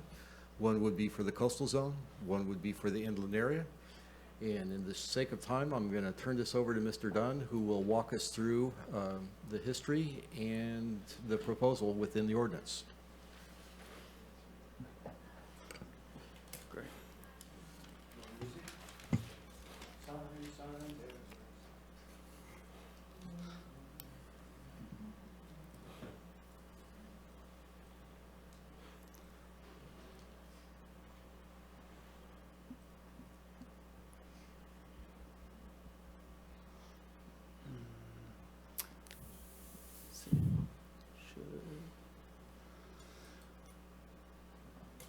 Should be sharing screen, but I'm not seeing it up there. Yeah. Let's see. Should be like that. All right. Well, good afternoon, supervisors. My name is Jacob Dunn, and I will be presenting the most recent draft that was reviewed and approved by the Humboldt County Planning Commission on February 15th for the sign ordinance. I prepared a presentation to cover the guidelines that were utilized for the ordinance and how they were administered, a comprehensive table to show the contrast between the proposed ordinance and the requirements of similar jurisdictions, and examples of existing signage in the county. So looking at general plan implementation, this ordinance has been drafted to be consistent with the Humboldt County General Plan while also ensuring compliance with the Outdoor Advertising Act.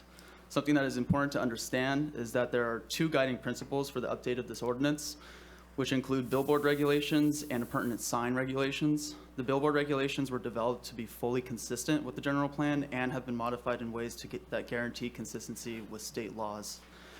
The appurtenant sign regulations have been updated in a way that uphold the scenic resources element of the general plan and provide clear performance standards that will streamline permitting.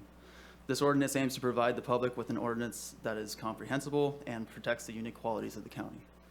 So you'll see here, these are the implementation measures and goals that we followed. First one was the review, to review and update the sign ordinance, and then consider sign ordinance revisions, as well as conserve scenic resources and protect the scenic highways. Next, we have setting term limits for off-premise billboards and prohibition, as well as protecting sensitive habitat areas and setting permit requirements for new off-premise billboards and just billboards in general.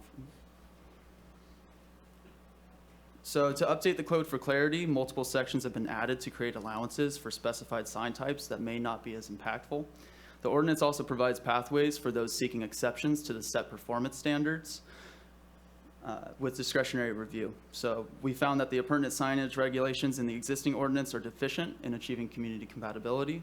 And so performance standards were established as a comprehensive approach to reviewing signage that can be approved with minimal permitting requirements.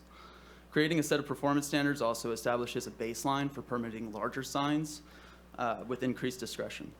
And so the proposed ordinance includes updated language for a purpose and applicability statement, nameplates, temporary signs, property sale signs, political signs, a master sign plan, murals, creative signs, appurtenant signs, signs in residential zones, and then also changing special permit requirements, changing two special permit requirements from what is currently conditional use permit requirements, as well as adding language for billboards and prohibited signage.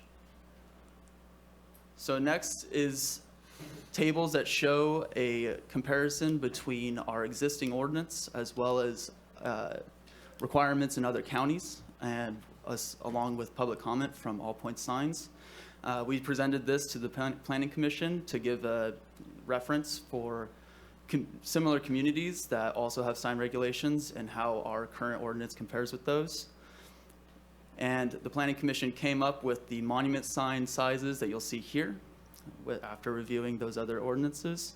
So they came with a quantity of 1, an area of 36 square feet, and a width of 12 feet and height of 7 feet, which was changed by the Planning Commission. Next, we were two-sided? Sorry, what was that? The monument sign, is that two-sided? Could be.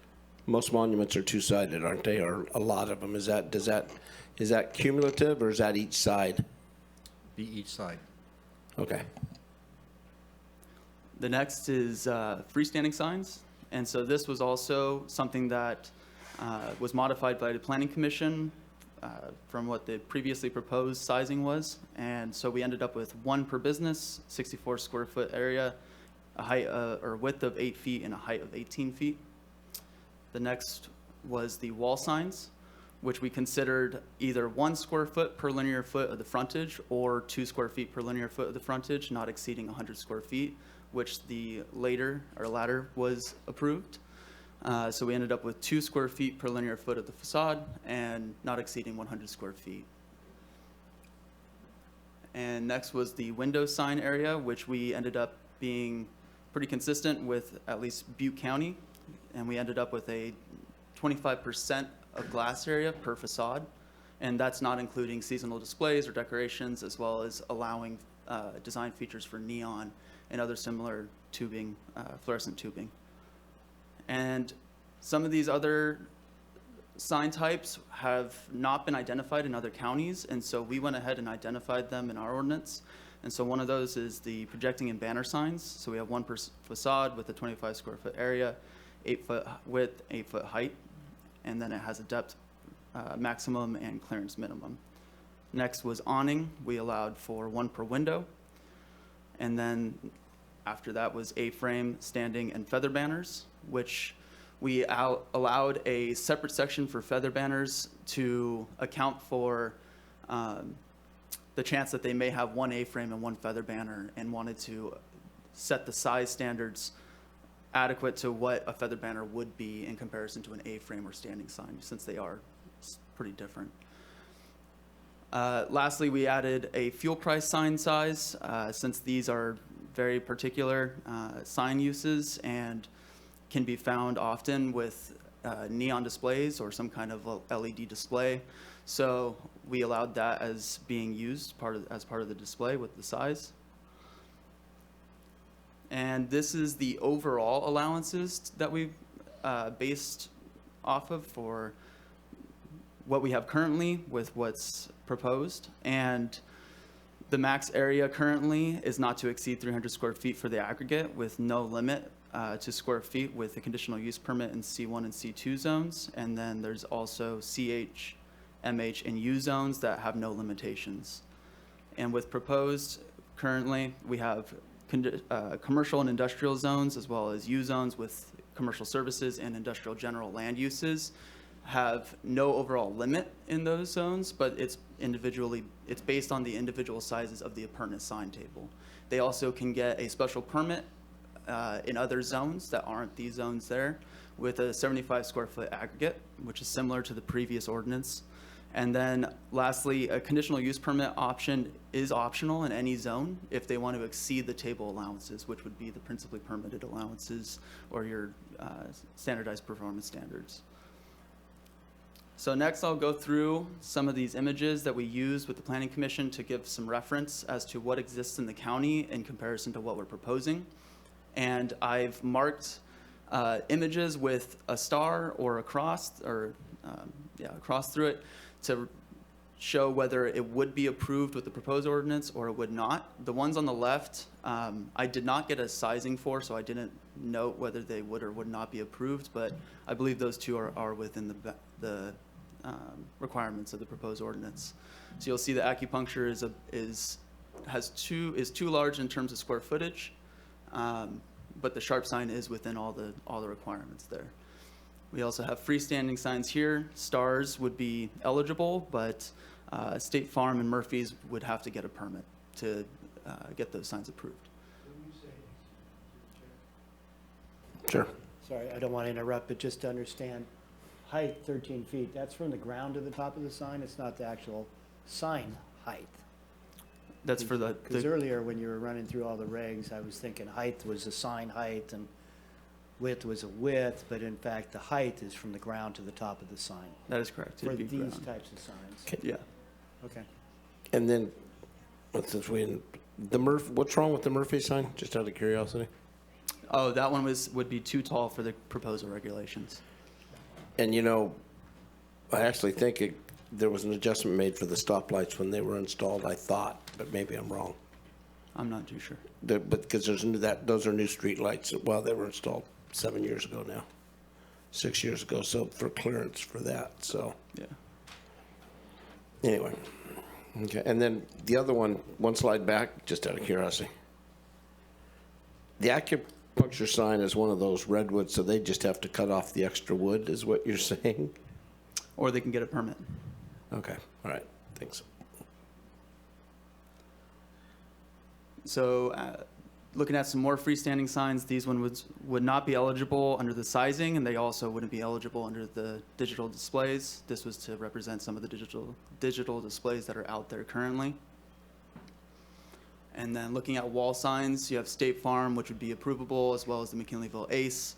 But the A&L feed does have one sign there on the far left that would be larger than the square footage they would be allowed. It exceeds the maximum of 100 square feet. And then we look at window signs, and you'll see Myrtle Avenue Market has window signage that exceeds 25%, although the State Farm there is clearly within the 25%. We have Babe's Pizza, which meets it and would be allowed, especially as well as with the neon signs, since we have made that allowable, as well as the Redwood Pharmacy and Eureka Natural Foods in McKinleyville. Total Image would be allowed for the hair, nails, and other signs. There is a digital display that is a running display, and that'd be something that would not be approved.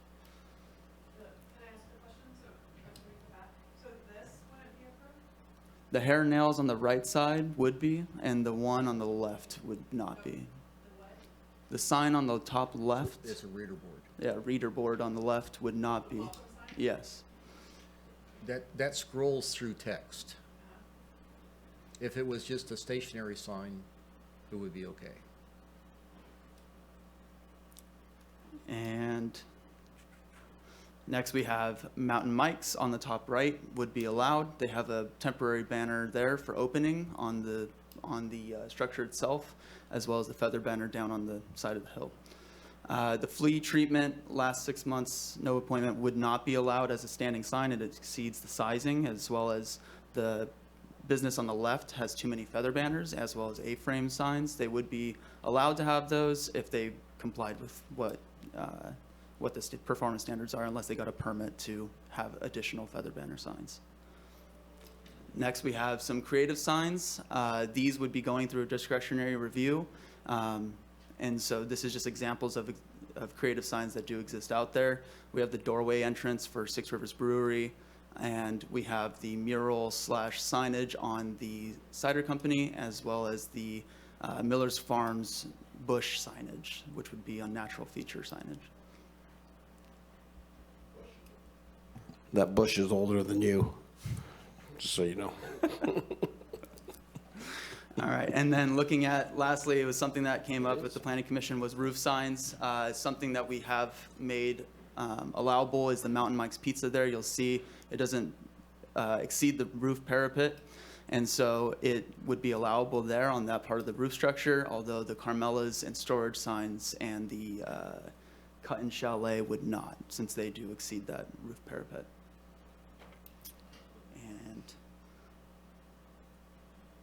Yeah. So lastly, just to follow up, the Planning Commission instructed us to review the reconstruction requirements that are imposed by the Outdoor Advertising Act and confirm any limitations they have on the proposed ordinance.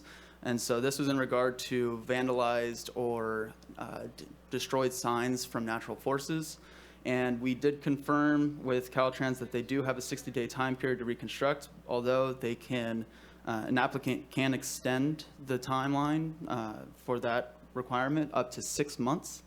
And after speaking with Caltrans, they said that if it was a case where they are looking into getting a permit with the local agency, that is something that they would deem as being extendable.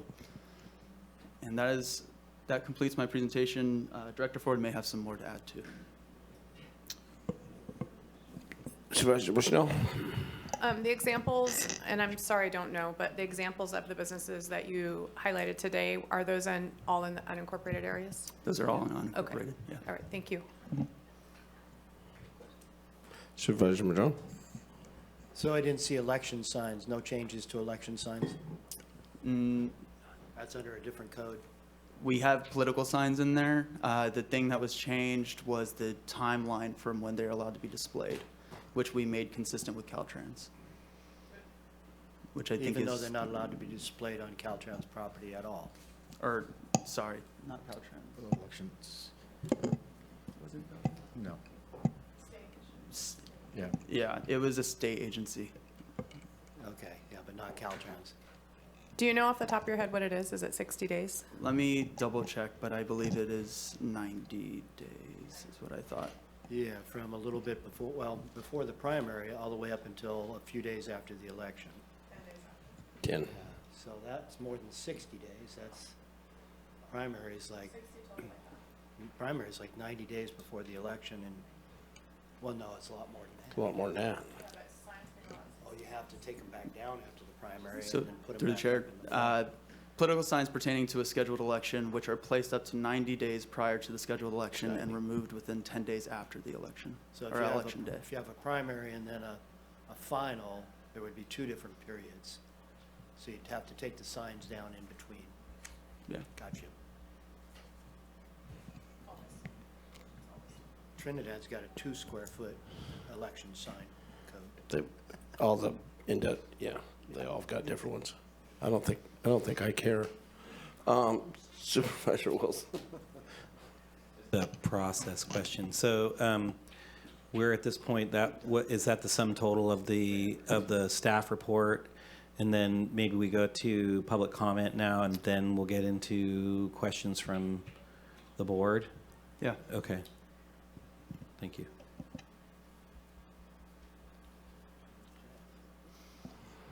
At the board's pleasure too, either now or after the public comment, we are happy to walk through the ordinance point by point and just identify the elements that are within the ordinance.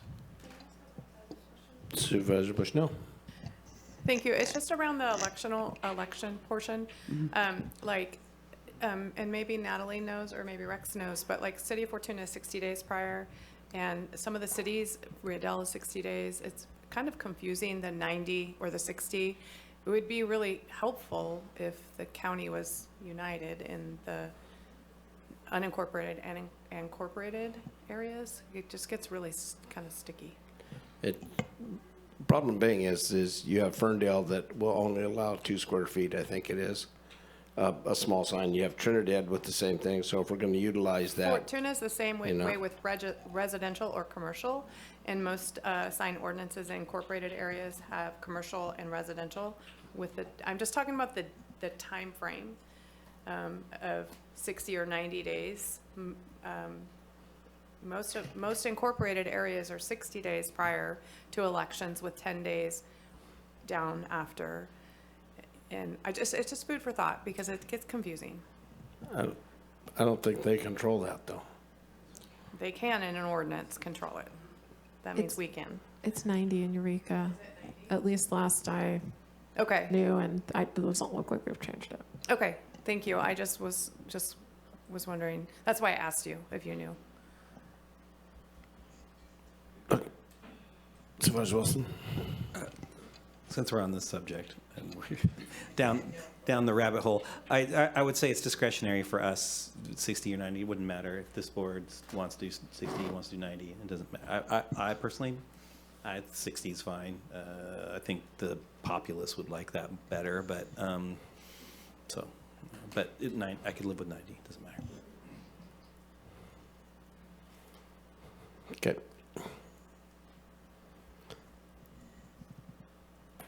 Go ahead. Would you like us to walk through the ordinance?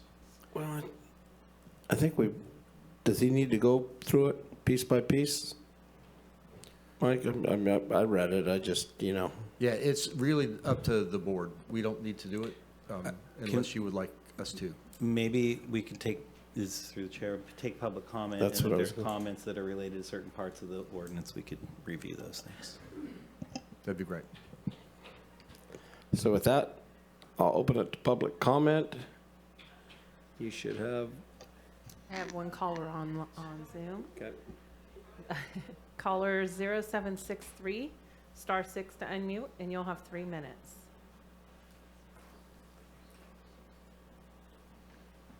Jeff. 0763, *6.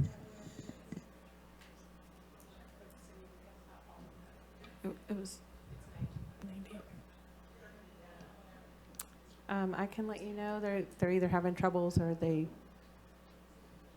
Yeah, I can let you know if you want, or. Well, I just, I'll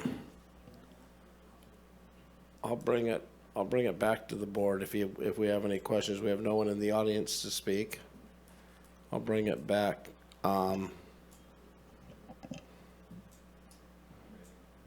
Yeah, I just, somebody opened floodgates yesterday because I know starting around 10:35 or so yesterday morning, we started getting a lot of. Okay. Hi, caller, you'll have 3 minutes. Jeff, thank you.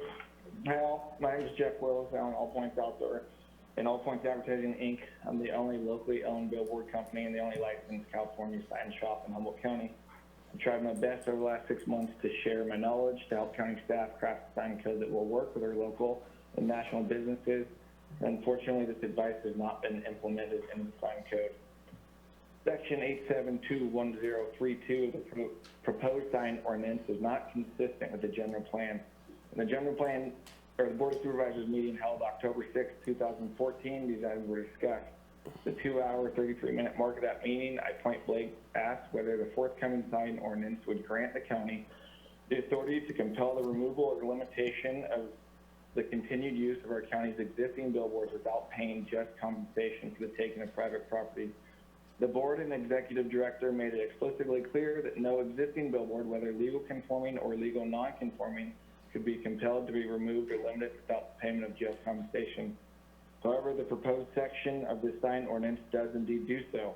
It prohibits the reconstruction of a damaged billboard in certain areas. Furthermore, it conditions reconstruction to be subject to a conditional use permit approval and sets a term limit. This is limiting the use and term of existing billboard without just compensation. The proposed sign ordinance is justifying this removal without compensation via a loophole in the Outdoor Advertising Act that defines the reconstruction of a billboard as placement. So this loophole is acting as if a billboard that falls over has never existed, stripping the sign owner and the property owner of their rights in the business. In 2017, I purchased All Points Outdoor for $1,650,000. And I made this investment knowing my business and private property would be protected via eminent domain law because that's what the general plan outlined it would do. This code section is not amended. My company, my investment in my community, and my life's work will instantly be stripped of around $2 million in value, and I'm one windstorm away from being out of business.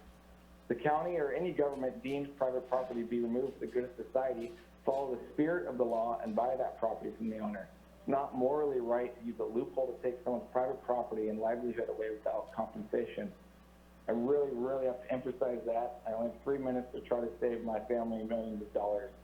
This proposed code is not what the general plan intended. Do not take people's private property via a loophole without compensation. And I know this can be done, and I know there is support and compassion for your local sign company and private property rights because it's already written into this code. There's sections that no matter where the zone, if a billboard is destroyed by vandalism, it's allowed to be rebuilt. So sections 8721032 and 8721033 need to be removed. On the sign part, the tables you saw, so section 265 is the table of sign standards and sizes that can. Jeff, that's it. Hang on a second. Hang on. Are we going to let him finish since he's the one being the most affected, or is that it? Well, Jeff, how much more do you have to finish your present? I cut him off. Okay. So, but All right. he, Well, he that's unmuted. He I unmuted. could summarize it that just the sign code for standard on-premise signs is not what your local and national businesses need, and staff and planning commission basically have no idea what types of signs are in use and standard signs, and I really, really urge you to not pass this code because it will not fit the business community's needs. okay. Thanks. Chair Bohn, we have one more caller on the line. Okay. Caller 9244, *6 to unmute, and you'll have 3 minutes.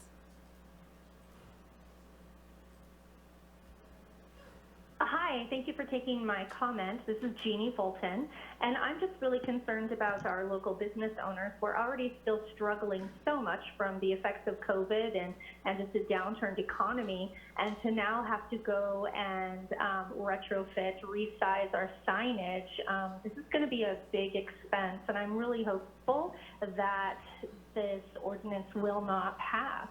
Thank you. Thank you. And John, I've got a question to that. You showed pictures of signs that are non-conforming. are we gonna have signed policemen, or is that gonna be completely complaint driven? Or is that gonna be, what are we gonna do about existing signs? So existing signs, one of the things that the state law requires is that we do one of two things. We either identify that we're going to do an inventory of all signs and identify whether or not they're legal or illegal, and then those signs can have an enforcement process, or you can find that all signs are legal nonconforming. And basically at that point, all signs that exist. And that is what we've written into the resolution. So I want to be really clear here too. Signs that are permitted, like anything else, when you change an ordinance, those signs do not lose their entitlement to exist as they're currently permitted. Absolutely not. There is no going after existing signs and requiring them to be retrofitted. So if one loses a stanchion or blows down, the sign's intact but it blows down and needs to be reinforced, does it have to come into conformance then, or are we letting them put it back up? So let's break this ordinance into two discussions. Coastal, we can't do anything about the group down south. Well, there's coastal, but there's billboards, and then there's on-premise signs, which I think is what people here are concerned about. And so basically, if a sign is a permitted sign, it exists, it's legal nonconforming, they have an entitlement under the nonconforming provisions to be able to repair or even replace the sign if something were to happen to it. That's for appurtenant signs. That's all the other signs other than billboards. So we're not in any way requiring existing signage to be redone or taking away entitlements from people who have existing signs. I want to be really clear on that. Supervisor Wilson? Clarifying, when you say you mean existing permitted signs? So we struggled with this, and the way the state code reads is that it would be hard if we wanted to go after all the unpermitted signs, we would have to go out and do that survey. So the policy decision here and the policy decision that we're recommending is that whether they're permitted or not, they're existing, and we're not going to go and do an enforcement action on them. I hear you, but I'm going back to what Supervisor Bohn was mentioning. Say there's a sign on top of a building, windstorm comes, blows it off, blows it into, causes other damage, whatever that is. Would we not require at least a building permit to make sure, if we, in terms of the entitlement of the same sign in the same location, in terms of public health and safety? Absolutely, they would need to have a permit to reconstruct. Okay. Like So yes. you have a zoning permit, but you don't necessarily, not necessarily a building permit. Correct. Thank you. I appreciate that clarification. No, I agree. If it blows off, then we need to get a building so it doesn't just get slapped back up with 2x4s. Yeah. Supervisor Bushnell. So I think you just answered, but Director Ford, if a sign blows off and it wasn't permitted, they would of course need to come in and get their permit, but then would it be allowed to be reconstructed at the original way? That is what we're proposing, yes. Okay, and this ordinance is state and added county stuff? This ordinance regulates new signage within unincorporated Humboldt County as we go forward. Right, and there's state law around ordinance signs, right? There is state law around billboards. Oh, billboard, okay. And there's that's right, there's limitations on what we can do with existing appurtenant signs also. Okay, that's what I was asking. Yeah. So, okay. And then, I just want to ask comparably with incorporated areas, Fortuna, Eureka, our sign ordinance that you're proposing looks similar, because there's a lot of signs in Eureka that look similar to what you guys referenced to today. And so And did you look at those ordinances when you were constructing this? We Can did, you- yes. So can And- you talk a little bit about that, what it comparably looks like to incorporated areas? Yeah, so one of the things that the Planning Commission was interested in doing is that wanted to really look at Eureka as being a good comparable. And so while we don't have a chart showing the comparison between Eureka and the county, I don't believe our allowances are all that much different, except for we're proposing, or the Planning Commission adopted an ordinance, is recommending approval of an ordinance that would not allow reader board signs. Oh, like the welcome reader? Yeah. But is allowable. Excuse me, is allowable in, because I see those in incorporated areas, so. Well, they have been getting constructed because they weren't precluded, and I think that there was actually a rush of those getting installed, perhaps even without permits, before the Eureka ordinance was finished. And that probably was true in other areas too. And so the struggle that we had with those is that while trying to protect the night sky, while trying to protect the safety of people traveling, whether on bicycles, pedestrians, or in vehicles, the flashing, the light that comes off of those is presented as something that could be hazardous. Some people like them, I get it. Well, I'm just thinking about the huge Caltrans sign reader board that's huge alongside the road. That is a readable reader sign, so. Understand. Supervisor Wilson? You asked for a point of clarification. I was going, we went into a different direction. I just wanted to kind of recirculate back to what Supervisor Bushnell was mentioning in terms of you could get a building permit to rebuild what was a non-conforming sign to begin with, but that wouldn't guarantee that you could reasonably, affordably build it under building permit under code. So I think as you can imagine, some signs would be on a rooftop, and actually the wind loads of that might require you to redo the joists or whatever that would be in order to get a building permit. So it's possible that it's just not practical in some cases to rebuild the sign as it was while still getting a building permit. So I want to make sure that we're not, like, people aren't assuming things that are beyond the capability of sort of reasonable engineering standards. So.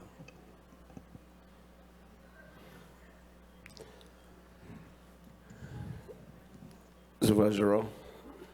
Yeah, I think most of the signs you're thinking of are either were permitted prior to the city having a sign ordinance that specified that LED and changeable message signs and all of those were not allowed. And Director Ford is right that there was a big rush of them when it was clear that the regulation was going to proceed. And then I will say that similar to the definition in here, if it's a public agency, so like Eureka City Schools has some signs that are very, very bright, or Caltrans has their own signs that are not subject to the city's rules, and so I see we're saying the same thing here because I think we just don't have the opportunity to regulate those. I understand. Yeah. It's just unfortunate that businesses get those regulations and then the government does whatever they want. Yeah, I will say that the city did have some back and forth with Eureka City Schools over that. There's one sign in particular that's incredibly bright, and it used to flash, and people thought they were getting pulled over. And it had some issues, and they have since made it less bright. But so at least been receptive to conversation. But I hear you about the leader signs. Supervisor Wilson? Now that we're on this subject, seems like we're just like free flowing here. It's great. I like it. Stream of consciousness. So you'll know if you drive on the Eureka City Schools lawn, you're going to get a red light, it sounds like. Near it. Well, actually, I mean, that is, aside from that, it is an issue because schools are they're separately regulated by the state. And I know I've gotten complaints about not just that, but the new flood lighting that's going in schools too, that's causing neighborhoods issues. And but we're not talking about that. But I want to talk about is what the city, and this is, you're talking about comparisons between the city of Eureka standards and our standards, specifically to LED signs. And one sort of, I think, is a pun intended, glaring difference is that they have regulations around the actual performance of the sign itself. So how bright it can be through an objective standard. We no longer use the term looms anymore. We use the term nits, and I don't quite know what that means necessarily. They also have sort of, I don't know if they have an hours of operation necessarily, but they definitely have like how many times it can cycle through and those sorts of things. They do this for, like you were mentioning, health and safety issues around just like traffic and those sorts of things. Also just neighborhood glare and sort of the feeling of that feel. And then also, wildlife issues around migrating birds and those sort of things have issues around, and then dark skies. We just are, we would like to, as much as we can, maintain our ability to see some stars and some moons here and there would be really great. So I'm wondering if you guys have looked at that, what the city of Eureka has done, and is it possible that we might apply that as well? Through the chair. Yes, please. So what the city of Eureka did is they did apply the idea of a net, which is 1 candela per square meter. And so they identified that between sunrise and sunset, that the amount of luminance coming off a sign could be up to 10,000 nits during the daylight hours. And then at all other times, the luminescence needs to be limited to 160 nits, which would be 1 candela per square meter. And that each sign must have a light sensing device that will automatically adjust the brightness of the display as the natural ambient light conditions change.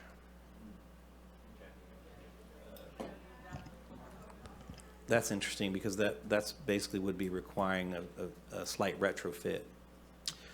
So that would be, I think, what we would unfortunately have to say is that would apply to new signs. Okay. If we were to go back and retrofit signs, we would have to go and do the survey of all the signs that we want to retrofit. If we were retrofitting. But if we said something like limited it to hours of operation, that wouldn't, so like if the store is open, you can have your sign on, and if the store is closed, you have your sign off.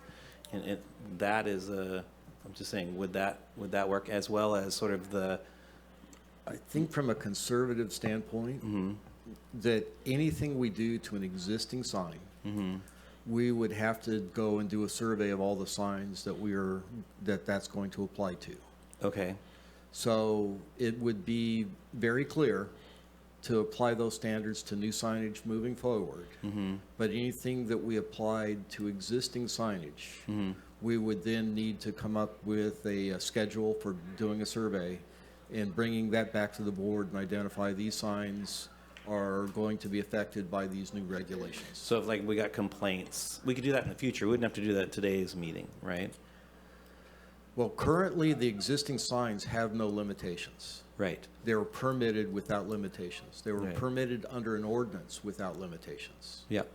So if we were to take and apply these standards to those signs, we would have to survey all the signs. Well, I heard you. What Yeah. what I'm asking for is, well, I guess what I'm hearing you say is we could apply that standard today, but it just wouldn't apply to existing signs until such time as there was direction to do a survey and do all these other things.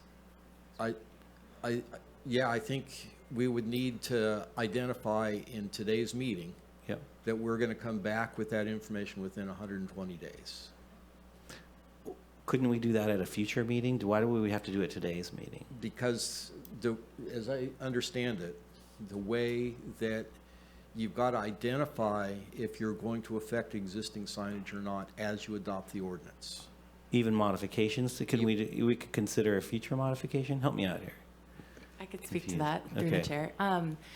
So if we wanted to amend the ordinance in the future, you could, and you actually have to include language about this in the ordinance itself. So if you wanted to amend the ordinance in the future to affect existing signs and do the survey, you could do that at any time. We just have to comply with this Business and Professions Code section requiring us to inventory all of the signs. I mean, and there's not that many signs that comply, that are digital signs currently, right? That are permitted. I mean, how would this impact currently unpermitted digital signs, assuming that Well, one I or don't two think this exist? just applies to digital signs. This would apply to all signs that are illuminated. Oh, that are illuminated. I see what you're Yes. saying. All existing signs. All existing signs, if you wanted to do that. I mean, you could say just exist digital signs, and as far as I'm aware, there's probably 5 existing in the county right now. Okay. And right now, is there any incidents in here where you would have an illuminated sign then? Other than digital? Yeah. In our ordinance? Yeah. So then we could apply that same standard going forward right now to everything that's being built that's not digital, but are illuminated signs? Correct. Oh, okay. I would propose that's what we do. Because why would we want to have illuminated signs that don't meet these standards? To what benefit? That is a policy decision for sure. Okay. Yeah. I appreciate that. I think the benefit, and I'm probably gonna vote against this whole thing anyway. I think in this day and age of everybody just hanging on for business and we're looking out for local business, I don't think anybody is forced to advertise on a billboard or on their building, and unless it's complaint driven, I know people hate billboards. I know they just hate them and everything else, but I haven't had any of the business community come out and tell me they hate business. I did have a very successful advertising guy tell me that there's no longer any use for billboards, but I don't think he sells billboards or has any billboards, so that's what I'd say too. So I'd like to know what we're talking about adding, what that looks like. Is what exactly, give me an example of what we're talking about, because I talked to a few people, and now illuminated billboards and, commercial areas that are lit are trying to draw business for the next day for people that are driving by. And I mean, I know we heard a mention of Caltrans signs. We always hear that, but I'm also looking at, I did it 3 times last night just because I had to. We have Caltrans out painting murals on overpasses. If you focus on that overpass when you're driving underneath it, you can't see in front of you. But if you focus on a billboard or a highway sign, you can still see in front of you. It's just try it. And I did it 3 times on the highway last night just to see if I could. So I don't know. I know this is more personal than, I've grown up with most of these billboards for 70 years, so I guess it doesn't bother me as much. But no, I don't think it's life-threatening. But So this would be a situation where if a billboard is not illuminated, this would not apply. If a pertinent sign is not illuminated, it would not apply. If there is a sign that has internal illumination, it has a translucent face, has lighting behind it, lights up, this would apply to say there's a limit to the lighting you can have coming out of that. And since I guess I'm like Supervisor Wilson, I don't know exactly how bright's a nit. Well, that depend on their education, or no? I'm just. Yeah, I can't really explain how bright a candela is, but it's 1 candela per square foot. Yeah. I'm just saying, we're sitting here voting on something that we have no idea how bright or unbright it is.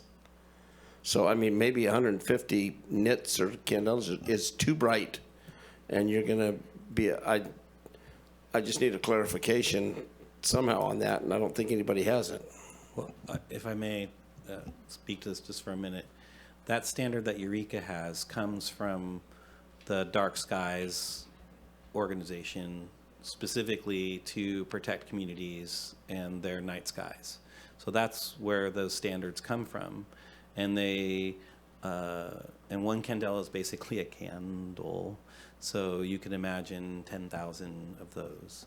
And so it's a lot. It's plenty, and it's all I'm trying to get to. I think a candela is Kindle. Anyways, what I'm getting at is the standard exists. It's just not made up out of nothing. And it has a purpose. And again, one is to protect the neighborhood from just light, but the other is really so that our communities are just not, I think people still value seeing the night sky, and that's what the point of this is. And I'm just going to say, mainly because I had asked the sign guy about light, there aren't different options for light levels on signs. They come with one if you drive through town, and I understand the night skies and everything else, and I'm saying this will be fine if we, no offense to the department or everything else, but if we have the same people out looking for night skies that are checking the greenhouses, then they'll never get caught. So, Supervisor Arroyo. Thank you. Several items on this meeting are a delightful throwback to my City of Eureka days, including this one. So I've spent many, many, many hours of my life reading about signage and learning about this. And so I will say that a huge part of the decision around the illumination was recommendations from the, around dark sky protection, which were not just about human enjoyment, but they were also about wildlife. Since we are a flyway here, and Humboldt Bay has a National Wildlife Refuge, and lots of areas of our county are really significant for wildlife migration and all that. So those parameters also address wildlife impacts, and I think we're talking about a couple of things here. One is the illumination of signs at night so that people can see non-digital signs, and then we're also talking about digital signs. And one thing that our attachments here for consideration today are pretty silent on is how long unless I missed it, how long the image on an existing digital sign can stay on there and how it has to transition for existing signage. So the city did choose to outlaw or new digital signs moving forward, and then to regulate how they can change, because there were a number of them that were changing rapidly, and drivers said they were distracted from the road in a place where we already have high traffic collisions and fatalities of pedestrians and bicyclists and all of that. So it was really front of mind for people that they wanted to be sure that existing signs did change minimally, and then when the image changed from one to the next, that there not be a multi-second flashing or merging of the images that would confuse and draw the eye of drivers. Complete So they have to transition. change quickly. They have to change immediately without those sort of transition effects. Because there were things like sparkles and things that looked like explosions and all kinds of different animations. So those were the things that came up from a safety perspective of not overly distracting drivers and drawing their attention to the digital ads. So I'd be interested in seeing us come back to that and look at what signs we have and what rules we would like to have in place that are commonly accepted standards. And I think what we did with the city is a good framework, but it mirrored what many, many other communities had done as well. So we definitely were not reinventing the wheel there. But I would be interested in seeing that, especially since there aren't so many of these signs that we're talking about. That seems like a future step we could take. Supervisor Wilson. I think I would push back a little bit on the limitations of brightness of signs as being an entitlement. That somehow if your sign was a floodlight before, and we have a limitation on the brightness of that, say the nits, would be similar to a noise ordinance. So say the bar is having bands at night and it's annoying, and you do a noise ordinance, it limits that. It limits that into the neighborhood and that impact.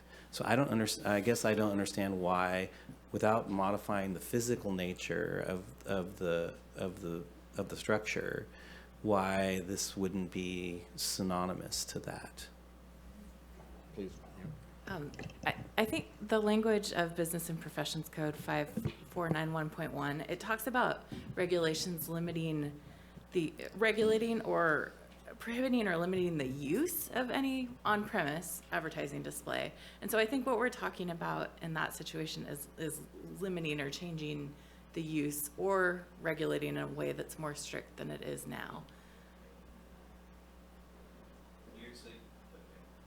Just thank you for this. So you're saying that limiting the brightness is limiting the use? Or limiting the way the sign is currently operating under our current regulations, in which case we have to do the whole survey thing. Okay.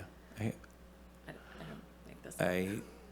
Okay, I've gone down this rabbit hole far enough, I think, but what I would like to do is figure out what our nexus would be should we decide to move forward with some regulation on this. What could we do today, or what could we do in the future? And is there anything that we do today that precludes us from doing anything in the future? And I'd like to ask that question. So today, the way the ordinance is written is that we wouldn't allow the digital reader signs. If the board were interested in adopting the ordinance today and then giving direction to come back and reevaluate that, look at the timing, look at the brightness, look at some other things of not only future signage but existing signage, then we could come back with a proposal to do that.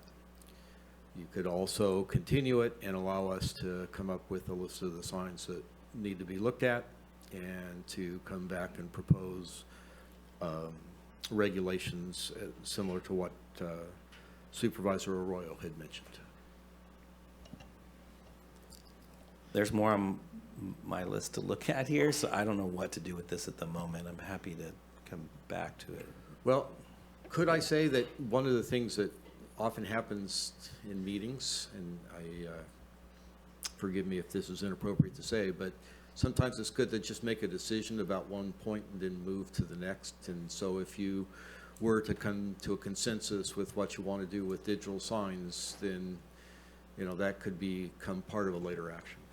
My only concern, and thank you, Chair Bohn, for letting me have this discussion back and forth without a bunch of formalities, is I just would want to know what the impact, like kind of what kind of project is that? Surveying? No, I mean, I know we don't have a lot of digital sign. We have maybe a dozen in the county, I think, that would, do you think we have more? I mean, I don't think we have more than that. Yeah, so I mean, just saying, that doesn't seem like a big deal. Beyond that, in terms of illuminated signs, I don't have it's not something that's has grabbed my attention, so I don't really have a framework for that, but maybe a couple dozen more, I don't know. No, I would say nearly every a pertinent sign on a building at this point is probably illuminated. So, but we could limit this to just digital signs, right? Yes. Okay. So for me, that seems like a reasonable space to get into. And then if, like, for some reason there was a real need to look at all illuminated signs in the future, we could, Natalie, I'm looking at you. We could, not different one. Sorry. We could come back and do that later, right? Yeah. Yes. Natalie 1, Natalie 2. So okay, that would be, I think that would be a reasonable thing, because then we can make we would give direction. It is part of the ordinance to review that. It could be reviewed, and then it would come back, and then we would have the opening to make a decision on what to do from that point forward, right? Yes. Okay. If it was like dozens and dozens, I would be concerned. But if it's just like a dozen, which I think it is, I think that seems reasonable to me. So, I guess what I'm doing is you're asking for a poll from this board if there's 3 or more supervisors that think that that's a reasonable thing? Is it a 3 or 4/5? This is majority, so it's just a simple consensus. Yeah, okay. Well, I'm okay with it, that direction. Mike, can I ask what the direction is to bring back information about the illumination and the way that the transitions happen and how long the message is displayed for about digital billboards or digital signs? Yes, it is to regulate digital signs, existing digital signs, and I'll let John please explain the language of the requirement of the state to do the review. Are you talking new digital or all digital now? We're talking existing digital signs that exist on the landscape today. Yeah, if you bring that back, I'm going to tell you right now, because we don't know nits, we don't candles, candelabras of one candle, I think. I mean, I don't think, but what I'm saying is I know he's probably the biggest advocate or non-advocate or whatever, but could we have the guy that puts all the signs up here so he could tell us if there's a dimmer switch on there and what can actually be done, what's feasible and what's not feasible? Basically get a lit sign 101 education, because we have cut and dry legal answers. You can't do this, you can't do this, but we have no idea how they operate. Would that be possible, or is that, it's just educational. It's for my, well, Mike doesn't like the idea but I mean, the thing is, we're just guessing up here about limits. I'm getting there. You're going to be next. I get a chance too. Supervisor Bushnell. I just am, if there's 3 on this board, then I don't want to waste a lot of time. I don't know, Steve hasn't spoke, but if I could ask a question, like an open, Director Ford, an open sign that's this big by this big in a window that blinks off and on, would that not be permitted? How big's the window? So it gets interesting because we have many different kinds of signs. Right. We've created some allowances for window signs, up to 25%. We've even allowed neon in the windows. And so that's different than what we're talking about in terms of signage on the building. So yeah, and I apologize, but Mike went back and forth with the digital and the lit up and kind of confused me. So, I'll reference to unincorporated Garberville and some of the other unincorporated areas that have some larger open closed signs in their windows.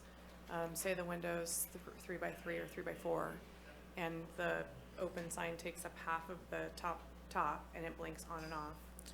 yeah, the blinking would be a problem under the existing regulation. The open is not a problem as long as it's less than 25%. Well, the open sign blinks on and off open, and then when you close at night, it blinks closed, closed, closed. Yeah. So that you're saying that sign would be a problem in this ordinance? Yes. Wow, do you know how many of those signs there are? Okay, thank you. And I'm going to go back. I know where I am on this vote, but I'm just saying, so what you're talking about doing is following the illumination, and I'm looking to Supervisor Arroyo because she's got all the hours into it. You guys have already adopted it in the city of Eureka, so the brightness level on Broadway and 4th and 5th, that those is the brightness that we would allow? I'm not necessarily saying that that's what our staff would bring forward, and I'm not actually sure if this has to go back through the Planning Commission or not. But the city regulated the nits that we're talking about for digital signs and the way that they can transition and how long an image has to be displayed for. Okay, so it would that's be what's happening for on existing ones. Yeah, Yeah, that's and then what's there's happening no on new Broadway now? digital billboards. Correct. Yeah. No new digital signs. Excuse me, either on or off premise, which I think we're calling appurtenant and non-appurtenant in ours. But are we also saying no more digital in the future? that's what this says, is no more digital in the future, but if we were to go back and talk about existing signs and mirror something like the city of Eureka did, then that would affect the brightness and the way that the messages display, which was considered to be a safety recommendation at the time. Well, if it's just a majority vote, I don't know. I'll turn to, it won't really matter how much longer we talk about it. So I mean, I haven't even heard from Steve yet, so we'll find out. He likes to sit back and listen, then make his decision, I think is what he says. But somebody make a motion then. Wait, are we making motions or are we just doing straw pollings? Because I think it'd be easier unless we were doing no one's made a motion on this, and then we would go into amending motions, and we're talking about details, and we haven't even gotten through some of the details. So I would say, for clarity, I think it was to be the discretion of the chair. Do you want us to do just straw polling on these items and then aggregate them at the end, or do you want to have like a base motion?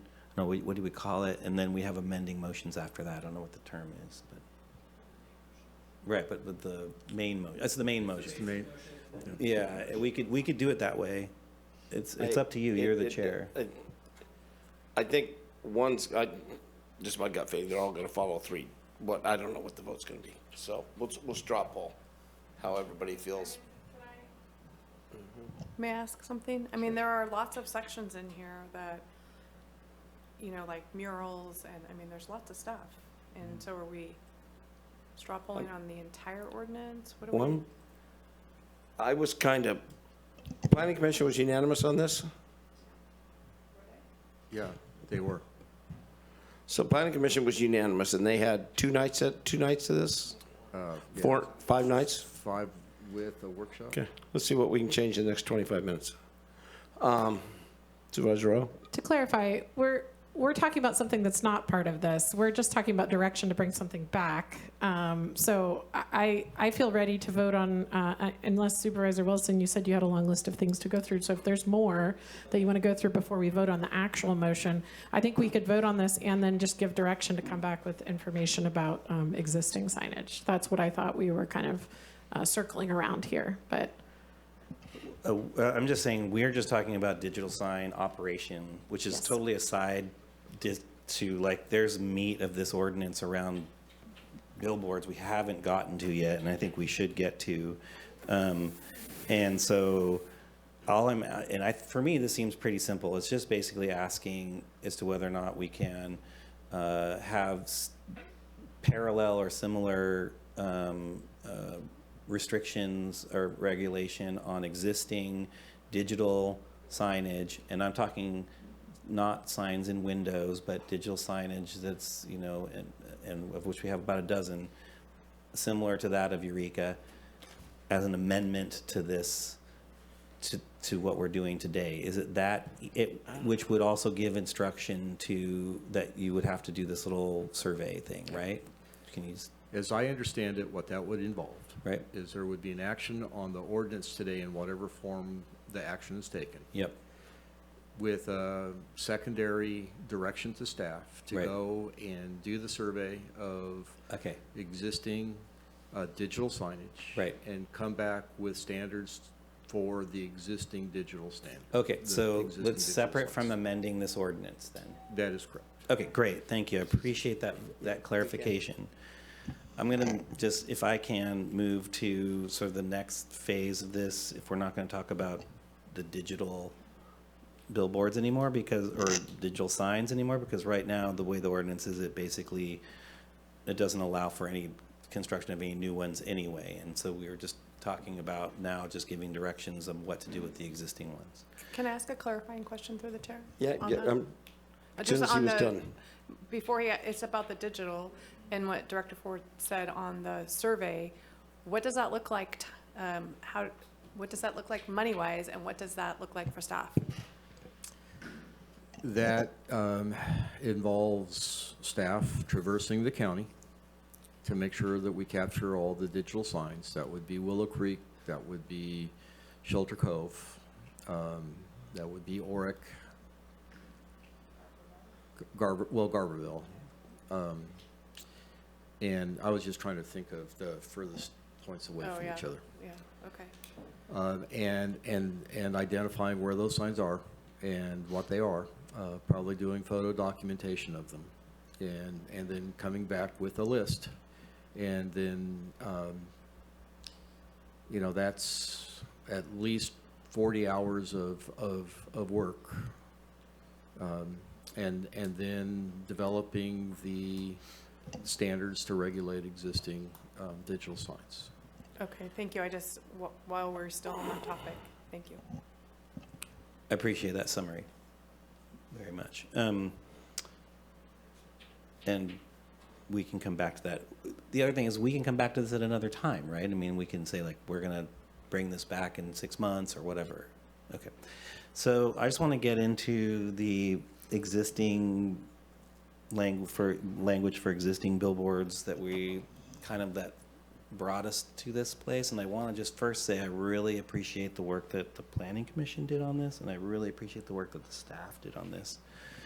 And I want to acknowledge the time frame that this has been an issue and taken to get to this point, because even before we passed the general plan that had these policies that were pretty specifically giving us direction to honor our view sheds, honor our landscapes, and one of the ways was to move towards the removal of these structures, that even before that, from 2017 to now, there was the general plan process, which I think 6 years or something like that. 2014 is when we did the sign ordinance and the general plan. And we have to be real careful, because there were statements made earlier about takings and eminent, about that are in the general plan. Yeah. I'm just saying that there might be financial or legal recourse. So, and I was going to ask John about that, and that was in 2014. So, yeah, okay. Maybe it'd help if I responded to that. Yeah, I was going to ask that before we went any farther to see if we can afford this. Because I think that's a really important point. The way the policy is written in the general plan is to set time horizons for both new and existing signs in conformance with that Outdoor Advertising Act. And so what that, and if you want to take a sign down, according to the Outdoor Advertising Act, you have to buy it. And so that was the question that Mr. Wills asked of the board. If you want me to take my sign down, do you reimburse for that? And the answer to that is absolutely yes. But there also is this period of amortization where the sign has a useful life. And so one of the things that we have, I think, meticulously tried to draw a line in is to understand what the Outdoor Advertising Act does relative to customary maintenance versus placement. And that's what Mr. Wills was referring to in his call. And so people can maintain that sign, but once it falls down, under the Outdoor Advertising Act, again, the policy is to be consistent with the Outdoor Advertising Act. Once that sign falls down, to replace it is placement, which is installing a new sign. And that's how this ordinance is structured. So we're not proposing that the county do anything to affect the useful life of a sign. We're allowing somebody to maintain their sign. The ordinance would allow them to maintain the sign, maintain the useful life of the sign. And then there are provisions in there that if the county decides, you know what, we think these signs have been there long enough and we want to buy them out, that provision is included within the ordinance to identify that the county can do that and the process for doing that. There was a public comment asking that the county be more proactive about removal of signs. That is as proactive as we can be, is to buy the sign. And And we still own 2 signs, right? We own a piece of property with 2 standing signs and 1 fallen sign. Okay. What kind of income does that bring in, just out of curiosity? I'm not clear on that off the top of my head. Okay. Through the chair, I'll continue. So starting at, and I'm going to go the inland sign ordinance draft, not the coastal, because I figure everything I would mention here would be parallel in the coastal. Although I did receive comment from coastal staff, and I forwarded it to you guys, and I think actually we're CC'd in it already, so referring to some of these things. So under 87.2.10, which is just where it starts, existing billboards, it says, is the objective of this section to provide regulations to implement the Outdoor Advertising Act? And I have some issue with that. It's like, we are not the implementers of the ODA. We are the implementers of the general plan. And so do you have some language that might reference that and sort of the direction of the general plan when dealing with this? Yeah, we would offer language that would simply say it's the objective of this section to provide regulations to implement the general plan provisions to regulate billboards consistent with the Outdoor Advertising Act. Okay. Thank you. Because then it goes back, because then we can tie it back to the findings, which give us direction on what we're supposed to be doing here. Right. Okay. And then kind of following down, there's the definition, which is very confusing at first, which is the definition of placement, which again comes from the ODA, which is basically anything that's not what they call, is it traditional maintenance? No, what's the term? Customary maintenance. Customary maintenance, right? The customary maintenance, which again is, if you look at customary maintenance, there's the delineation of examples is very interesting. It'll say customary maintenance is just about everything, sort of, but then when it gives examples, everything that is not customary maintenance is everything having to do with the structure, and everything that is customary maintenance is like painting, moving, reselling the lease. It's kind of a very interesting delineation between those two within the thing. But also, they also consider changing material as a which we don't have in this list here, because in the questions and answers for the ODA, for do I require a permit, it says if I'm changing material from, say, wood to metal, they're saying yes, it requires a permit, which they're saying is not customary maintenance, and so we don't have that on our list particularly. It just tells me that structural changes, that's my interpretation anyway, the structural changes such as material changes. So I would say changing metal, changing the type of wood or the dimensions of the wood, changing the type of foundation. Those would be things I would imagine are not customary maintenance. Is that and is there a way that we can capture that in this? Yeah, I think there's 2 things that you said there, and I want to be careful because there's structural changes and then there's material changes. Yeah. And so it uses language that give the idea you can't really change the size or the shape of the sign, but it doesn't really say, it doesn't address materials. Okay. Other than the frequently asked question. Right. And so what we would propose is where it identifies what placement is to add a new section, which would be 87.3.3.8.3.1.11, that maintenance, so placement would include maintenance using materials other than those materials found on the existing sign. Okay. And that includes dimensions as well. Could that include dimensions? Yes, it can. Thank you.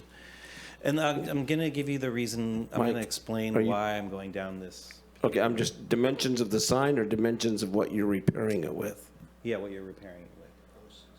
Yeah, changing the, so if it's a 2x8 and you're replacing it with a 2x4, it doesn't, you got to get a permit for that. So if you go lesser, not if you go more? Even if you go more, because the ODA is very clear about the like for like in here.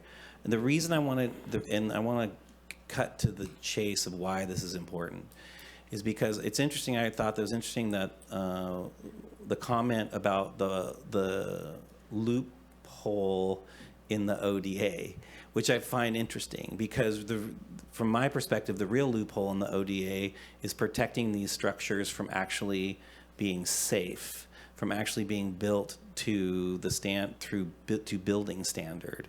And so what I'm getting at is like what we have, and if you just type in, and I've seen it, I've seen billboards blown onto the highway here in 2005.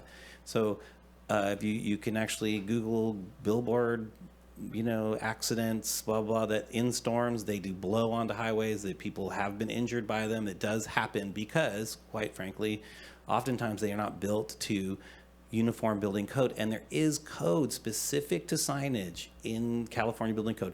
This is the only structure in our community that has this loophole that allows it to continue to not require a building permit to be repaired, to bring it up to building standard. We give an we don't give this exception to schools. We don't give this exception to houses. We don't give this exception to anything except for this particular entitlement and use.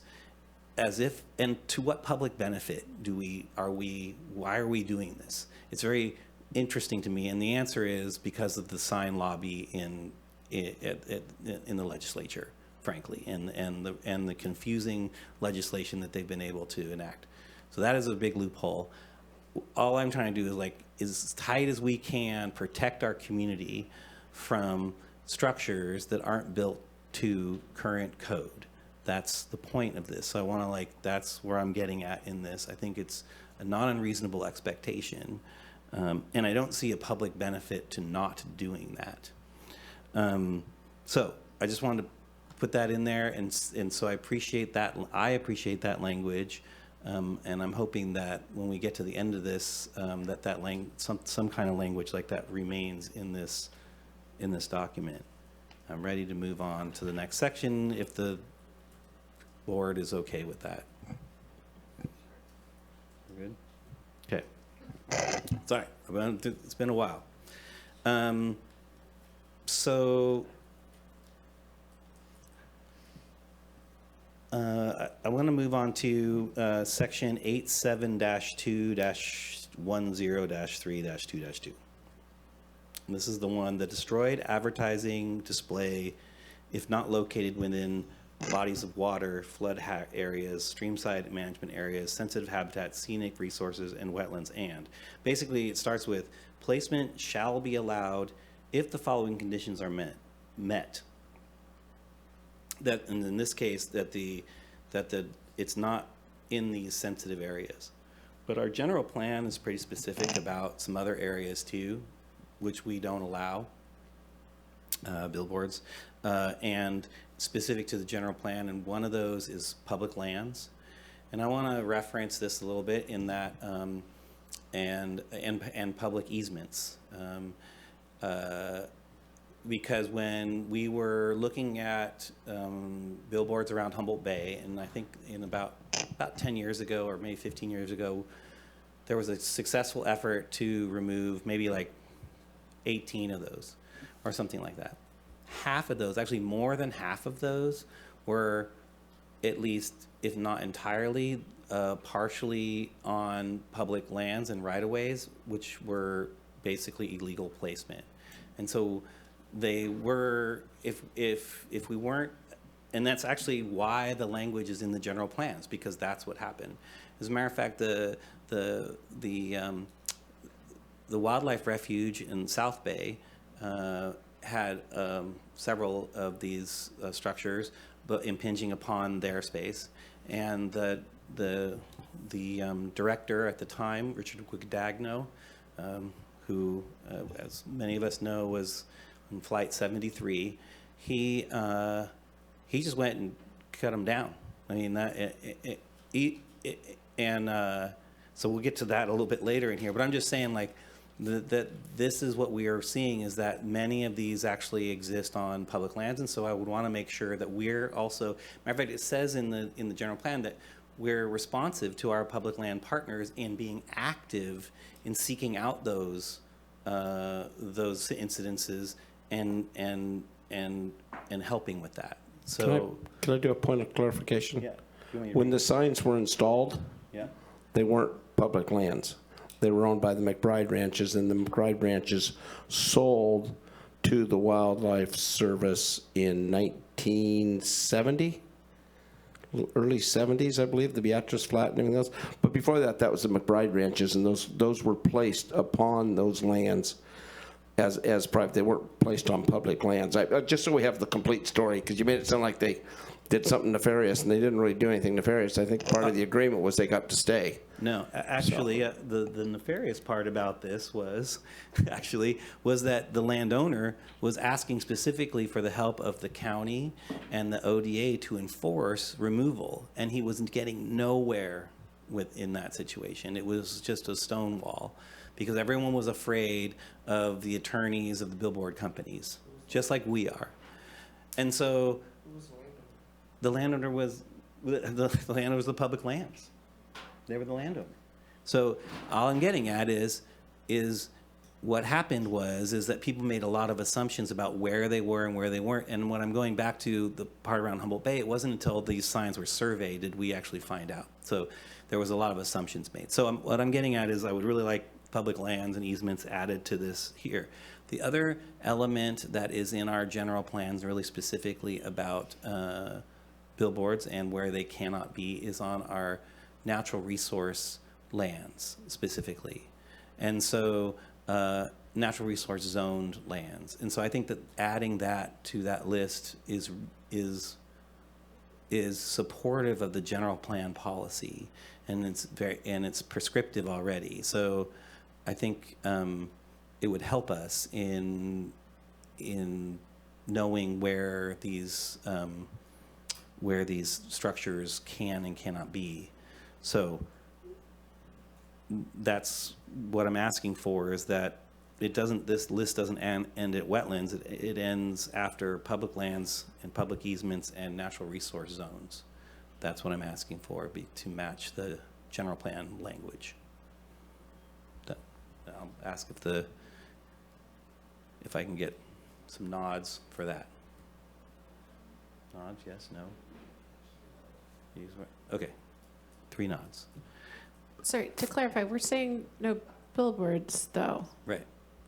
Are you adding like no billboards in natural resource lands? I thought it was just no billboards. No, it's right here. It's basically. Which section?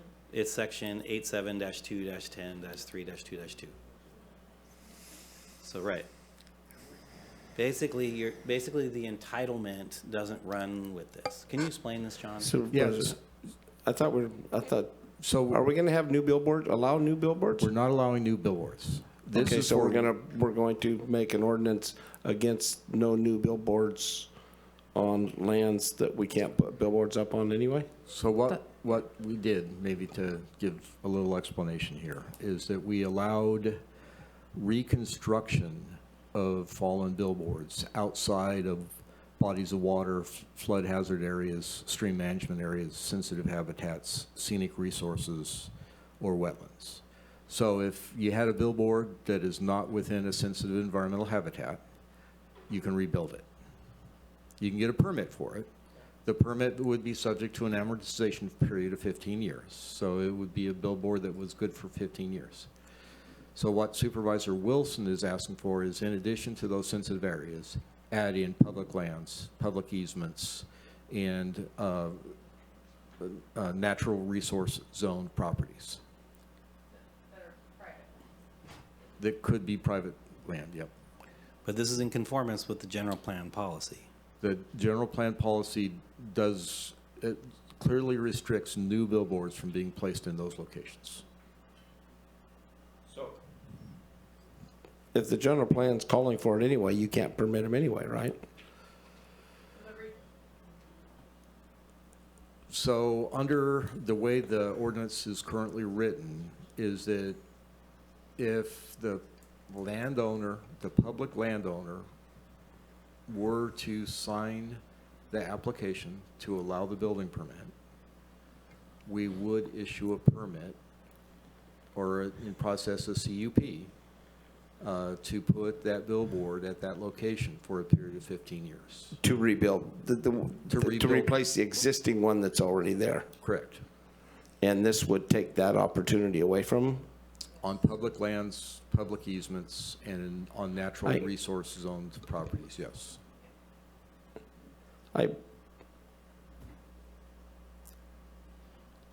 Let's talk about how bad business is and take another tool out of their tool belt. Okay. I'm going to get to probably the most, what I would say, somewhat controversial line in here, and it was brought up before because it has some, I think it has some legal issues and jeopardy for us. And that is the line where it's the placement shall not be limited if a billboard has been destroyed due to vandalism, and the billboard shall not lose legal nonconforming status.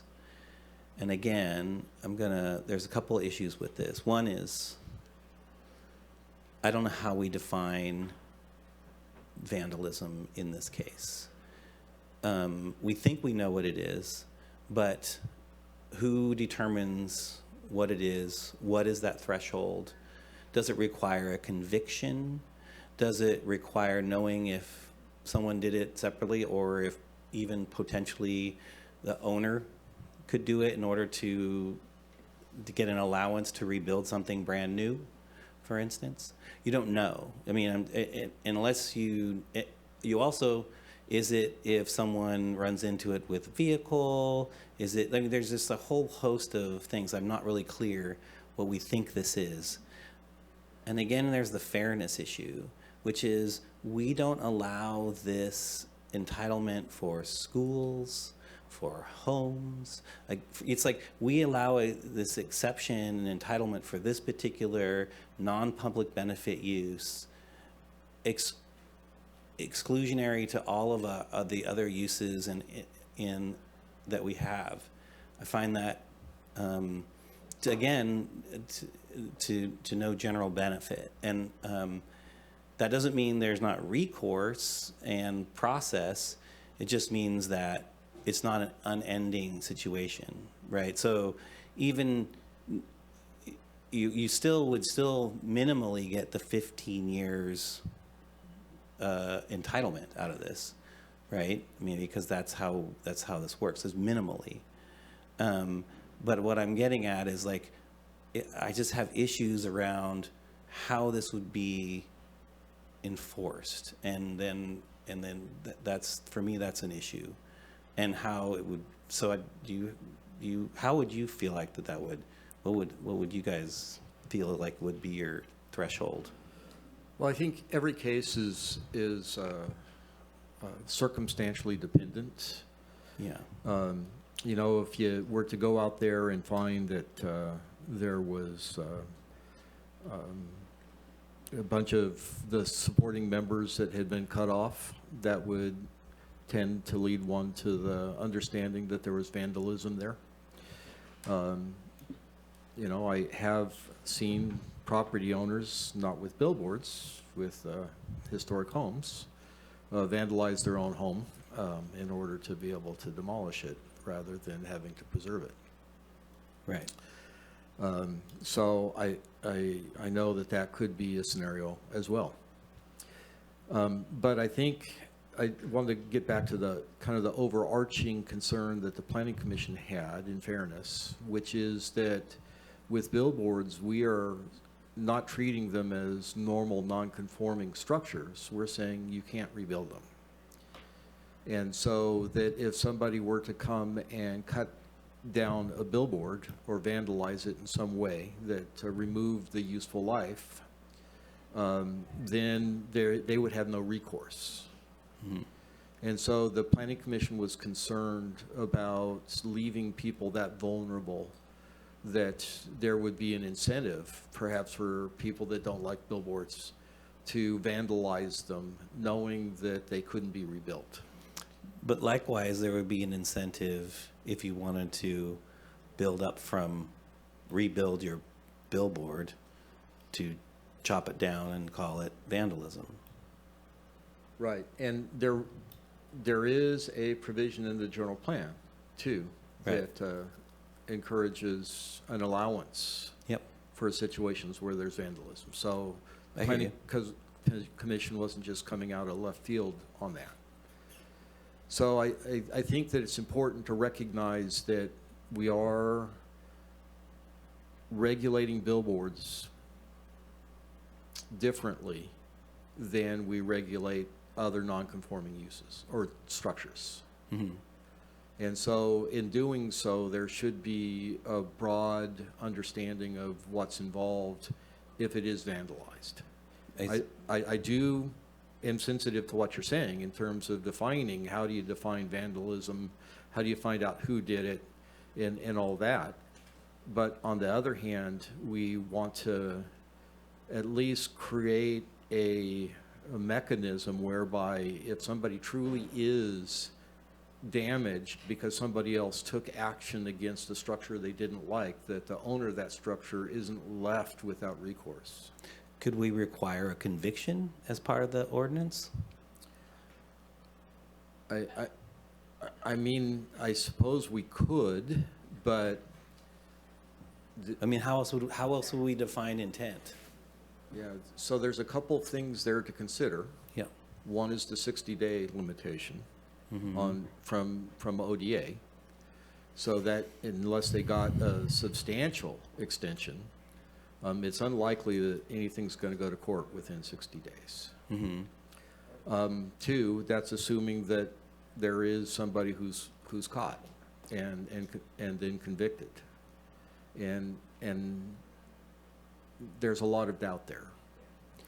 And do we differentiate between accidents and this? Is like how, again, the definition part.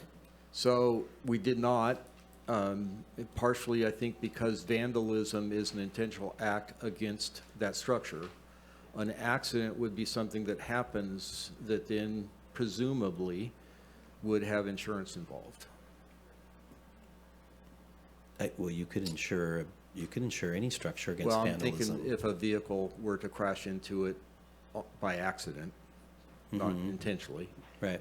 But the insurance on the vehicle would be responsible for that billboard. Okay, but we're assuming that the owner doesn't have their own insurance. True, but, right, they could. Uh-huh. I mean, from my perspective, I still think it's not fair. Like, it's fundamentally that, again, any other private citizen doesn't have this entitlement. You know, Well, I I would present for your consideration that any other citizen is not regulated in a way that they can't rebuild their structure. Unless it's non-conforming. Well, even a non-conforming structure, often you can replace. Right, and you can this one too. Unless it's in a wetland, and if the other changes are made, then they couldn't. Right, but yeah, like, so if you have a non-conforming structure in a wetland and someone tears it down, you can't rebuild it in the wetland.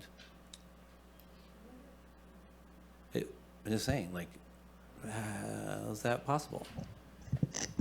Can we get 5 minutes, please? Or I'll just walk out and then come back. Yeah, no, we can take 5 minutes. We can go ahead and take 5. Can we just take 5 though? You guys, not 8, not 9? Okay.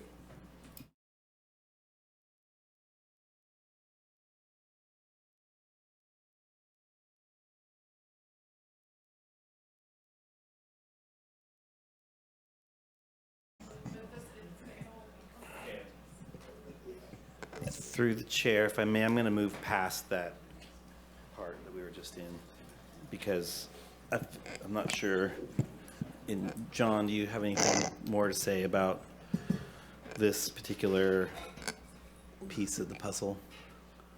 I would just simply say that that piece of the puzzle relative to vandalism is intended to implement a specific policy within the general plan. I hear you. And so it's not something that's pulled out of left field or anything like that. And frankly, the language is almost identical. And just so you know, if your house gets vandalized, if they spray paint it or anything like that, the insurance companies do not require a conviction for them to pay to repaint your house. Or when somebody steals a car and runs into your car, they don't require a conviction to fix your car. So I think we're asking for a conviction, but then you're actually asking the sheriff's department to tie up a lot of people to chase something down that may not be. And how many different billboard owners are there? 2 or 3. Probably 3. There's two very large ones. Yep. And one not so large, but large enough. I don't see any of them taking a chainsaw and taking a chance of losing their multi-million-dollar businesses and cutting down a billboard so they could rebuild it. I hear you, and I hear this, but I will ask just this question, which is the general plan is guidelines for us, and I'm just wondering about terms of it's 17 years old, so even when boards change, it's still it's pretty solid, right? Is that what you're trying to tell me? The general plan is not 17 years Correct. old. It was adopted in 2017. Right. So it's now, 7 years old. It's going on 7, but And 17 so sounds better. we are required, while it is policy, it's not the law. This is the law. Right. The law is required to be consistent with the general plan. But the removal of this is still consistent with the general plan. If that section were to be removed, we would still implement the general plan policy. Okay. Right. Okay, so someone would have to make the case not through the ordinance, but through the general plan. Right. Which is, okay, I hear you. All right, this is the only one I'm going to let hang for a minute because I think I want to think about this. So, because the next ones are just really pretty fast, and I think we're going to get through them, which is, again, it goes to design standards under illumination. So this is Could you say the section you're on? Yeah, sure. It's section 872-12-1 under design standards. So 87212. And it's under illumination. And we talked about illumination a little bit before, and and sort of the standard by which that is, and going back to whether it's, and so going down to 872-1216, which is lighting shall use the lowest lumen level necessary to be visible from the property line. Now that is a pretty subjective, this is where you would want to have something like nits or some, like some measurable amount, because I'm not sure how we would, you want staff to go around and review something, how would they state, well, it's the lowest level necessary to be visible from the property line. I think we might want an objective standard. Do you have any ideas around that? The idea that's probably most available is what Eureka did. And that could be something as simple as lighting shall be limited as follows. During daylight hours between sunrise and sunset, luminance is limited to 10,000 nits. B, at all other times, luminance is limited to 160 nits. And then, as an optional element, each sign must have a light sensing device that will automatically adjust the brightness of the display as the natural ambient light conditions change. Okay. We haven't had a significant amount of time to research it, but trusting that Eureka did some research on it, that would be the best option we could give at this point. I have We have a lighting ordinance that's coming. Correct. Could a lighting ordinance have a section in it that references signs? Or could we, at the time of updating the lighting ordinance, just at the same time in parallel, update this ordinance?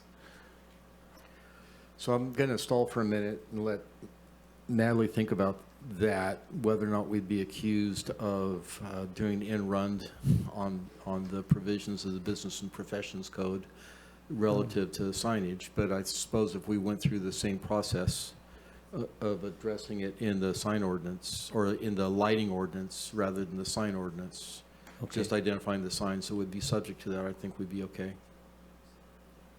What I'm saying is that I don't want somebody to get upset with us. I hear you. And sue us because we didn't do it in the sign ordinance. We did it in another part of the ordinance thinking that we didn't have to do the survey. Okay, I see what you're saying. Yeah, I think it would depend how you wanted to implement that and if it met the criteria for the statute. Well, I was talking about this for new signs. For new signs, then I think we're good. So, but I mean, that's what I'm saying. So for new signs, we could put that in the lighting ordinance, or we would just bring them back at the same time. I would say like, oh, or we would give direction to bring back. We would approve something, hopefully today on this, if possible, and then we would give direction to bring this back at the same time as the lighting ordinance, so that they're kind of like in parallel. Is that a thing that we could do? Yeah, we could do that. Jump in No, here. please, I'm still confused about what we're. So what I hear you're saying is that the issue of this phrasing, lighting shall use the lowest lumen level necessary to be visible from the property line, is too vague. I agree with that.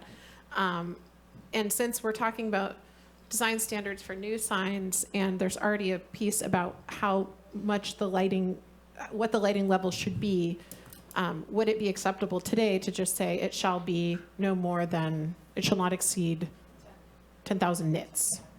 Or Yeah, I think that would be an acceptable solution. that's not dramatically changing the spirit or the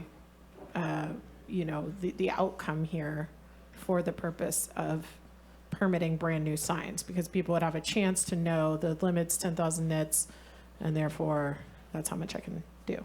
Mhm. That seems pretty cut and dry. Is that acceptable to you? That I think that's a reasonable thing. And then also, I would still ask that when you do the lighting ordinance, to like, if you guys feel that there is an applicable update to new signage, and I'm not talking about existing digital signs, but to new signage that we might want to do in this ordinance, that we just, be practical about it and bring them back at the same time. With the same, because for the same purpose, right? Which is to like reduce light pollution. Yeah.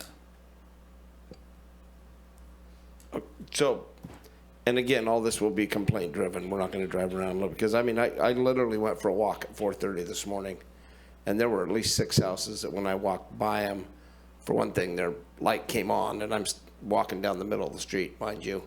4 of those were bright enough that I wanted to confess to things I did when I was a child. A couple of them scared me.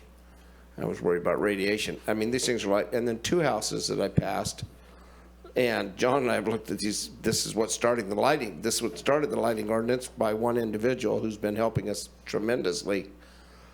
He had to put plywood over his windows because his neighbor behind him had been ripped off, and he has these lights that are just bright as bright can be, and he won't turn them off. So he's the one that, he's an engineer, so he's been helping John tremendously on the lighting ordinance.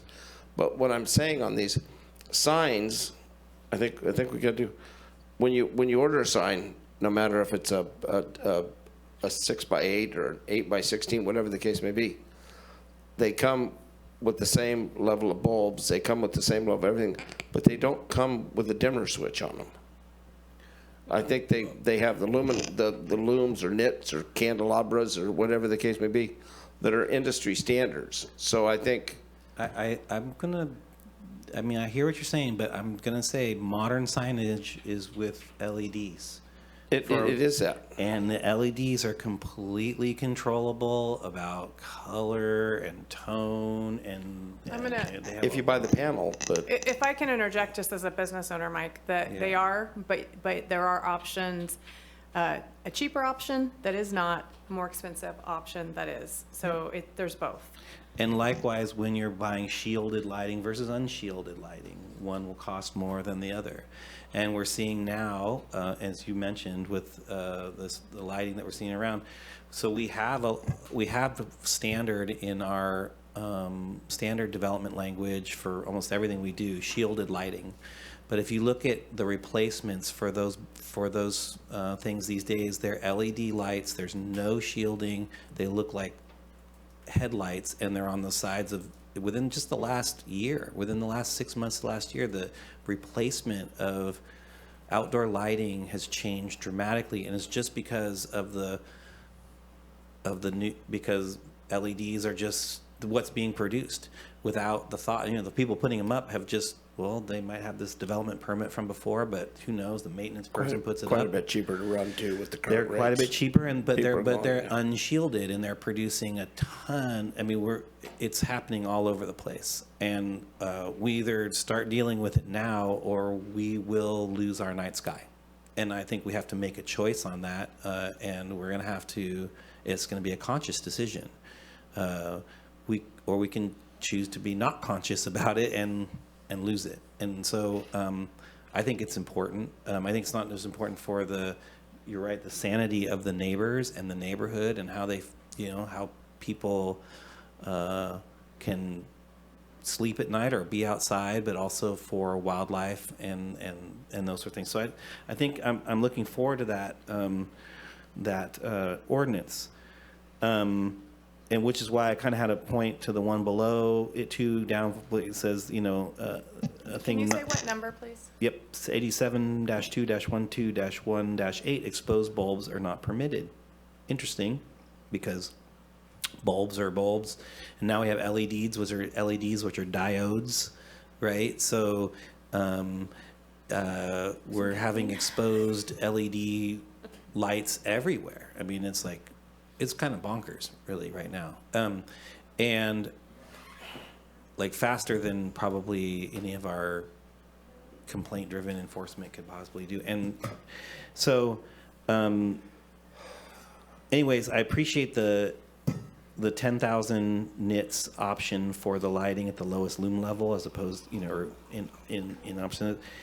I don't know how to the exposed bulbs, maybe including LED, something like that, are not permitted. So we're just not so the LED lights aren't just like it going off into the off-site. That is the sum total of my comments for today, and I appreciate that. And I'd like us to summarize the potential changes and see if we can't get a vote. Supervisor Arroyo. Chair, can I get in line too? Thank you. This whole conversation has reminded me that one of the other nuances about nits is that they are generally describing the brightness of a screen. So that's why they're used with the digital billboards, but not really with the other. That's why we talk about a candela versus a nit.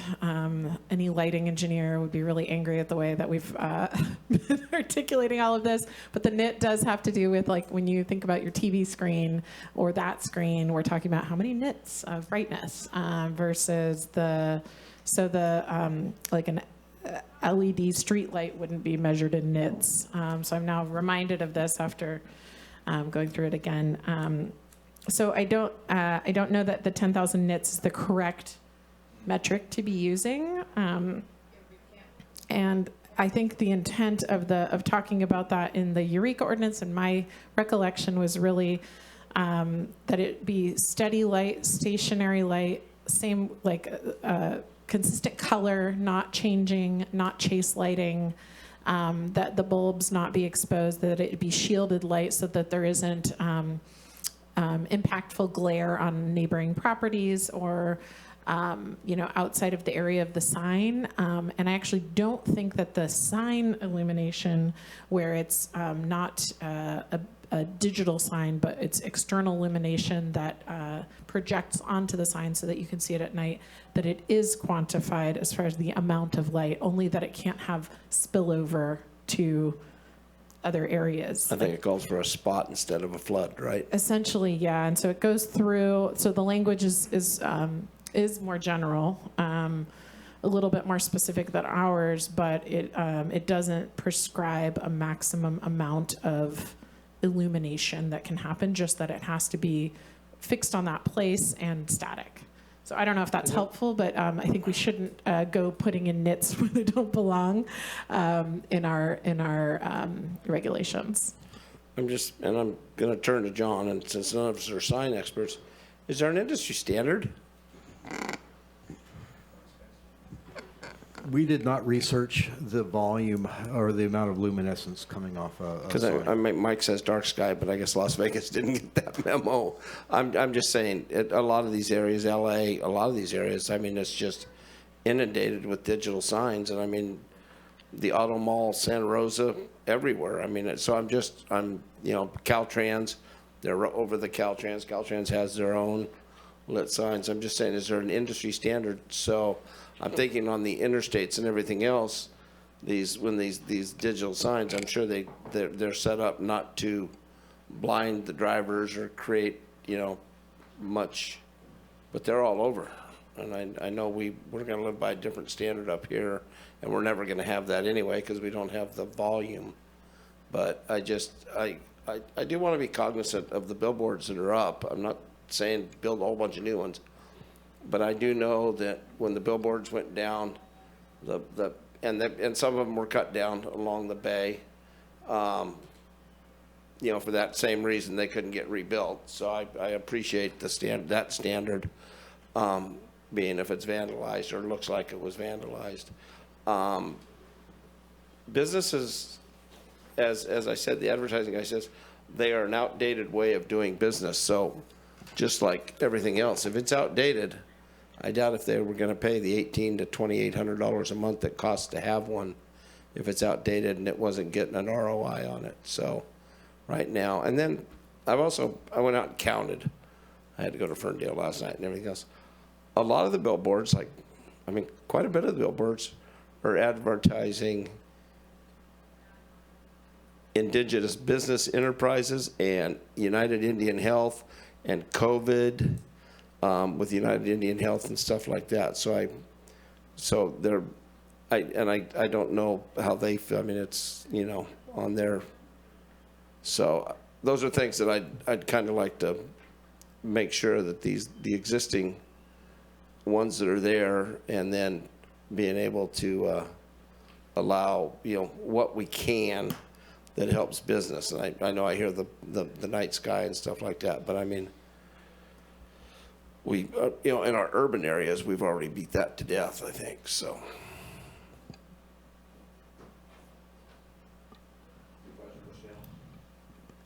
Supervisor Bushnell. Thank you. I can appreciate a lot of the ordinance and the need, for a light ordinance, and even portions of this sign ordinance.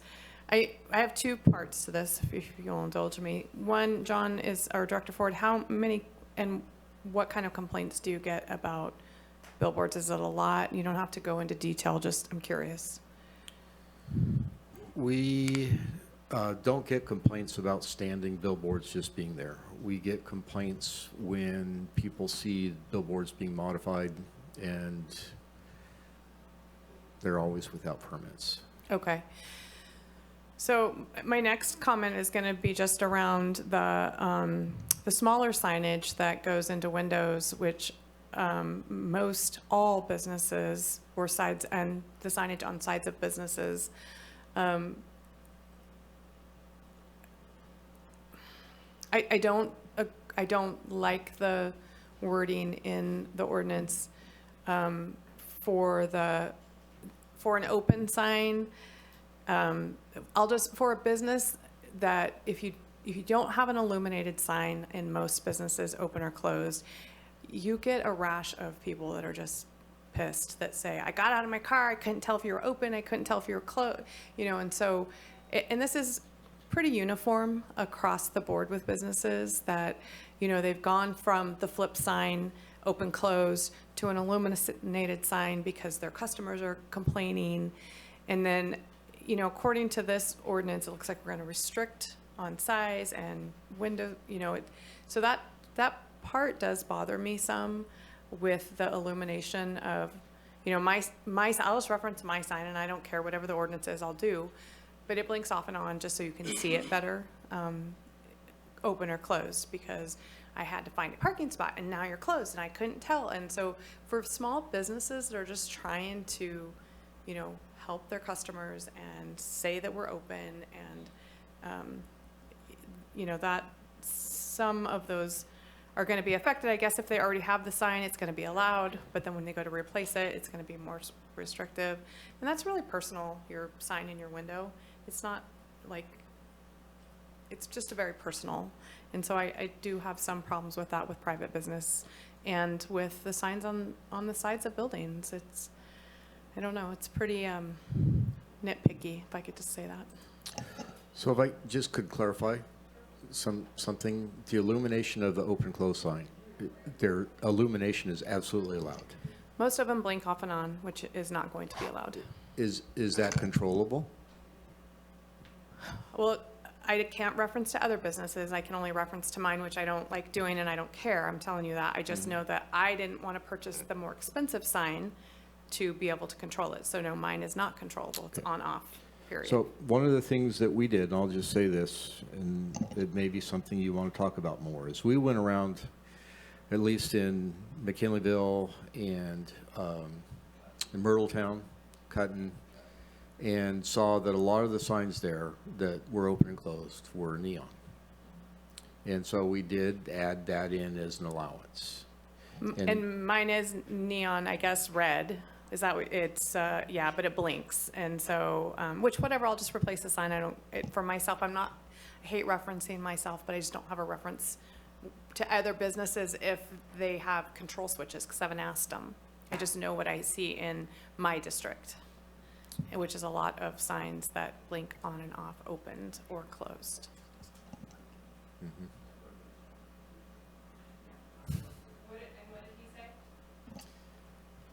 He said, I'm sure Public Works doesn't like blinking red signs. It was expressed as like concerns for public right-of-ways. They don't want, you know, nothing that's imitates any type of light on the road. And so that's why It the doesn't blinking- it doesn't illuminate onto the road. It's, yeah, no.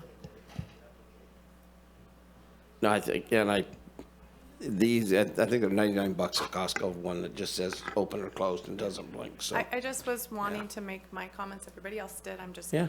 for my district, Great. I'm just saying this, portions of this I really understand, and my district, you know, can get behind, and other portions I think it's going to be restricted to small businesses.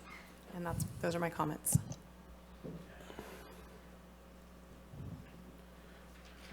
This won't affect my scoreboards at the ball fields, will it? Supervisor Arroyo.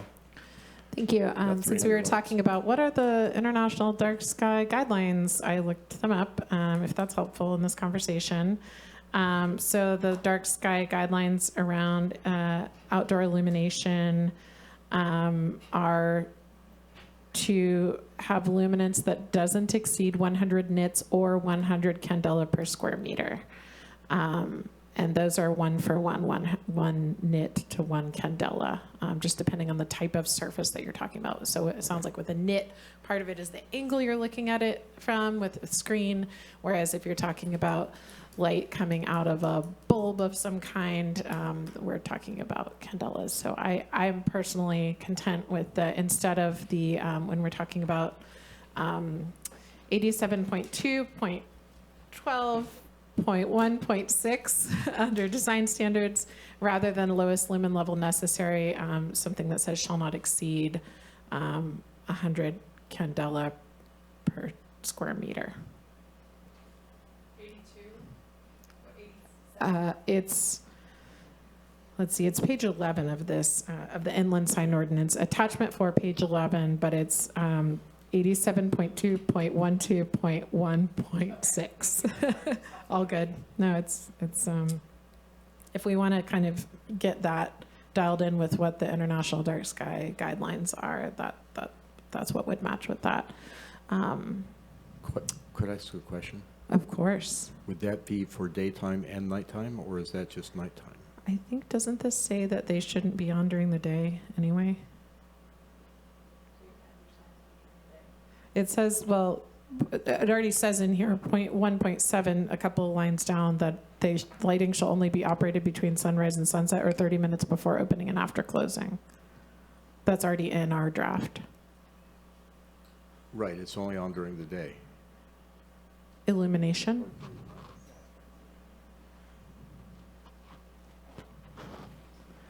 This one says lighting shall only be operated between sunrise and sunset. So it's only during the day, primarily.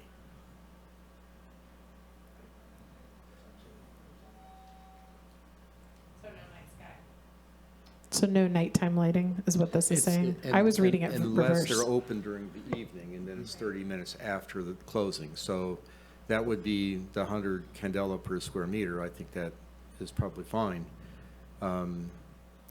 That is more restrictive than Eureka's. Yeah, because, Eureka's doesn't define it. Well, the 160 nits would be the equivalent of basically 160 candela per square meter.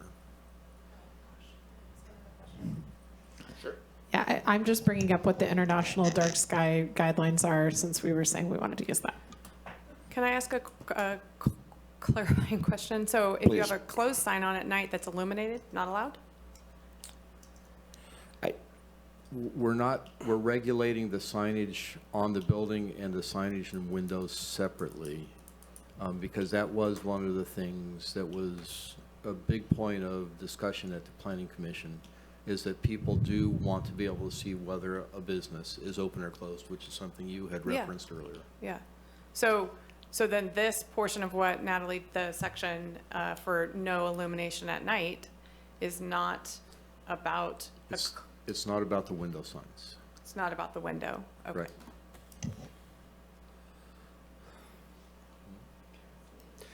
Supervisor Madrone? All right, so I guess I'll weigh in here. It's been a good conversation. First of all, if you want to really see signage, especially billboards that are out of control, take a drive to Arizona or New Mexico. You'll find some of those towns like Gallup, there'll be like 30 billboards as you approach the town, all for one business, right? So I just took a drive there in January, and you can't even see the beautiful red rock scenery that you're driving along hoping to see and stuff. So there are places where it's seriously out of control. Las Vegas is probably one of those places, but yet it's all part of the mystique of that whole thing that they're doing, and I suspect it all fits within their ordinance that they designed because of the way they want to support that business community. I can remember a time in the 70s and 80s, maybe even into the 90s, where there was another 20 or more billboards along Humboldt Bay, especially North Bay. And I have to say, I really like where we're at now compared to then. It's major improvements. And that was a very good case of vandalism where somebody went through with a chainsaw overnight and kind of cut through halfway through the posts, and boom, boom, boom, a lot of signs went down after that. So I like that we've got much less billboards in these scenic vista areas like around the bay and such. I understand the concerns that have been expressed about investments and the risks that were being taken and stuff, but I believe that's covered in the sense that if we disallow something, we have to buy it. And that could include some remuneration for whatever the useful life is left in that sign. So I think that kind of covers that, and frankly, if you want to protect that investment, it's better under the draft ordinance that we have in front of us to go out there and deal with that maintenance issue and do the replacement of some of the rotting parts or whatever long before the sign blows down and falls to the ground.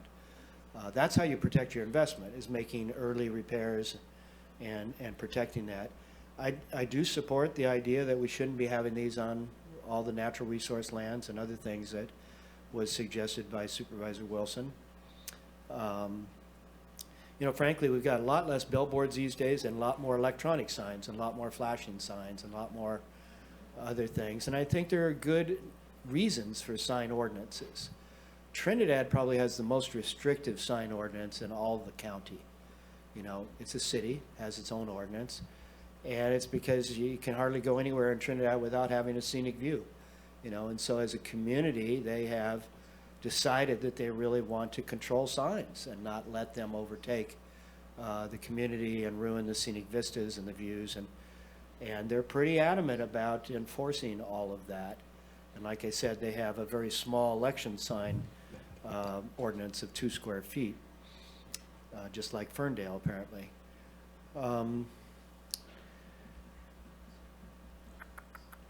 I think, you know, it's really good in this ordinance that we've identified a lot of different categories of signs. It's really a good way, I think, to look at this ordinance and trying to decide how do each of these signs interface with our community, with the business needs, and other things. And in general, I think the less glary, the less intense things are, I prefer that. I also will say that myself personally, I don't have a problem with signs on buildings as much as I do the freestanding signs. Although even on buildings, they can get kind of carried away. I will give awards and applauses to millers. I mean, what a creative way to do a sign, right? With a living hedge, a privet hedge, which prunes up very nicely. And as Rex said, Supervisor Bohn said, that's been there for, I think, 35, 40 years or something like that. All of that. Long time. But creative ways of doing signage, right? I think that's, we ought to incentivize that, frankly, in all kinds of ways. But I think it's been a good discussion. I generally agree with many of the comments that Supervisor Wilson has made about wanting to tighten up some of these sections here. I appreciate the hard work of the Planning Commission and staff to get us to this point. And I hope that we can, you know, adopt something that helps us move forward and provide some good guidelines so that we don't get out of control with some of these things. So that's my general statement.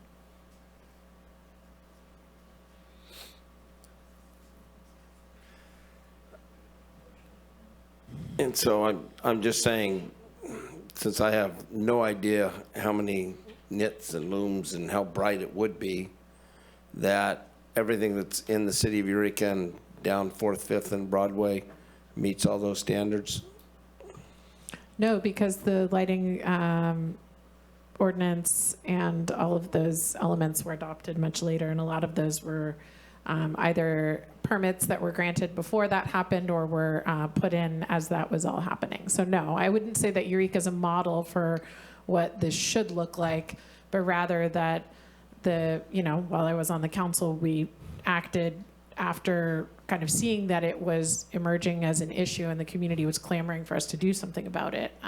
So I wouldn't say it's a representation of what an ideal lighting situation would look like according to dark sky standards. But moving forward over time, I think it will become that way. Okay, I wasn't looking as a model. I'm just trying to figure out what the brightness is. Yeah, those are too bright. I mean, some of them, okay, so the Eureka ordinance does specify brightness, and that is, again, complaint driven, like we're talking about. So there are some that are out of compliance, most likely, but a lot of them have lessened or have changed the way that the digital signs transition and all of that to meet the standards. Now, there are definitely some that are still out of compliance, I think. Through the chair. Supervisor Madrone. So would you say, Supervisor Arroyo, that in a way that's exactly what we're doing here with this county ordinance? It's not perfect. There's stuff that's already happened, but by creating these guidelines over time, we help move things in a better direction in terms of the things that people are concerned about. Just in general. I mean, in my opinion, yes, but we also took the tack of not, requiring people to come into compliance with existing signs, recognizing that that was going to be significant impact on everyone involved, frankly. So it's really about what happens if they are damaged or need to be replaced, as well as new signs moving forward. And can we bring the brightness down and the distraction level down for the signs that already exist? That's the approach Eureka took, which I'm happy with. Obviously, we're looking at a larger area of the county.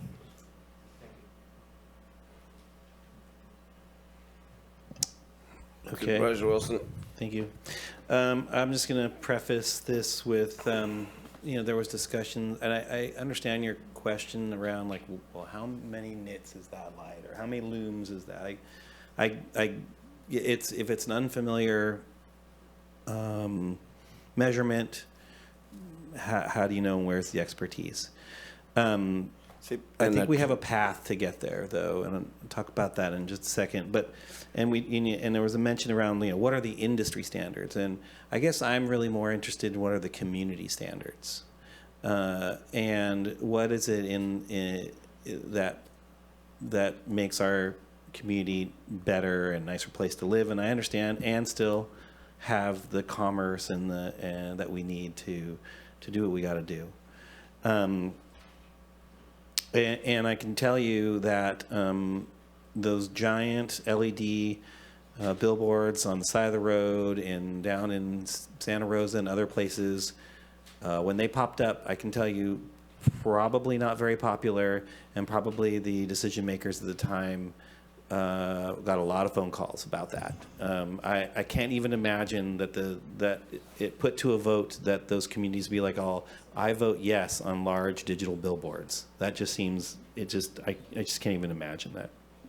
So we're trying not to go in that direction. We're trying to not have that happen. And we're trying to deal with the question of, if we didn't, I have to ask that question, if we didn't have billboards on our landscape today, and we put it to a vote to say like, hey, we should have billboards, what do you think? I think that would get a resounding no from our populace. And in many places they've been banned and taken away, and no one's asking for them to come back. It's just one of those things that if it didn't exist, you wouldn't ask for it. So there's not really a reason to spend a lot of time wanting to maintain the status quo of the thing that we are probably not in favor of in general, for the most part. So on the signage in the structures and around kind of I will call it sort of the business signage, I'm really grateful for this. One of the things we did not talk about today was the issue of areas that have multiple signs on single pieces of property. That was addressed in the section under sign plans, or what would you guys call it? Master plans? It'd be master sign plans. Master sign plans. Can I ask you this question though? Like what we're seeing, one of the things we're seeing out and about is people will just like put up stuff and then put signs on it, and then be like, hey, that's a sign, and then how are we? And we're seeing more and more of that. And does this address that issue in terms of like, I'm going to put up a bunch of containers, or I'm going to put up some mobile homes, or I'm going to put up some barns or whatever they are, and just kind of put them by the side of the road and put a sign on them. How does this address that? So fundamentally, the ordinance allows signage where you're doing business. Okay. And so if you're storing something and you're not doing business from that location, there shouldn't be signage there. Okay, so just storage by itself is not adequate to put up signs. Right.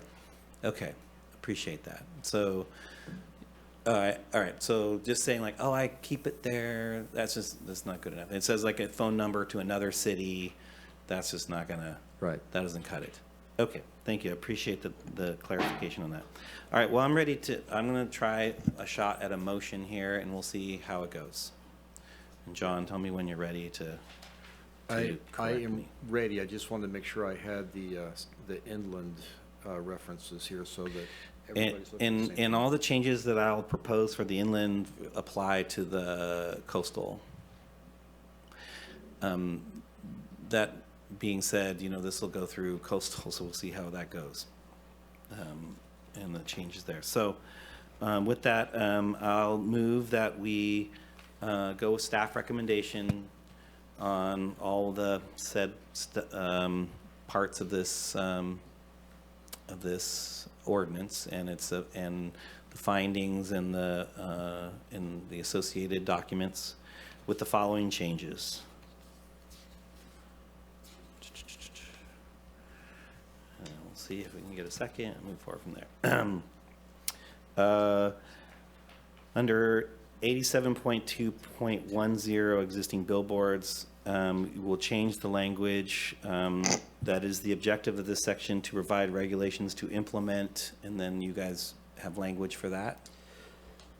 Yeah. Yes, it would be, and I can show this on the screen if that would be helpful. Sure.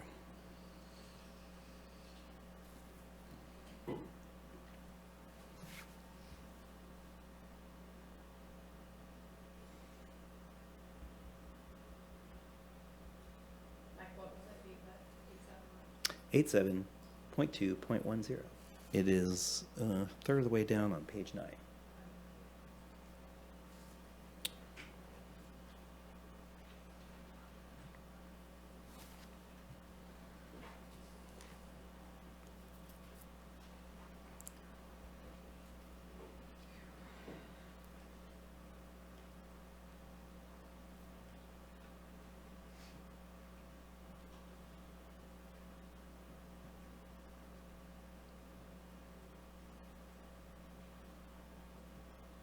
Sorry, I'm having technical difficulties. That's all right.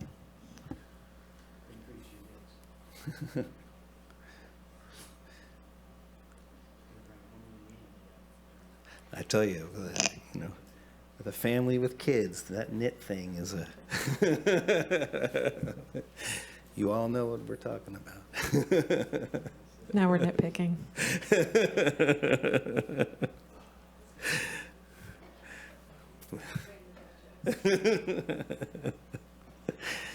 Oh man. Feel like you thought you got rid of the damn things. Sorry for the delay. It would be 87.2.10 in the inland version.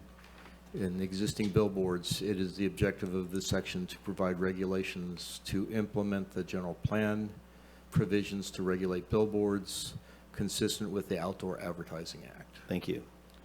Okay, the next is language in section 8, which is another third of the way down, but added to that list of section 87.2.10.3.1, which would add changes in materials and dimensions as on the list of placement.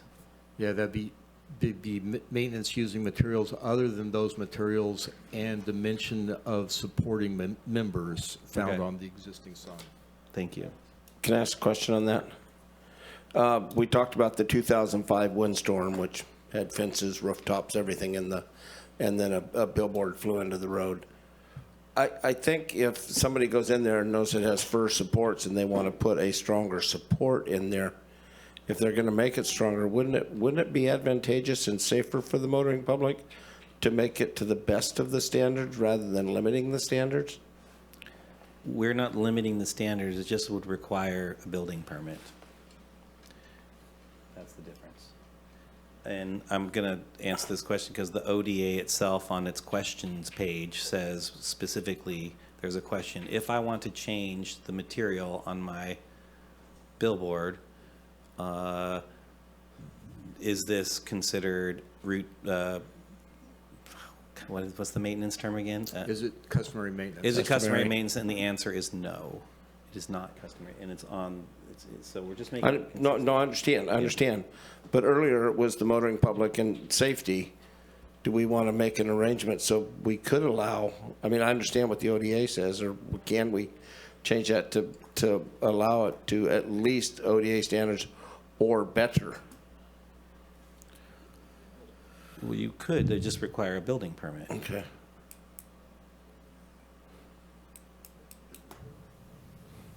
I think what the way that this was structured is that, and this is not found in ODA, so we can't use this language, is just like for like materials. And on the one hand, there is the general plan policy of limiting the term of billboards. So it really comes down to what do you want to do in terms of allowing replacement of billboards, because somebody put in bigger structures, understanding that we can't regulate it from even a building code standpoint. So you put bigger and heavier timbers in there or something else that's heavier, and if it blows, does that create more of a risk? Likewise, putting smaller Likewise, putting smaller in there, it's less stable. and cheaper. I'm worried about public safety. I don't care about cost. No, I mean, it was brought up that and usually something of a stronger design has less opportunity to break and blow into the road. But okay, public safety concern was up. I thought that was a way to maybe ratify it in a way to let them know they don't have to, but if they would like to, if they would like to spend the money, if they would like the idea that they would rather use a different building material than is there that is structurally more sound, then we'd be all for it. But okay, I just asking. Next is 87-2-10-3-2-2.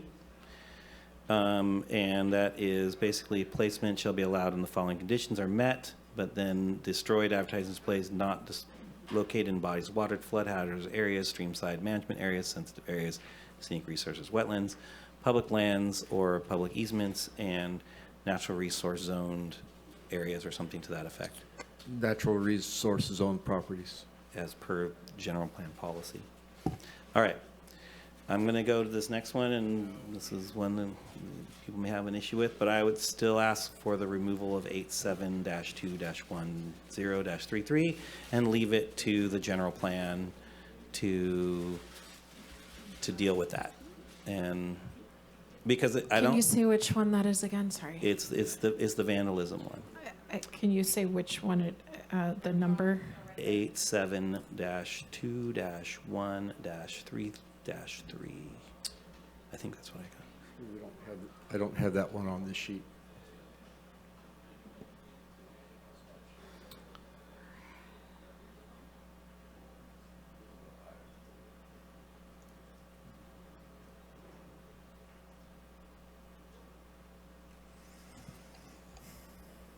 And what are you looking for there, Mike? Just take it out and just leave it to the general plan, and so that I don't think this makes anything better or worse, and I just think it reinforces in what I believe to be something that's really not fair. Yeah, it's on page 10. Yeah. If we can share a screen, it's on the screen. Staff report, but things aren't numbered. Pages aren't numbered. So that would be just removed outright. Yeah. So wait, let me. Because you don't think it's fair, or because it's not fair? Well, those are I think it's not fair. But that's just me. I'm just putting out this as my motion. You can modify it. That's fine. Okay, 2 more things on the list. Next one is the language that I think Supervisor Arroyo proposed for, it's on page 11, halfway down. It's 87-2-12-1-6. I'm saying dashes. Dot. Which is the lighting shall be the lowest level, but you had proposed something a little different. And John, maybe, did you have language for that? Yes, and 10,000. so I think what we would propose is that during the hours, rather than say daylight hours, say during the hours between sunset and sunrise, luminance is limited to 100 candela per square meter. I like it. That sounds good. Great. Yeah, and that's excluding windows then, and that's what you're saying, right? Yes. Excluding, okay. So that would be We can- for a visual for us that need it. So it would be like on the side of a building, if it was not in the window, but it was on the side of, This would be for what we commonly call building signage or monument signage. Either the signs that are on top of the building, Buildings. side of a building, or on a monument out in front that are illuminated. This standard would apply to those. so it would be, how much luminance? 100 candles per square meter. Okay. That'd be fun. You just arrange 100 candles in there. Sounds like a fire hazard. So if that's not, so if you could just indulge me for a minute. So if that, like, I don't know if signs do that, so then it would just be off. If it didn't, you couldn't do it. Couldn't do what? Couldn't get down to the luminance that is required. Right, and so one of the things I was going to offer is on B, what is now B, is each sign must either be designed to achieve this standard with the normal illumination or have a light sensing device. So, Okay. so they can either design the bulbs and the lighting within the sign to achieve this, or they need to have a light sensing device to. But current signage is exempt, like we talked about Correct. earlier. And so does current signage, and I'm sorry, Mike, but I just want to be. Oh, this is great. Does current signage have an expiration date? 30 days from today, if you adopt this today. No. That's an I'm talking about current signage. If you never change it and your lights never go out, can it just go on forever? Yes. Okay.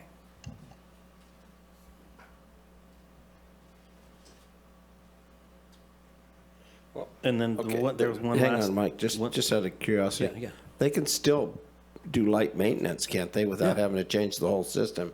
Yeah. So you said if the lights never go out. I mean, if the sign breaks, I like the sign, if the sign breaks. Okay, I understand. And they have, yeah, I mean, let me clarify. If the sign breaks and they have to get a new one, then they have to get a permit. Then it's a 15-year. Well, that's for a billboard. For Okay, an existing sign. Okay, thank you. So so everybody's clear, for an existing can, as long as that can is there and that sign is there, they can replace the face, they can take it apart, repaint it, they can maintain it. Yep. If it's not already vintage, it will be. So the real goal here is to control new signage, and over time, old signage will slowly disappear over time, and everything ends up in conformance in 100 years. Okay. 100 candles, sorry. I got one last one, which is that the two below that, which is the 87-2-12-1-8, and are we going to add LEDs to that, or was there a way to do that?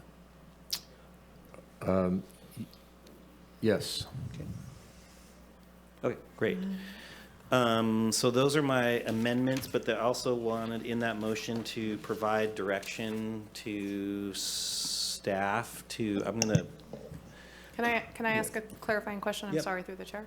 So the LEDs, the exposed bulbs or LEDs are not permitted. So, and I know that Supervisor Arroyo commented earlier, but, so say an open sign or a bigger sign that has it just keeps on going. So it's not really That'd be neon. So is that what they classify a neon? Yeah. Or I Because think, it's LED neon? well, you mean the signs that have the Rotating signage. Yeah. the Ticker reader tape. board, right? Yeah, so then they're not permitted? They have They're to not be- permitted. Stock tickers. Can I give an example of exposed bulbs? I think it might be helpful. So one example would be the neon raceways. that you sometimes see in signs like the, I can't think of one in the county. The closest one to what I'm most familiar with is the Freeze hamburger stand out there that has the neon exposed on the outside of the sign? Steve's Coney Island. What's that? Steve's Coney Island was like that, because that sign's in my garage. I want to just put through the chair. I want to remove this or LED thing, because I think I think Supervisor Bushnell and I think Supervisor Arroyo's spidey sense also got that this is very complicating very quickly, and so well, you know, they got something that I just did not see, or I was actually seeing something different, because in my mind, actually, I was thinking more about the lighting ordinance, and I'm thinking about lighting, and not really thinking about this is a sign, this is specific to signs, and I apologize, I just kind of jumped ahead in that part. So I'd say leave it as it is, and I apologize for. Can I this down there? make Yes. a suggestion in the middle of your motion? The exposed bulbs are not permitted was a sticking point for the Eureka City Council too, because there are signs. The best example I can think of is the Carpet Depot sign on the south end of Broadway. It's kind of a 1950s looking sign. It's got a bunch of exposed bulbs. They used to chase, but now they don't. They're just supposedly fixed. It's people sort of collectively valued the aesthetic quality of that sign. It's been there a long time. People are attached to it. So I would suggest language that's exposed bulbs are not permitted except as part of a, what's the special design? Creative signs. Except as part of a creative sign. I don't think so. I feel like there are instances where it might be part of the look. It's very much the opposite of the dark sky guidelines also, but they have to be off at night.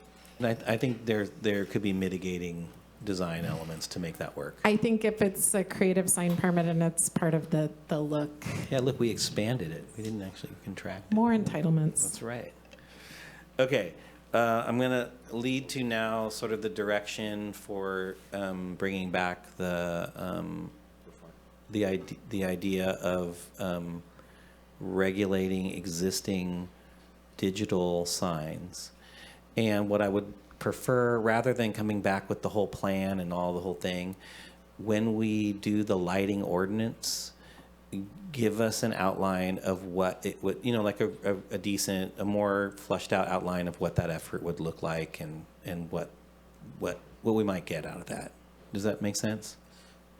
So to maybe put it in different words, come back not with that work done, but a work program to do the work. Or a proposal, okay. Yeah, of some kind. I mean, I'm going to put it in the format of, give us an idea of what you really think it would take to do that, and what we might get out of it. That's all. That's my motion. We can talk about amendments and those. Second the motion. It's been moved and seconded. Can I ask a clarifying question? Yeah, absolutely. About the amendment? So we had talked about the department chasing around signage kind of stuff for a, like a survey. Is that out of there, in there? That's mostly that's basically taken out. What we're asking is that the department come back and tell us what that would look like, not to do it or anything, but to tell us, like, you know, how, what would it. Yeah. So it would include time, money, if you have the staff, blah, blah, blah. Okay. Possible results. And also, like, what we'd likely get out of it too. I mean, okay. What? And I guess I'll just cut to the quick. What are you wanting to get out of it? Because that's why you're doing it. What? I mean, it's like hiring a consultant. You hire them and then tell them what you want. I want to. Okay, let's put it in these terms. Last time we talked about digital sign. What came up, and I think you brought this up, Supervisor Bohn, which I think was a good example, was Ace Hardware, and how the owner was being a good neighbor in terms of turning it off and turning it down and those sorts of things, and I appreciate that. And then a couple of weeks ago, there was a digital sign that was installed without a permit illegally and had gone through the Planning Commission, and the Planning Commission had considered removing that or saying, you know, take that down. But after working it out with the neighbors about how it gets used and when it gets used and that sort of thing and its brightness, they worked out a way to make it work. What I'm saying is that standards can be created so that we don't have to hear complaints and then not have any way to mitigate for those things in the future. And I think that that's a reasonable thing. I think it's basically creating a good neighbor policy, which some people will do. And I don't know if the person will own that business location forever, but the entitlement goes forever. And I'd like to make sure that if it's possible that we can codify that we're not going to, because we do get complaints in neighbors, and we were getting complaints both in Eureka when they did not have that ordinance and they did calm it down. And actually they still get complaints. They still have to enforce on it. It actually it's pretty consistent. But then even with our schools neighbors, which are very difficult because it's very discretionary on their part. So if we could just create a good standard for that, but I want to know what it would take to create that standard. That's all. Like, I think, don't spend a lot of time telling us what it would take. Just let us know at that point. When we do the sign or the lighting ordinance, which is, I'm glad you roped in your friend to help us out with that. You should actually get that's one of your largest tax paying businesses in your district. You should probably make sure you know him. Yeah. So. Can I add to that what I would hope to get out of it? Please. Since we're giving input about what we'd like to see come back. I would like to see some of the elements like how long an image should be static for and what the brightness is. You know, adding on to this idea of being a good neighbor, have that a little bit more defined. And I think we could look to the Eureka policy for ideas, but I'm not attached to it being exactly like that. But, you know, rather than having like, you know, LED explosions and a shark, you know, like rather than it being a TV screen showing a show, it's like, you know, I remember the owner of Eureka Natural Foods saying like, I just want to be able to advertise my specials, which change every day. I want to be able to say cantaloupe are on sale today and the next day something else. So, you know, bearing in mind that people want to be able to change it, but not that it needs to be changing constantly. Those are the things I care about. I go back 60 years, and I remember my dad one day a week going down to C.W. Johnson and getting these butcher wrap signs that he put in 12 frames around our little corner grocery store, which would be in full violation now, but he had to have them painted special, and I think they cost 80 cents a piece at the time. So we have changed quite a bit. I guess if you go out outside at night and hold the flashlight to it, they'd be illuminated. So anyway, it's been moved, it's been seconded. We did the public comment. And I did want to again thank the staff, the Planning Commission, who also deliberated almost a whole meeting on just the signs of gas stations, which we didn't even discuss here today, and the LED changeable numbers for that. We didn't get into that today. I'm just saying they really got into a lot of meat of this. It's like 5 meetings. So we were only here doing it for 3 hours. So I guess that we're getting down to it. Again, I want to reiterate, so I'm not misquoted, the reason I want that piece of the ordinance removed is because not only do I not think it was fair in its application, I think it was extremely difficult for enforcement and interpretation. So leaving it in the general plan is fine. Thanks. Ready for a roll call? Through the chair, just real quick. Please. Could we make it illegal for gas station signs to sell gas at anything over $4 a gallon? I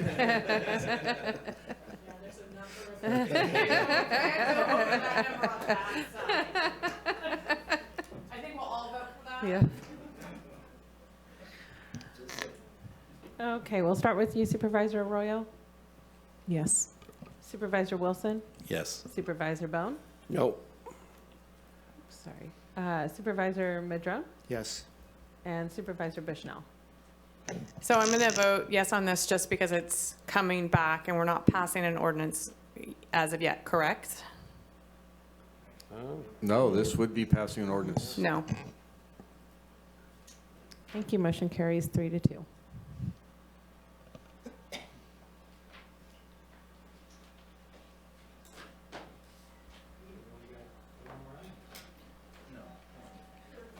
You have 3. Boards and commissions? Hi. Hey. Are you ready to move forward? Okay, so today before you is to consider making an appointment to the at-large position on the Forestry Advisory Committee. If you look at the staff report, it said that there were 2 applicants, but in fact, there's only 1 applicant. The second one withdrew. And that applicant's, actually, she sent me a text that she's currently in Sacramento at the Management Committee meeting of the Board of Forestry, but she wanted to thank you for consideration. She is qualified. The Forestry Review does have certain requirements, and she is a qualified applicant. Yes, she is. So it's board's discretion if you would like to make that appointment of Elisa Goldsworthy today. I'd like to make that motion if possible. Second. It's been moved and seconded. Public comment, seeing none. Nikki? Good job, Trace, our clerk of the board.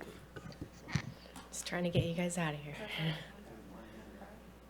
I'm not even going to. I'll fix it on the backside. Okay. Supervisor Arroyo. There's a hand up, Nikki. Oh, I'm sorry. That's what we were saying. Thank you. Caller 7718. I'm sorry, I almost missed you. You have 3 minutes.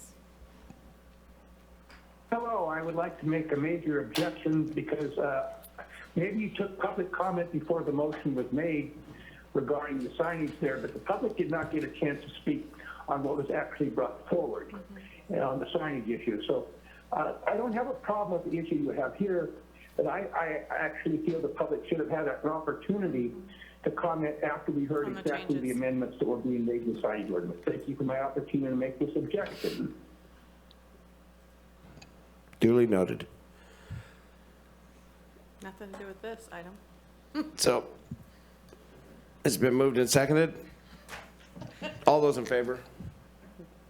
Aye. Aye. Opposed? Thank you, Alicia. None. Thank you. She will be great. She is great. I don't Now, think do you, we were all trying to beat each other for the motion. Tracy, are you staying for boards and commissions, or? No, that was. Oh, That okay. was it. All That right. was it. Okay, thanks. I'm sorry. Thank you, Tracy.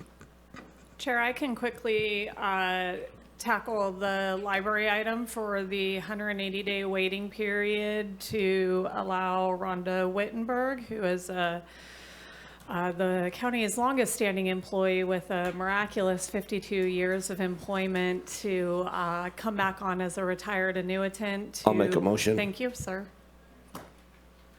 Second. Perfect. Been moved and seconded. All those in favor? Public comment? Seeing none? I see the All hand. Oh, is I there? see the hand this time. Okay, 7718. You have 3 minutes. We had a hand the other time when I wished to make comment also, so I appreciate making comment at this time on this particular topic. But there could be legal complications when you don't take public comment on the other item with a major consequence. And so I just wish it to be noted, and I hope your county council will note the fact that public comment was not allowed during that process, regarding the process. Thank you for my opportunity to speak on it. Thank you again. All right. All right, Chair. Moving to the final item before your Well, I board think we today. got, I think we still have to vote. All Oh, those in sorry. favor? Aye. Yep. Aye. Unanimous? Wonderful. Carry forward. Okay, final item before your board today is brought before you to consider modifications to Project Trellis's local equity program manual and to provide staff direction on the future of Project Trellis, and to also potentially approve a general fund allocation to economic development for the administrative support and the cash match required for Project Trellis. So with that, I will have Director of Economic Development Scott Adair and Ryan Heights present this item to your board. Good afternoon, Board, Supervisors. Scott Adair, Director of Economic Development for County of Humboldt, joined by Economic Development Coordinator Ryan Heights, here to talk to you today about proposed changes to the local equity program manual for the Project Trellis Equity Program. Your board has approved changes to the local equity program manual in the past, as has been required in order to meet changing guidelines from the state for the eligibility and use of funds for this program. Those guidelines do continue to change, and as we receive guidance from the state on changing restrictions for the use of funds and eligibility requirements for communities to qualify for that funding, it's critical to adopt these changes to the local equity program manual so that we can provide a copy of that and those changes to the state. Currently, we are seeking additional changes to the local equity program manual, which would make it easier for the distribution of funding under the equity program, more specifically to allow for use of funding to be used for past due taxes for cultivators. And the discussion that we're having has included both cannabis excise tax and property taxes. We're also asking that your board consider the funding and staff impacts of Project Trellis moving forward. As you likely recall, Project Trellis was initially created to be a business support mechanism for the cannabis community. And that was done in great part because the cannabis community is currently not eligible for federally funded business support and business assistance. Thus, Project Trellis was created to fill that void. Rather than being the technical assistance program that it was intended to be, Project Trellis very rapidly became an aid and relief program to allay and cover costs predominantly related to regulatory and permitting requirements so that cultivators could maintain or gain licensing in the industry. When your board decided to suspend the Measure S funding, that divested the other two components of the program, and so the Project Trellis Committee was suspended. The Project Trellis Micro Grant Program was placed on hold. The Project Trellis Marketing Program was abandoned, and instead that funding was given out to cannabis cultivators in the form of emergency microgrants. So today, the only component of the Project Trellis program which is really operating is the equity component. The equity component is predominantly reliant on that state funding equity allocation, with the exception of an ongoing $100,000 commitment that your board approved previously as part of our application process to apply for and receive state equity funds. It is important to note that moving forward in future equity rounds, the state is going to require a one-for-one match. So in the future, as we look to apply for funding, we will have to match dollar for dollar, whatever we're asking for from the state. Over $500,000. Thank you, Ryan. And also in the future, we will see that this funding will be on a reimbursement basis. Whereas in the past, we've been able to apply for, receive the funding, and distribute it.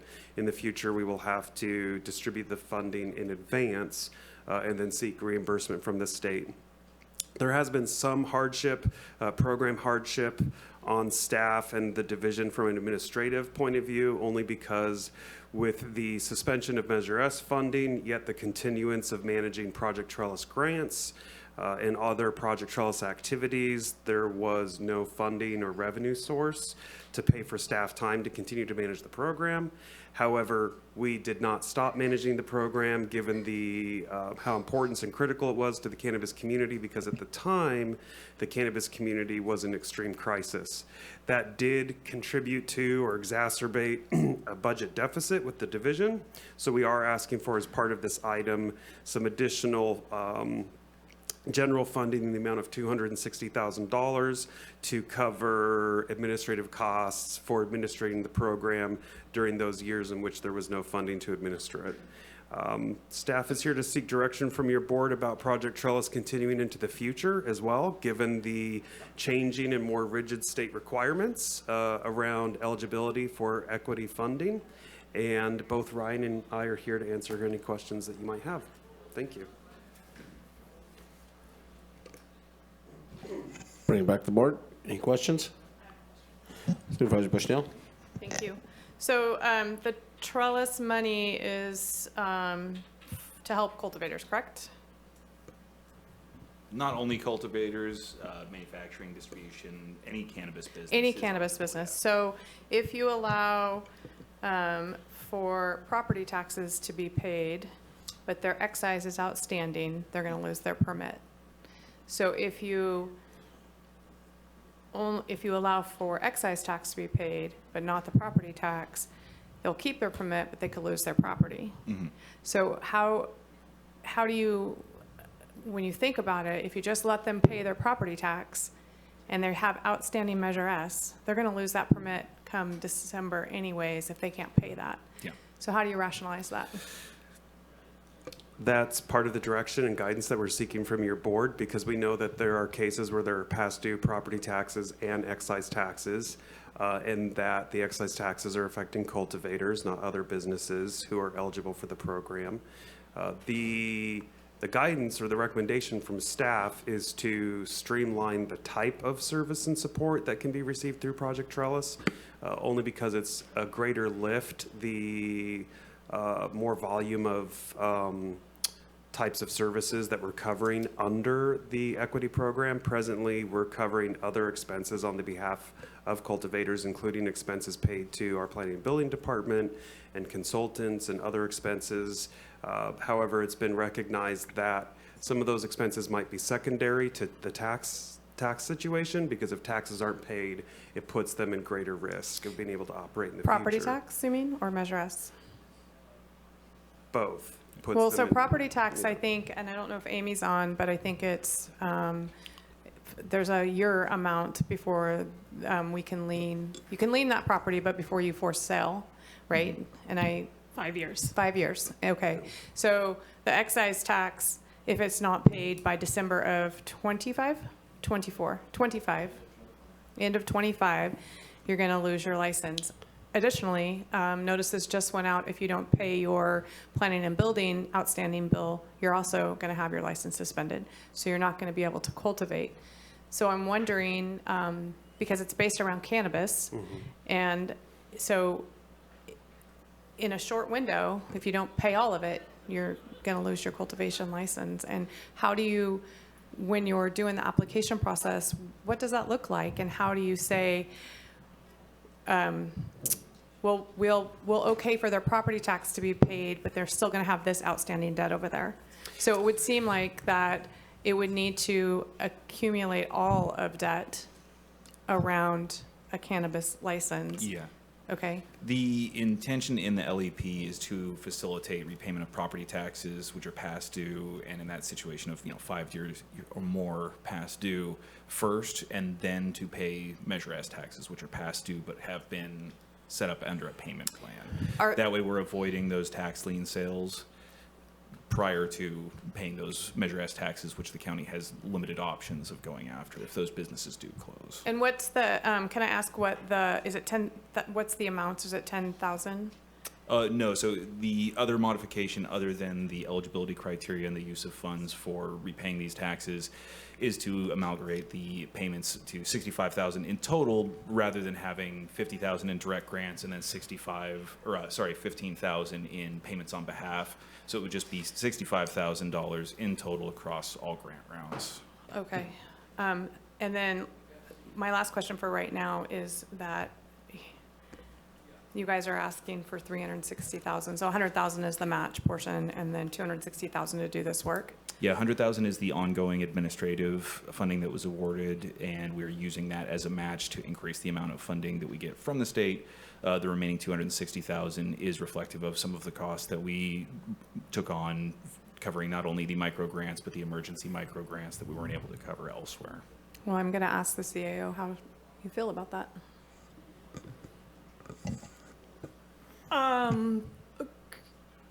If we are able to prioritize the payment of Measure S taxes, I think it's mutually beneficial, honestly speaking. It keeps cultivators able to continue cultivating, which is financially beneficial and prudent for the county as well. So I think that that behooves us to encourage that activity to take place. So if we are placing emphasis on the focus of these dollars being in that area, then I think that it will circle back and provide stability to the county. Furthermore, as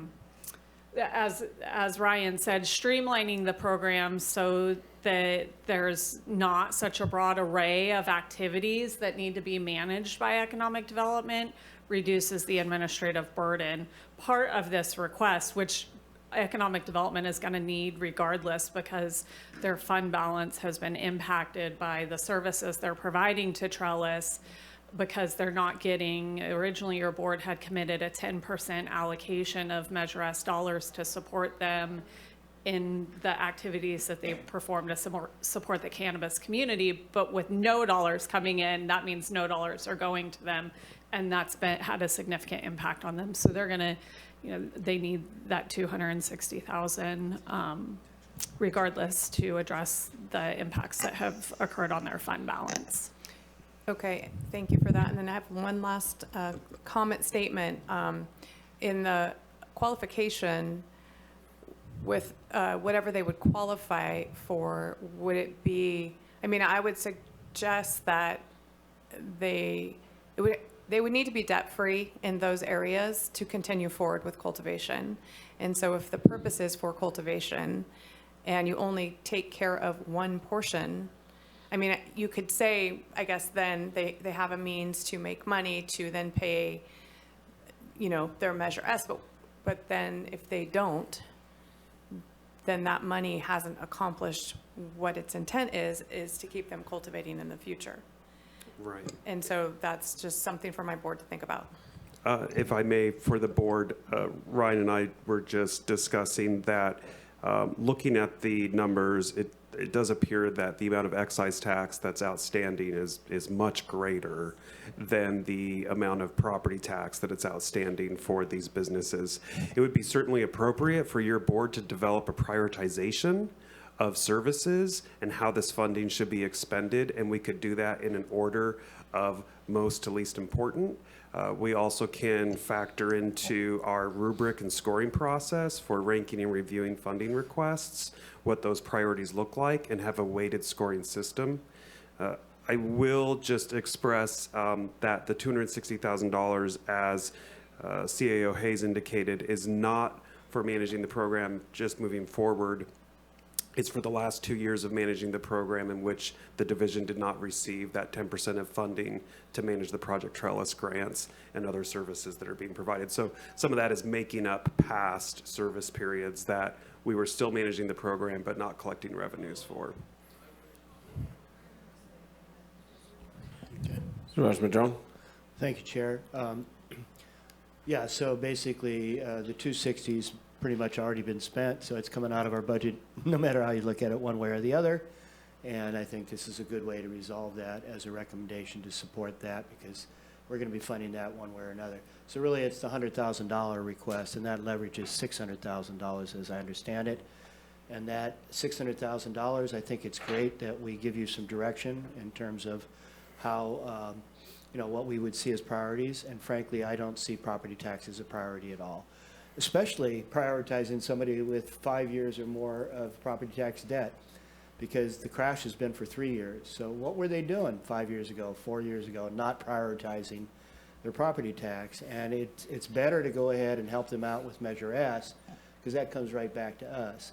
If they're already in arrears by 3, 4, 5 years on property tax, they're on their way out. They're abandoning this property. They're not putting anything into it, and they haven't for 5 years, frankly. So I'm not supportive of that as a priority. I'd rather see it go into S and have them come in and make a payment plan, because it may not be all of the S money they owe or the fees that they owe, but I would very much like to see that they, if they're going to get any money to help them with Measure S, they have to, and I think you said this in the staff report, they have to have signed up for a payment plan. Because otherwise, why would we do it, right? And if they've made a payment plan and they get a little help with S to catch up, then they can grow this summer. And hopefully then pay their property taxes back and other things. So that's just my 2 cents.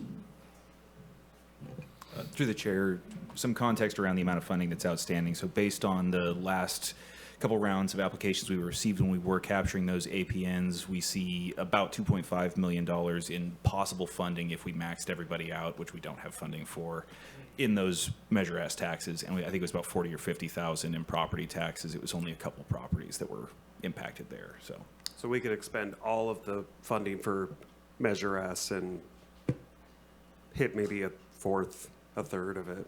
Yeah, our intention is still to open it up as a first come, first serve basis. So we would be going, first come, reviewing their application, determining whether or not they have any outstanding obligations, whether or not they've signed up for that payment plan prior to applying, and then making the award determinants based upon that. So we potentially, based on the current proposal, there may be a situation in which, the lion's share of this doesn't go back into Measure S, but I don't think that's likely. It seems like it's a pretty across-the-board situation for folks. Yeah, and given that it's 2.6 million, if I heard you right, of back S taxes. Yeah, just on those applications from the last couple of years that still could be funded up to that cap of 65,000. Right, and we only have 600,000, so that won't cover all of it.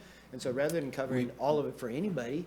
We have 600,000, and we also have the 1.2 million that was awarded in the prior CEG award. Okay, so then that's 2.2 matched to 2.6, so we're getting a little closer there. But still, I just think that we don't want to pay everything for anybody, from my perspective. What you want to do, my priorities would be to look at other indicators of these individuals actively engaging in wanting to be a responsible Humboldt County cannabis farmer.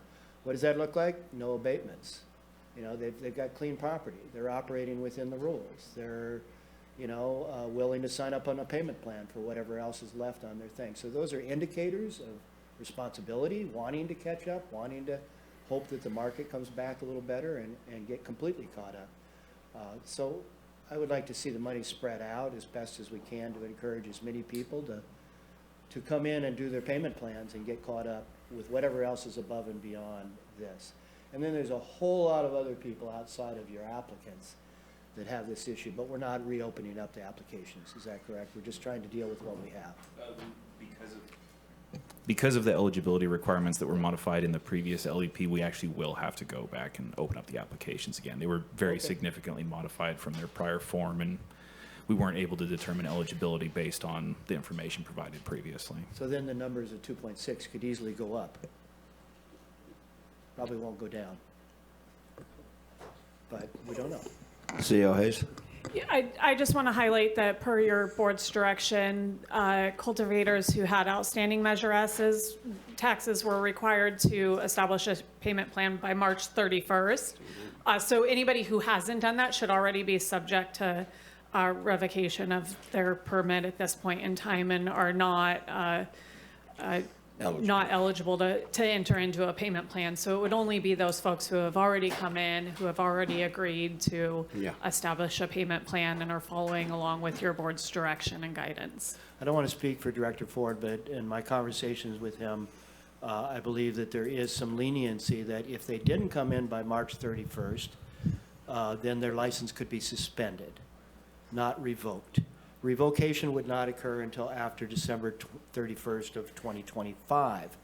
But if you have somebody who didn't make the deadline of March whatever, and they are willing to come in and make a payment plan, we ought to make room for that, I believe, because they're finally coming in. Maybe they're not eligible for this funding because they didn't, we focus on those that did make a payment plan by March 31st to reward that behavior, right? But it doesn't mean we shouldn't turn away somebody that's like, oh my God, I really need to make a payment plan. I need to move forward and all that. And a payment plan is, I'll pay you $1 now and I'll finish the other 10 grand in a year and a half. That's not a payment plan, right? So, although I don't know what the department set up in regards to those parameters, but each of those things creates sort of an indication of responsibility or not. Supervisor Arroyo? Yeah, I heard you say that you would appreciate guidance about prioritization. And so I'm wondering if you already have ideas about what form that would take. Would you envision an ad hoc working with staff and, I see. Michelle's like, no, thanks. I'm perfectly happy for that to happen now or to come back at a later date. But I imagine that we'd want to make clear. I think it would have to be a later date because I think we'd want to make clear to people that we would be developing prioritization criteria. But I'm open to your thoughts on that. I just heard staff say that that would be welcome. So I'm interested to define that further. Supervisor Wilson?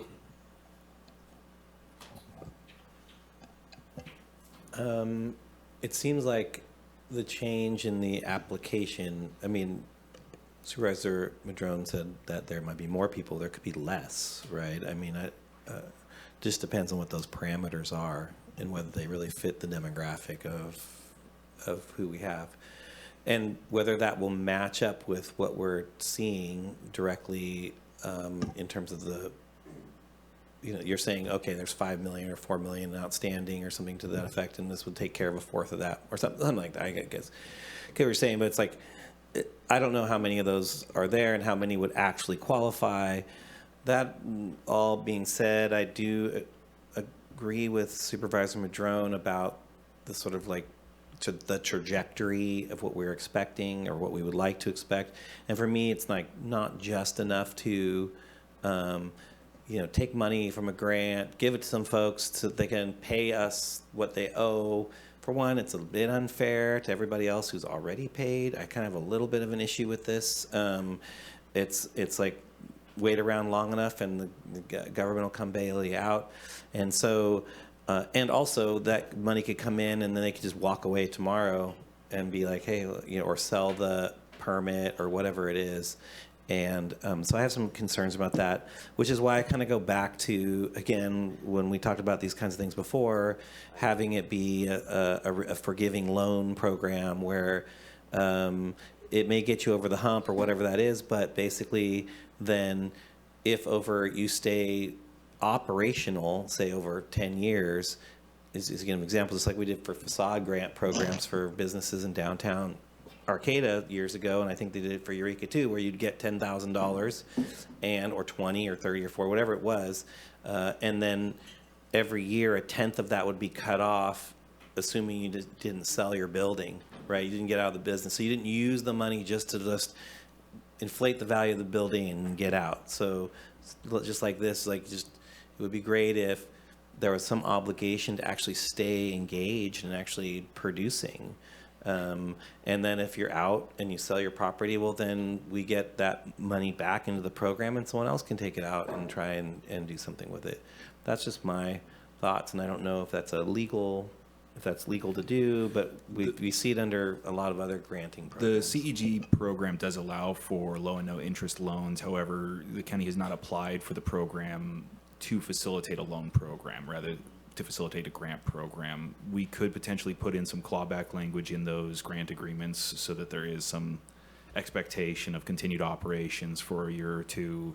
I think that those individuals who would operate for a year or two and then are going to shutter their business, it's going to be very difficult for the county to recover any of those funds, but we could still potentially try.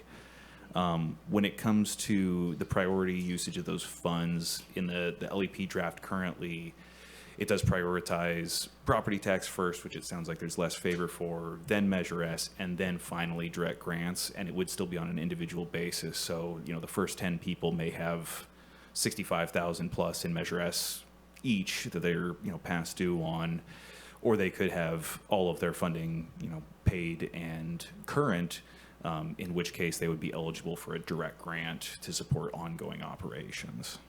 But we could potentially look at splitting the funding into 2 rounds, having 1 round to prioritize those past due Measure S taxes, and then the remaining funds could be available for direct technical assistance grants. Add on, and then there's the long-term trajectory, which you guys are asking about in terms of trellis in general. And I mean, unless we're really thinking we're going to get money coming in for this, I'm not sure it's a program that can sustain itself for much longer. So I don't know. It was, it seemed all good and aspirational, but I'm not clear.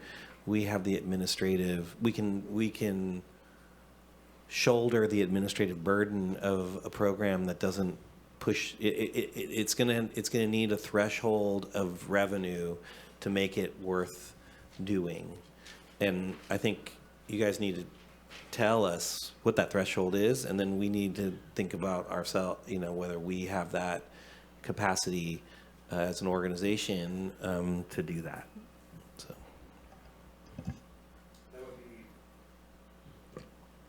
that would be some direction that would be helpful if your board directed staff to go and do essentially a financial analysis on the future feasibility of Project Trellis and essentially what that break-even point is, at what point,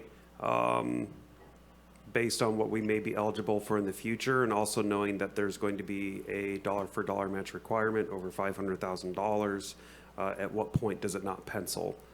Because you are correct that Project Trellis several years ago was a program that was in great part self-funded by the community, essentially investing in themselves through this allocation for services. With those other 2 components of the program no longer existing, it's really just a state relief program, and the amount of funding that we get from the state is very minimal. Just to address the question earlier, what the process would look like is we would release a NOFA, a Notice of Funding Availability, that would be made publicly available. The public would have a period of time to respond with their application. When we receive those applications, then we would have a better understanding of who is eligible and the type of funding request that we are receiving. So you are correct that until we actually bring those applications in and go through that process, we don't know exactly how much is going to be asked for Measure S relief. I can add that and this is a point of confusion in the community, and so I'd like to take this opportunity to clear it up. Most of the eligibility requirements for this funding comes from the state. It's actually not set by the county or by our agency. Thank you. Supervisor Bushnell. I just have a couple other questions. So there are also outstanding debt at the Planning and Building Department on cannabis applications. And is that something this board or you think is appropriate? And then also, just, Mike, you can't sell permits, so that's not a true statement. Just want to clarify that you can't sell your cannabis permit. It's not sellable. Yeah. You can sell your property and the permit goes with it. Yeah. So, but you would, to cultivate, you need both. If you have an outstanding debt at planning and building and you have an outstanding debt with Measure S, you would need to pay both of those. And currently, the notice went out for planning and building that your permit will be suspended if you don't catch that bill up. So then you're not welcome to cultivate. It won't be revocated, but if you caught it up, then they would reopen it. So I'm curious on the thoughts of Because if the intent is to keep people cultivating, let's make sure we're doing that. Sure. So currently, we do have language in the 2.2 LEP to allow for those direct payments on behalf. I just dealt with a journal today that was only about 7,000. That's the largest one I've seen since. So a lot of them come in $2,000 or $3,000 at a time. The intention on removing that and prioritizing the payment of Measure S is twofold. One, to bolster the general fund, but also to mitigate some of the tax liabilities that these individuals may have when we're making direct grants to them that they are receiving a 1099-G. But the direct grants are still very broad in how they can be used. So some of those, payments made to planning and building are absolutely still eligible through the direct grants. Okay, thank you for that. If you pay Measure S and they have a $20,000 outstanding bill or $10,000 outstanding bill at planning and building, they still can't cultivate. So Yes, but if they had, say they had 20,000 of Measure S and 20,000 of, then they could get both paid. yeah, they could potentially receive it, so long as they haven't received funding that's going to push them past that threshold. So. Okay, and for criteria, when you're in the process, I think it's,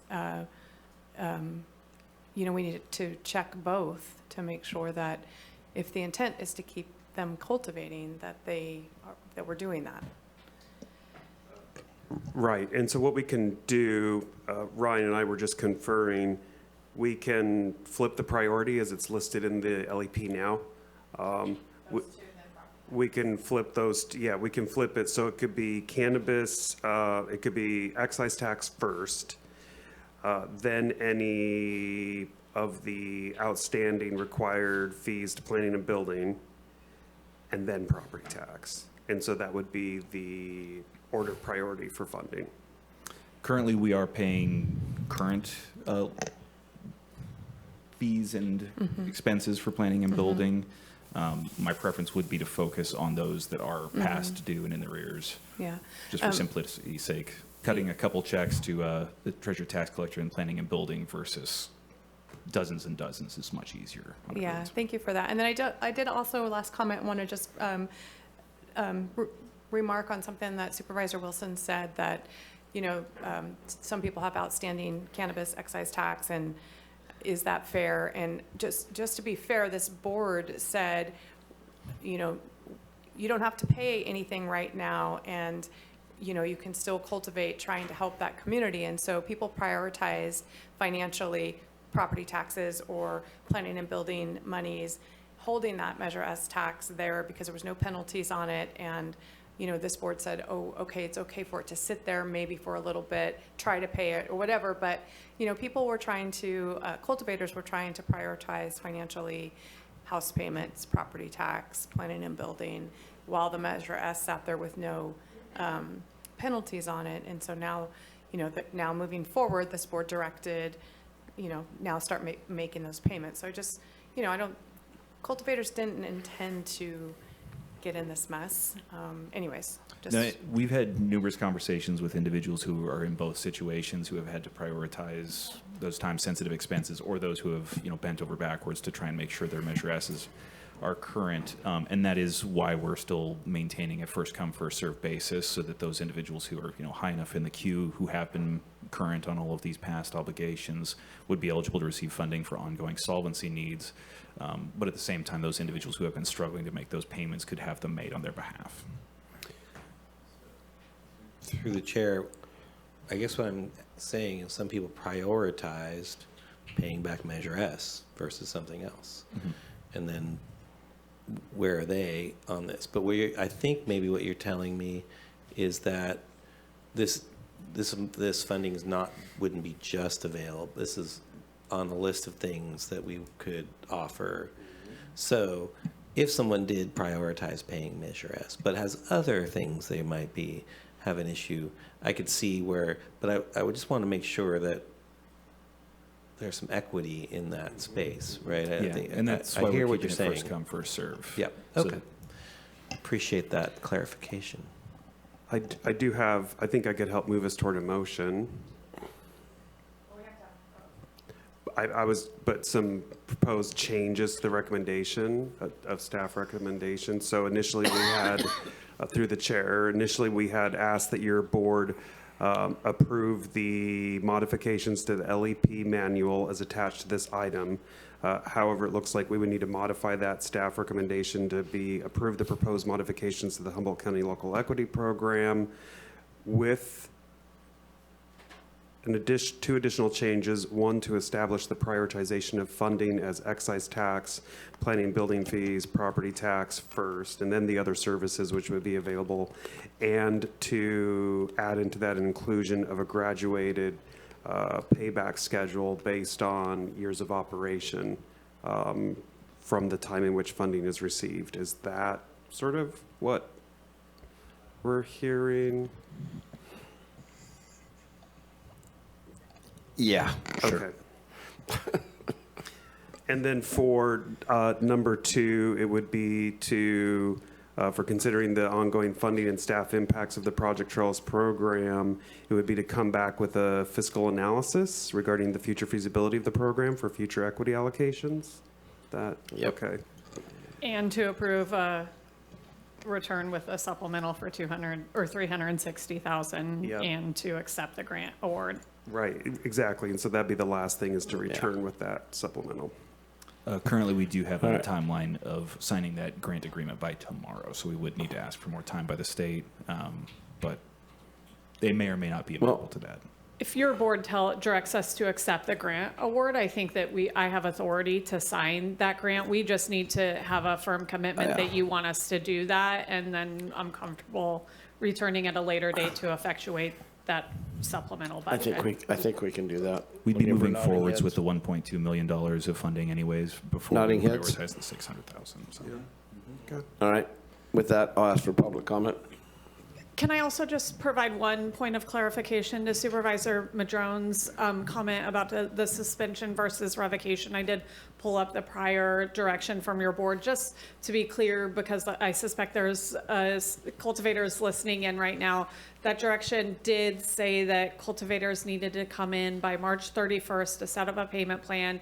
If they did not do that, then they would have 90 days. They would be suspended. They would have 90 days to come in and establish a payment plan, be required to catch up whatever they would have paid during that 90 days to be entered back into a payment plan. Should they not do that at that 90 days, they would be eligible for revocation at that point in time. So there is a very explicit window of time that cultivators have to still get into a payment plan, and then they will be subject to revocation. Well, through the chair. Please. I appreciate that clarification, and I guess it's assumed that a payment plan is, if I owe $1,000 and there's 10 months to pay it, I need to pay $1,000 a month, right? I mean, there's no real definition around a payment plan, right? So my point earlier was that you can't sign up for a payment plan where you pay $1 now and then everything else at the end of the period, right? That's not a payment plan. But, well, so that's why I'm saying this, because, I mean, if a payment plan is sort of loosey-goosey on what that actually means, I imagine there'll be all kinds of variations on the theme in terms of what that is. But typically, a payment plan is divided up into equal payments over a period of time. That would be a standard of how that would typically work. But balloon payments. I guess we maybe need to hear from our tax collector on what's the variety of payment plans they're seeing. You know, I don't know. I'm not sure if she is listening in, but I do, I want to be cautious about putting this out in the stratosphere. The treasurer tax collector doesn't have the capacity to monitor each and every payment plan. So there is some level of ownership on the cultivators to adhere to the payment plan. There's a standard of continuity that she puts out there. Yes. And she does it with, so they will not have a whole bunch of different payment plans. Yeah, because otherwise you'd have balloon payments. Well, no, That's wait, kind of what Michelle I says no. suggested, right? Well, I mean, I actually know because I asked. And so you could have went in and paid whatever and got signed up on your payment plan. It's your responsibility to get it paid by the end of the time. And there is no set amount. You can pay $10, you can pay $100, you can pay $1,000. But you have to have it paid within a year. Yeah, the criteria is that it has to be paid, and it's not strict on you set up that payment plan and you pay $500 a month. That's not, I asked that question, and that's not from Well, I my don't even- understanding. This board directed that it just gets paid by that time. So that's, I don't know if it comes into play. Anyway, public comment. Ross, you look like you're prowling back there. Good Lord, looks like a lion back there. I'm very close to missing my haircut, so Oh. if you see me. So appreciate You need it. Thank you for the thoroughness of this discussion, especially at this late time. Appreciate the direction of the discussion. I really want to focus on the question of the long-term sustainability and importance of Project Trellis. This is a program that's been an incredible lifeline to many, many of our cultivators. Has kept many folks in business who otherwise would not be in business, has enabled a lot of people to develop their farms. And I want to emphasize, and it sounds like probably y'all are going to be moving forward with this financial study, that I think we're in a moment in time in relation to this where the way the money is flowing is probably as bad as it can ever get, in the sense that we've got this major state budget deficit, and so the money is not flowing in from the state in the same way. They're putting the screws on it.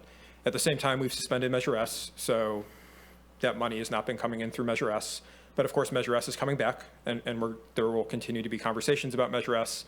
And I think there's also, a likelihood of continuing changes at the state level and a potential for more funding coming in at the state level over time. And so I think it's important to keep that sort of long-term perspective in place. There was a time when the county was putting about $100,000 in administrative costs, I believe, into this program and receiving $3.4 million per round. I mean, it's a really substantial amount of money coming into the county. The other sort of long-term question I think is important to keep in mind is that this is an equity program. So it has functioned as an economic development program, and it is functioning as an economic relief program. But really the inception of the program is to provide support for individuals who've been impacted by the war on drugs. And I think that's important to keep in mind. And if you look at the qualification criteria in the current equity program manual, not everyone is going to qualify for this program. At this point, you have to show direct impact from the drug war in order to qualify for this program. And I think it's also important to keep that in mind in the context of a statewide and even federal conversation, because there's a lot of conversation at the state level and even at the federal level on how do you support equity businesses and what is an equity business. And Humboldt County really took a leadership role in terms of a rural county that put together an equity assessment and really, made sure that the state understood what it meant to have cannabis equity in a rural area. And I think without our voices saying that and without the county support in pushing forward that narrative to the state, that can very easily get lost in a larger statewide and federal conversation. So I think there's also really substantial benefits to the county continuing to support the equity program in terms of continuing to make sure that we're in these conversations in the state at the federal level, which are broadly about how to support equity operators. Thank you. Thanks, Ross. Go get your haircut. Chair Bohn, we have two callers in Okay. Zoom. Do you want to go to them first? Can I get the callers first? Yeah, go ahead. Please. Thank you.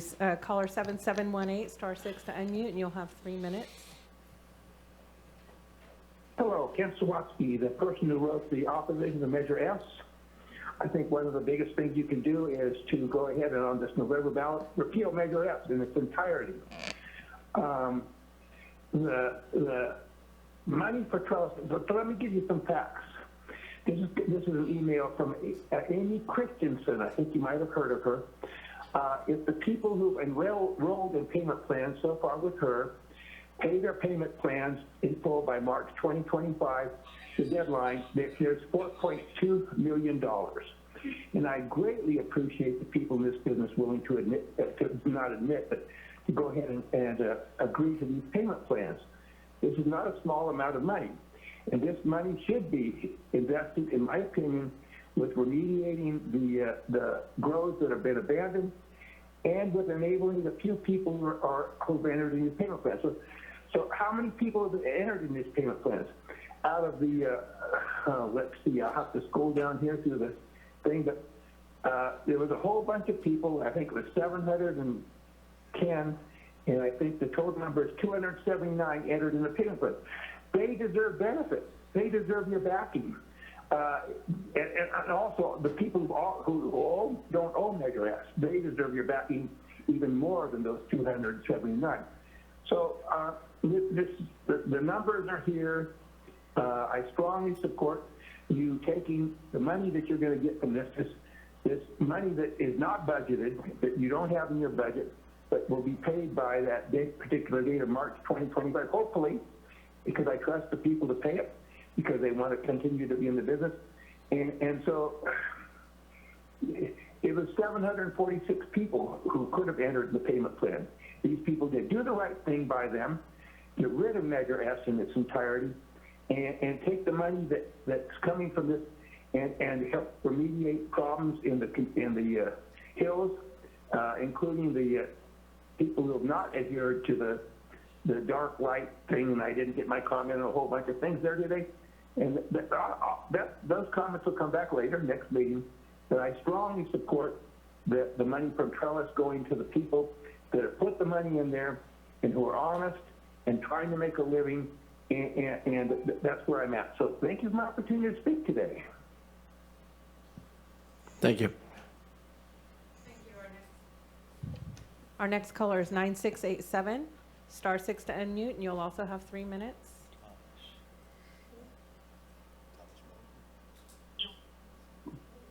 Thank you, Supervisors. Kelly Flores with Margaret Advisors. First, I want to remind the supervisors that generally DCC has not allowed grant funds to be used for loans. That's something that's come up before, and so that shouldn't be considered for the funding.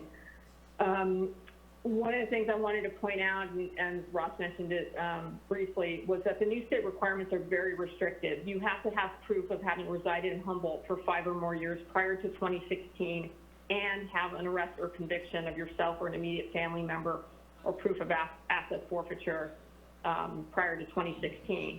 In addition, there is this cap now on existing equity awards. And so there's very limited folks who would qualify. In addition, the folks that have already received funding will not, it sounds like they won't qualify. So you may not receive as much funding for taxes as you expect if you maintain that equity cap. For those folks who did qualify under 2.2 last year's program and did not get funded, they were told that they would be funded when more funds became available. They would like to know what's going to happen to their place in that queue. And lastly, for those that do finally receive awards, if they're able to jump through all these hoops, we would like to ask that if funds are being provided to a department, whether that's the tax assessors or the planning department, that those funds are transferred directly and they do not have to go through a W-9 tax income process, which they are not actually receiving income for. So that's a request. So we have a question about the 2.2 Trellis applicants and a request that the funds get transferred directly and not be sent to the farmer. Thank you. Thank you. Thank you. Next Supervisor, call. was there another one? We still have 2 more. Oh, okay. 2223, *6 to unmute, and you'll have 3 minutes.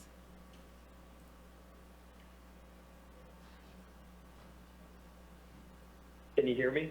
Yes, we can. Thank you. Okay, great. I'm literally driving around trying to find signal. And now parking.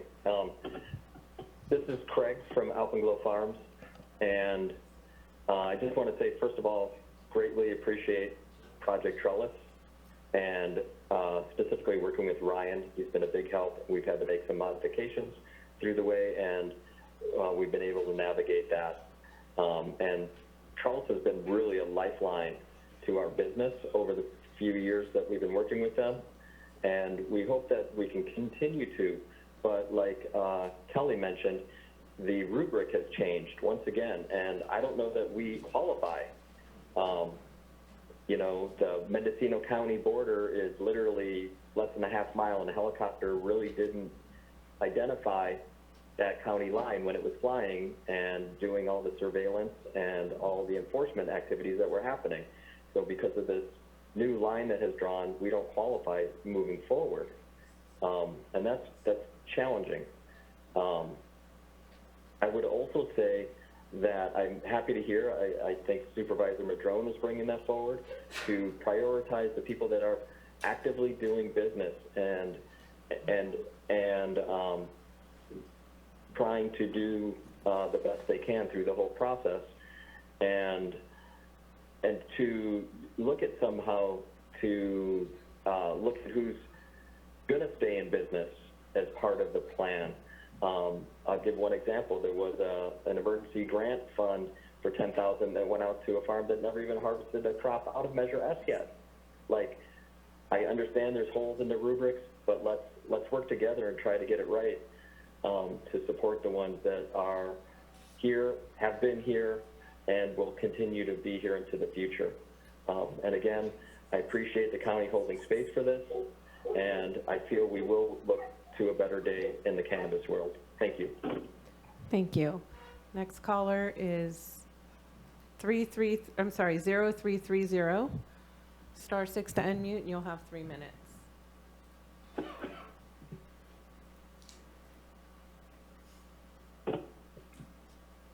Oh, hi, can you hear me? Yes, we can, thanks. I just wanted to say thank you for this.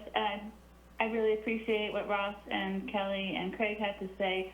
I think that what rolling out, being able to hand these funds out from Trellis needs to happen quickly in order to help everybody who is struggling currently. And I would just encourage the board to do whatever they can to make this process happen quickly. And I appreciate all of their comments today. Thank you.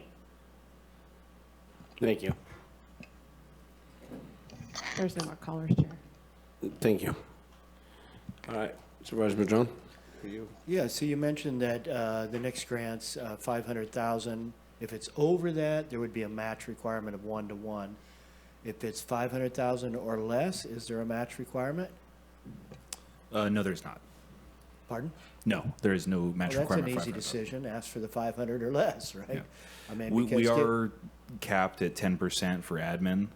And with the ongoing nature of this program, that's something that I think we want to consider in that financial impact report, if that's asked to be brought back, is how this actually burdens the county over a long period of time rather than just the short term. asking for the monies at all. Yeah. Yeah.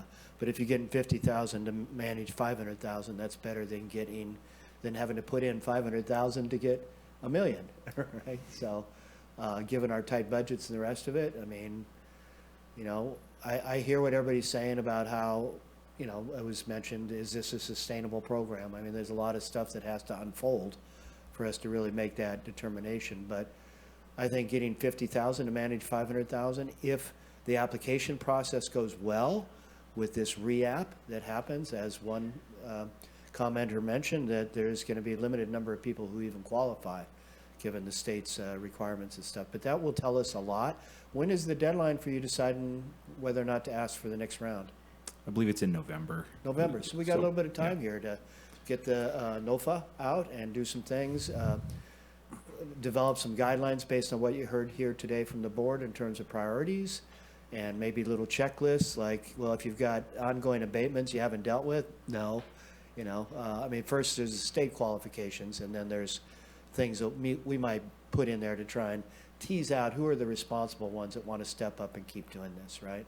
So, Yeah, if we do make any further modifications, we will need to run those past the state Sure. prior to actually expending funds from those past awards. So understood. Okay, thank you.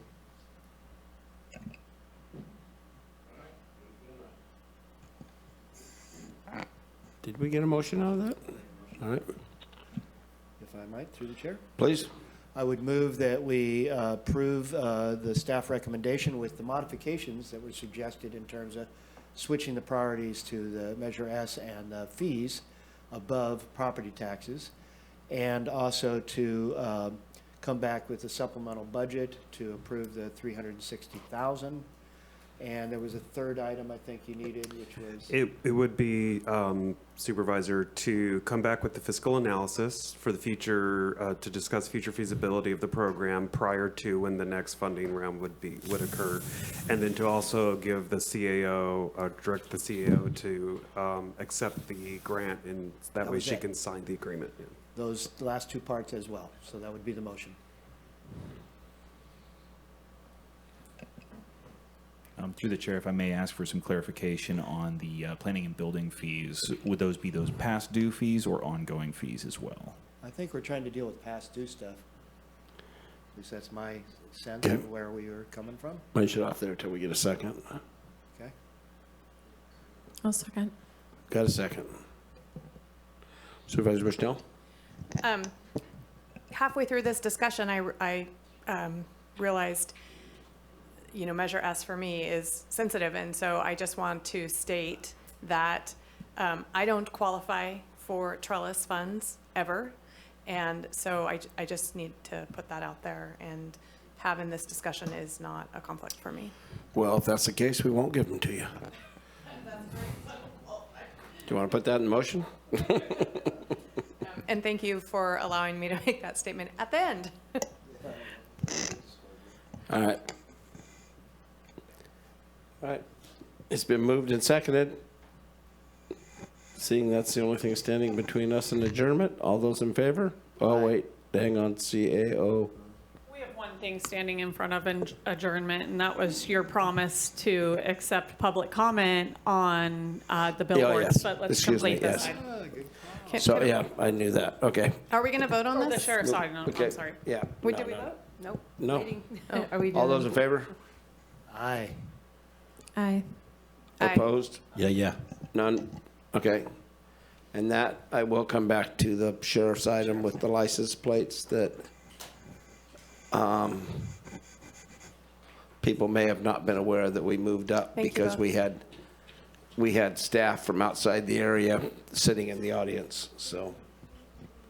Do we have any hands up for? Thanks, guys.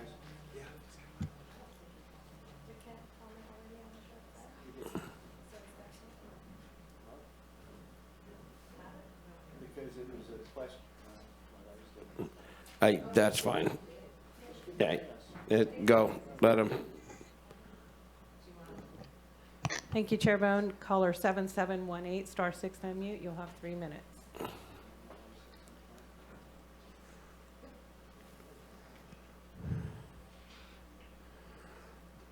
I believe I already made comment on that topic. There were other topics that I was precluded from, so. No, we're not doing, we're just, you'd already commented on this item? It's 7 o'clock. It's close to 6 o'clock, 7 minutes till, and I extremely support you always taking public comment. That has not been happening today, so thank you for the opportunity to speak. Okay.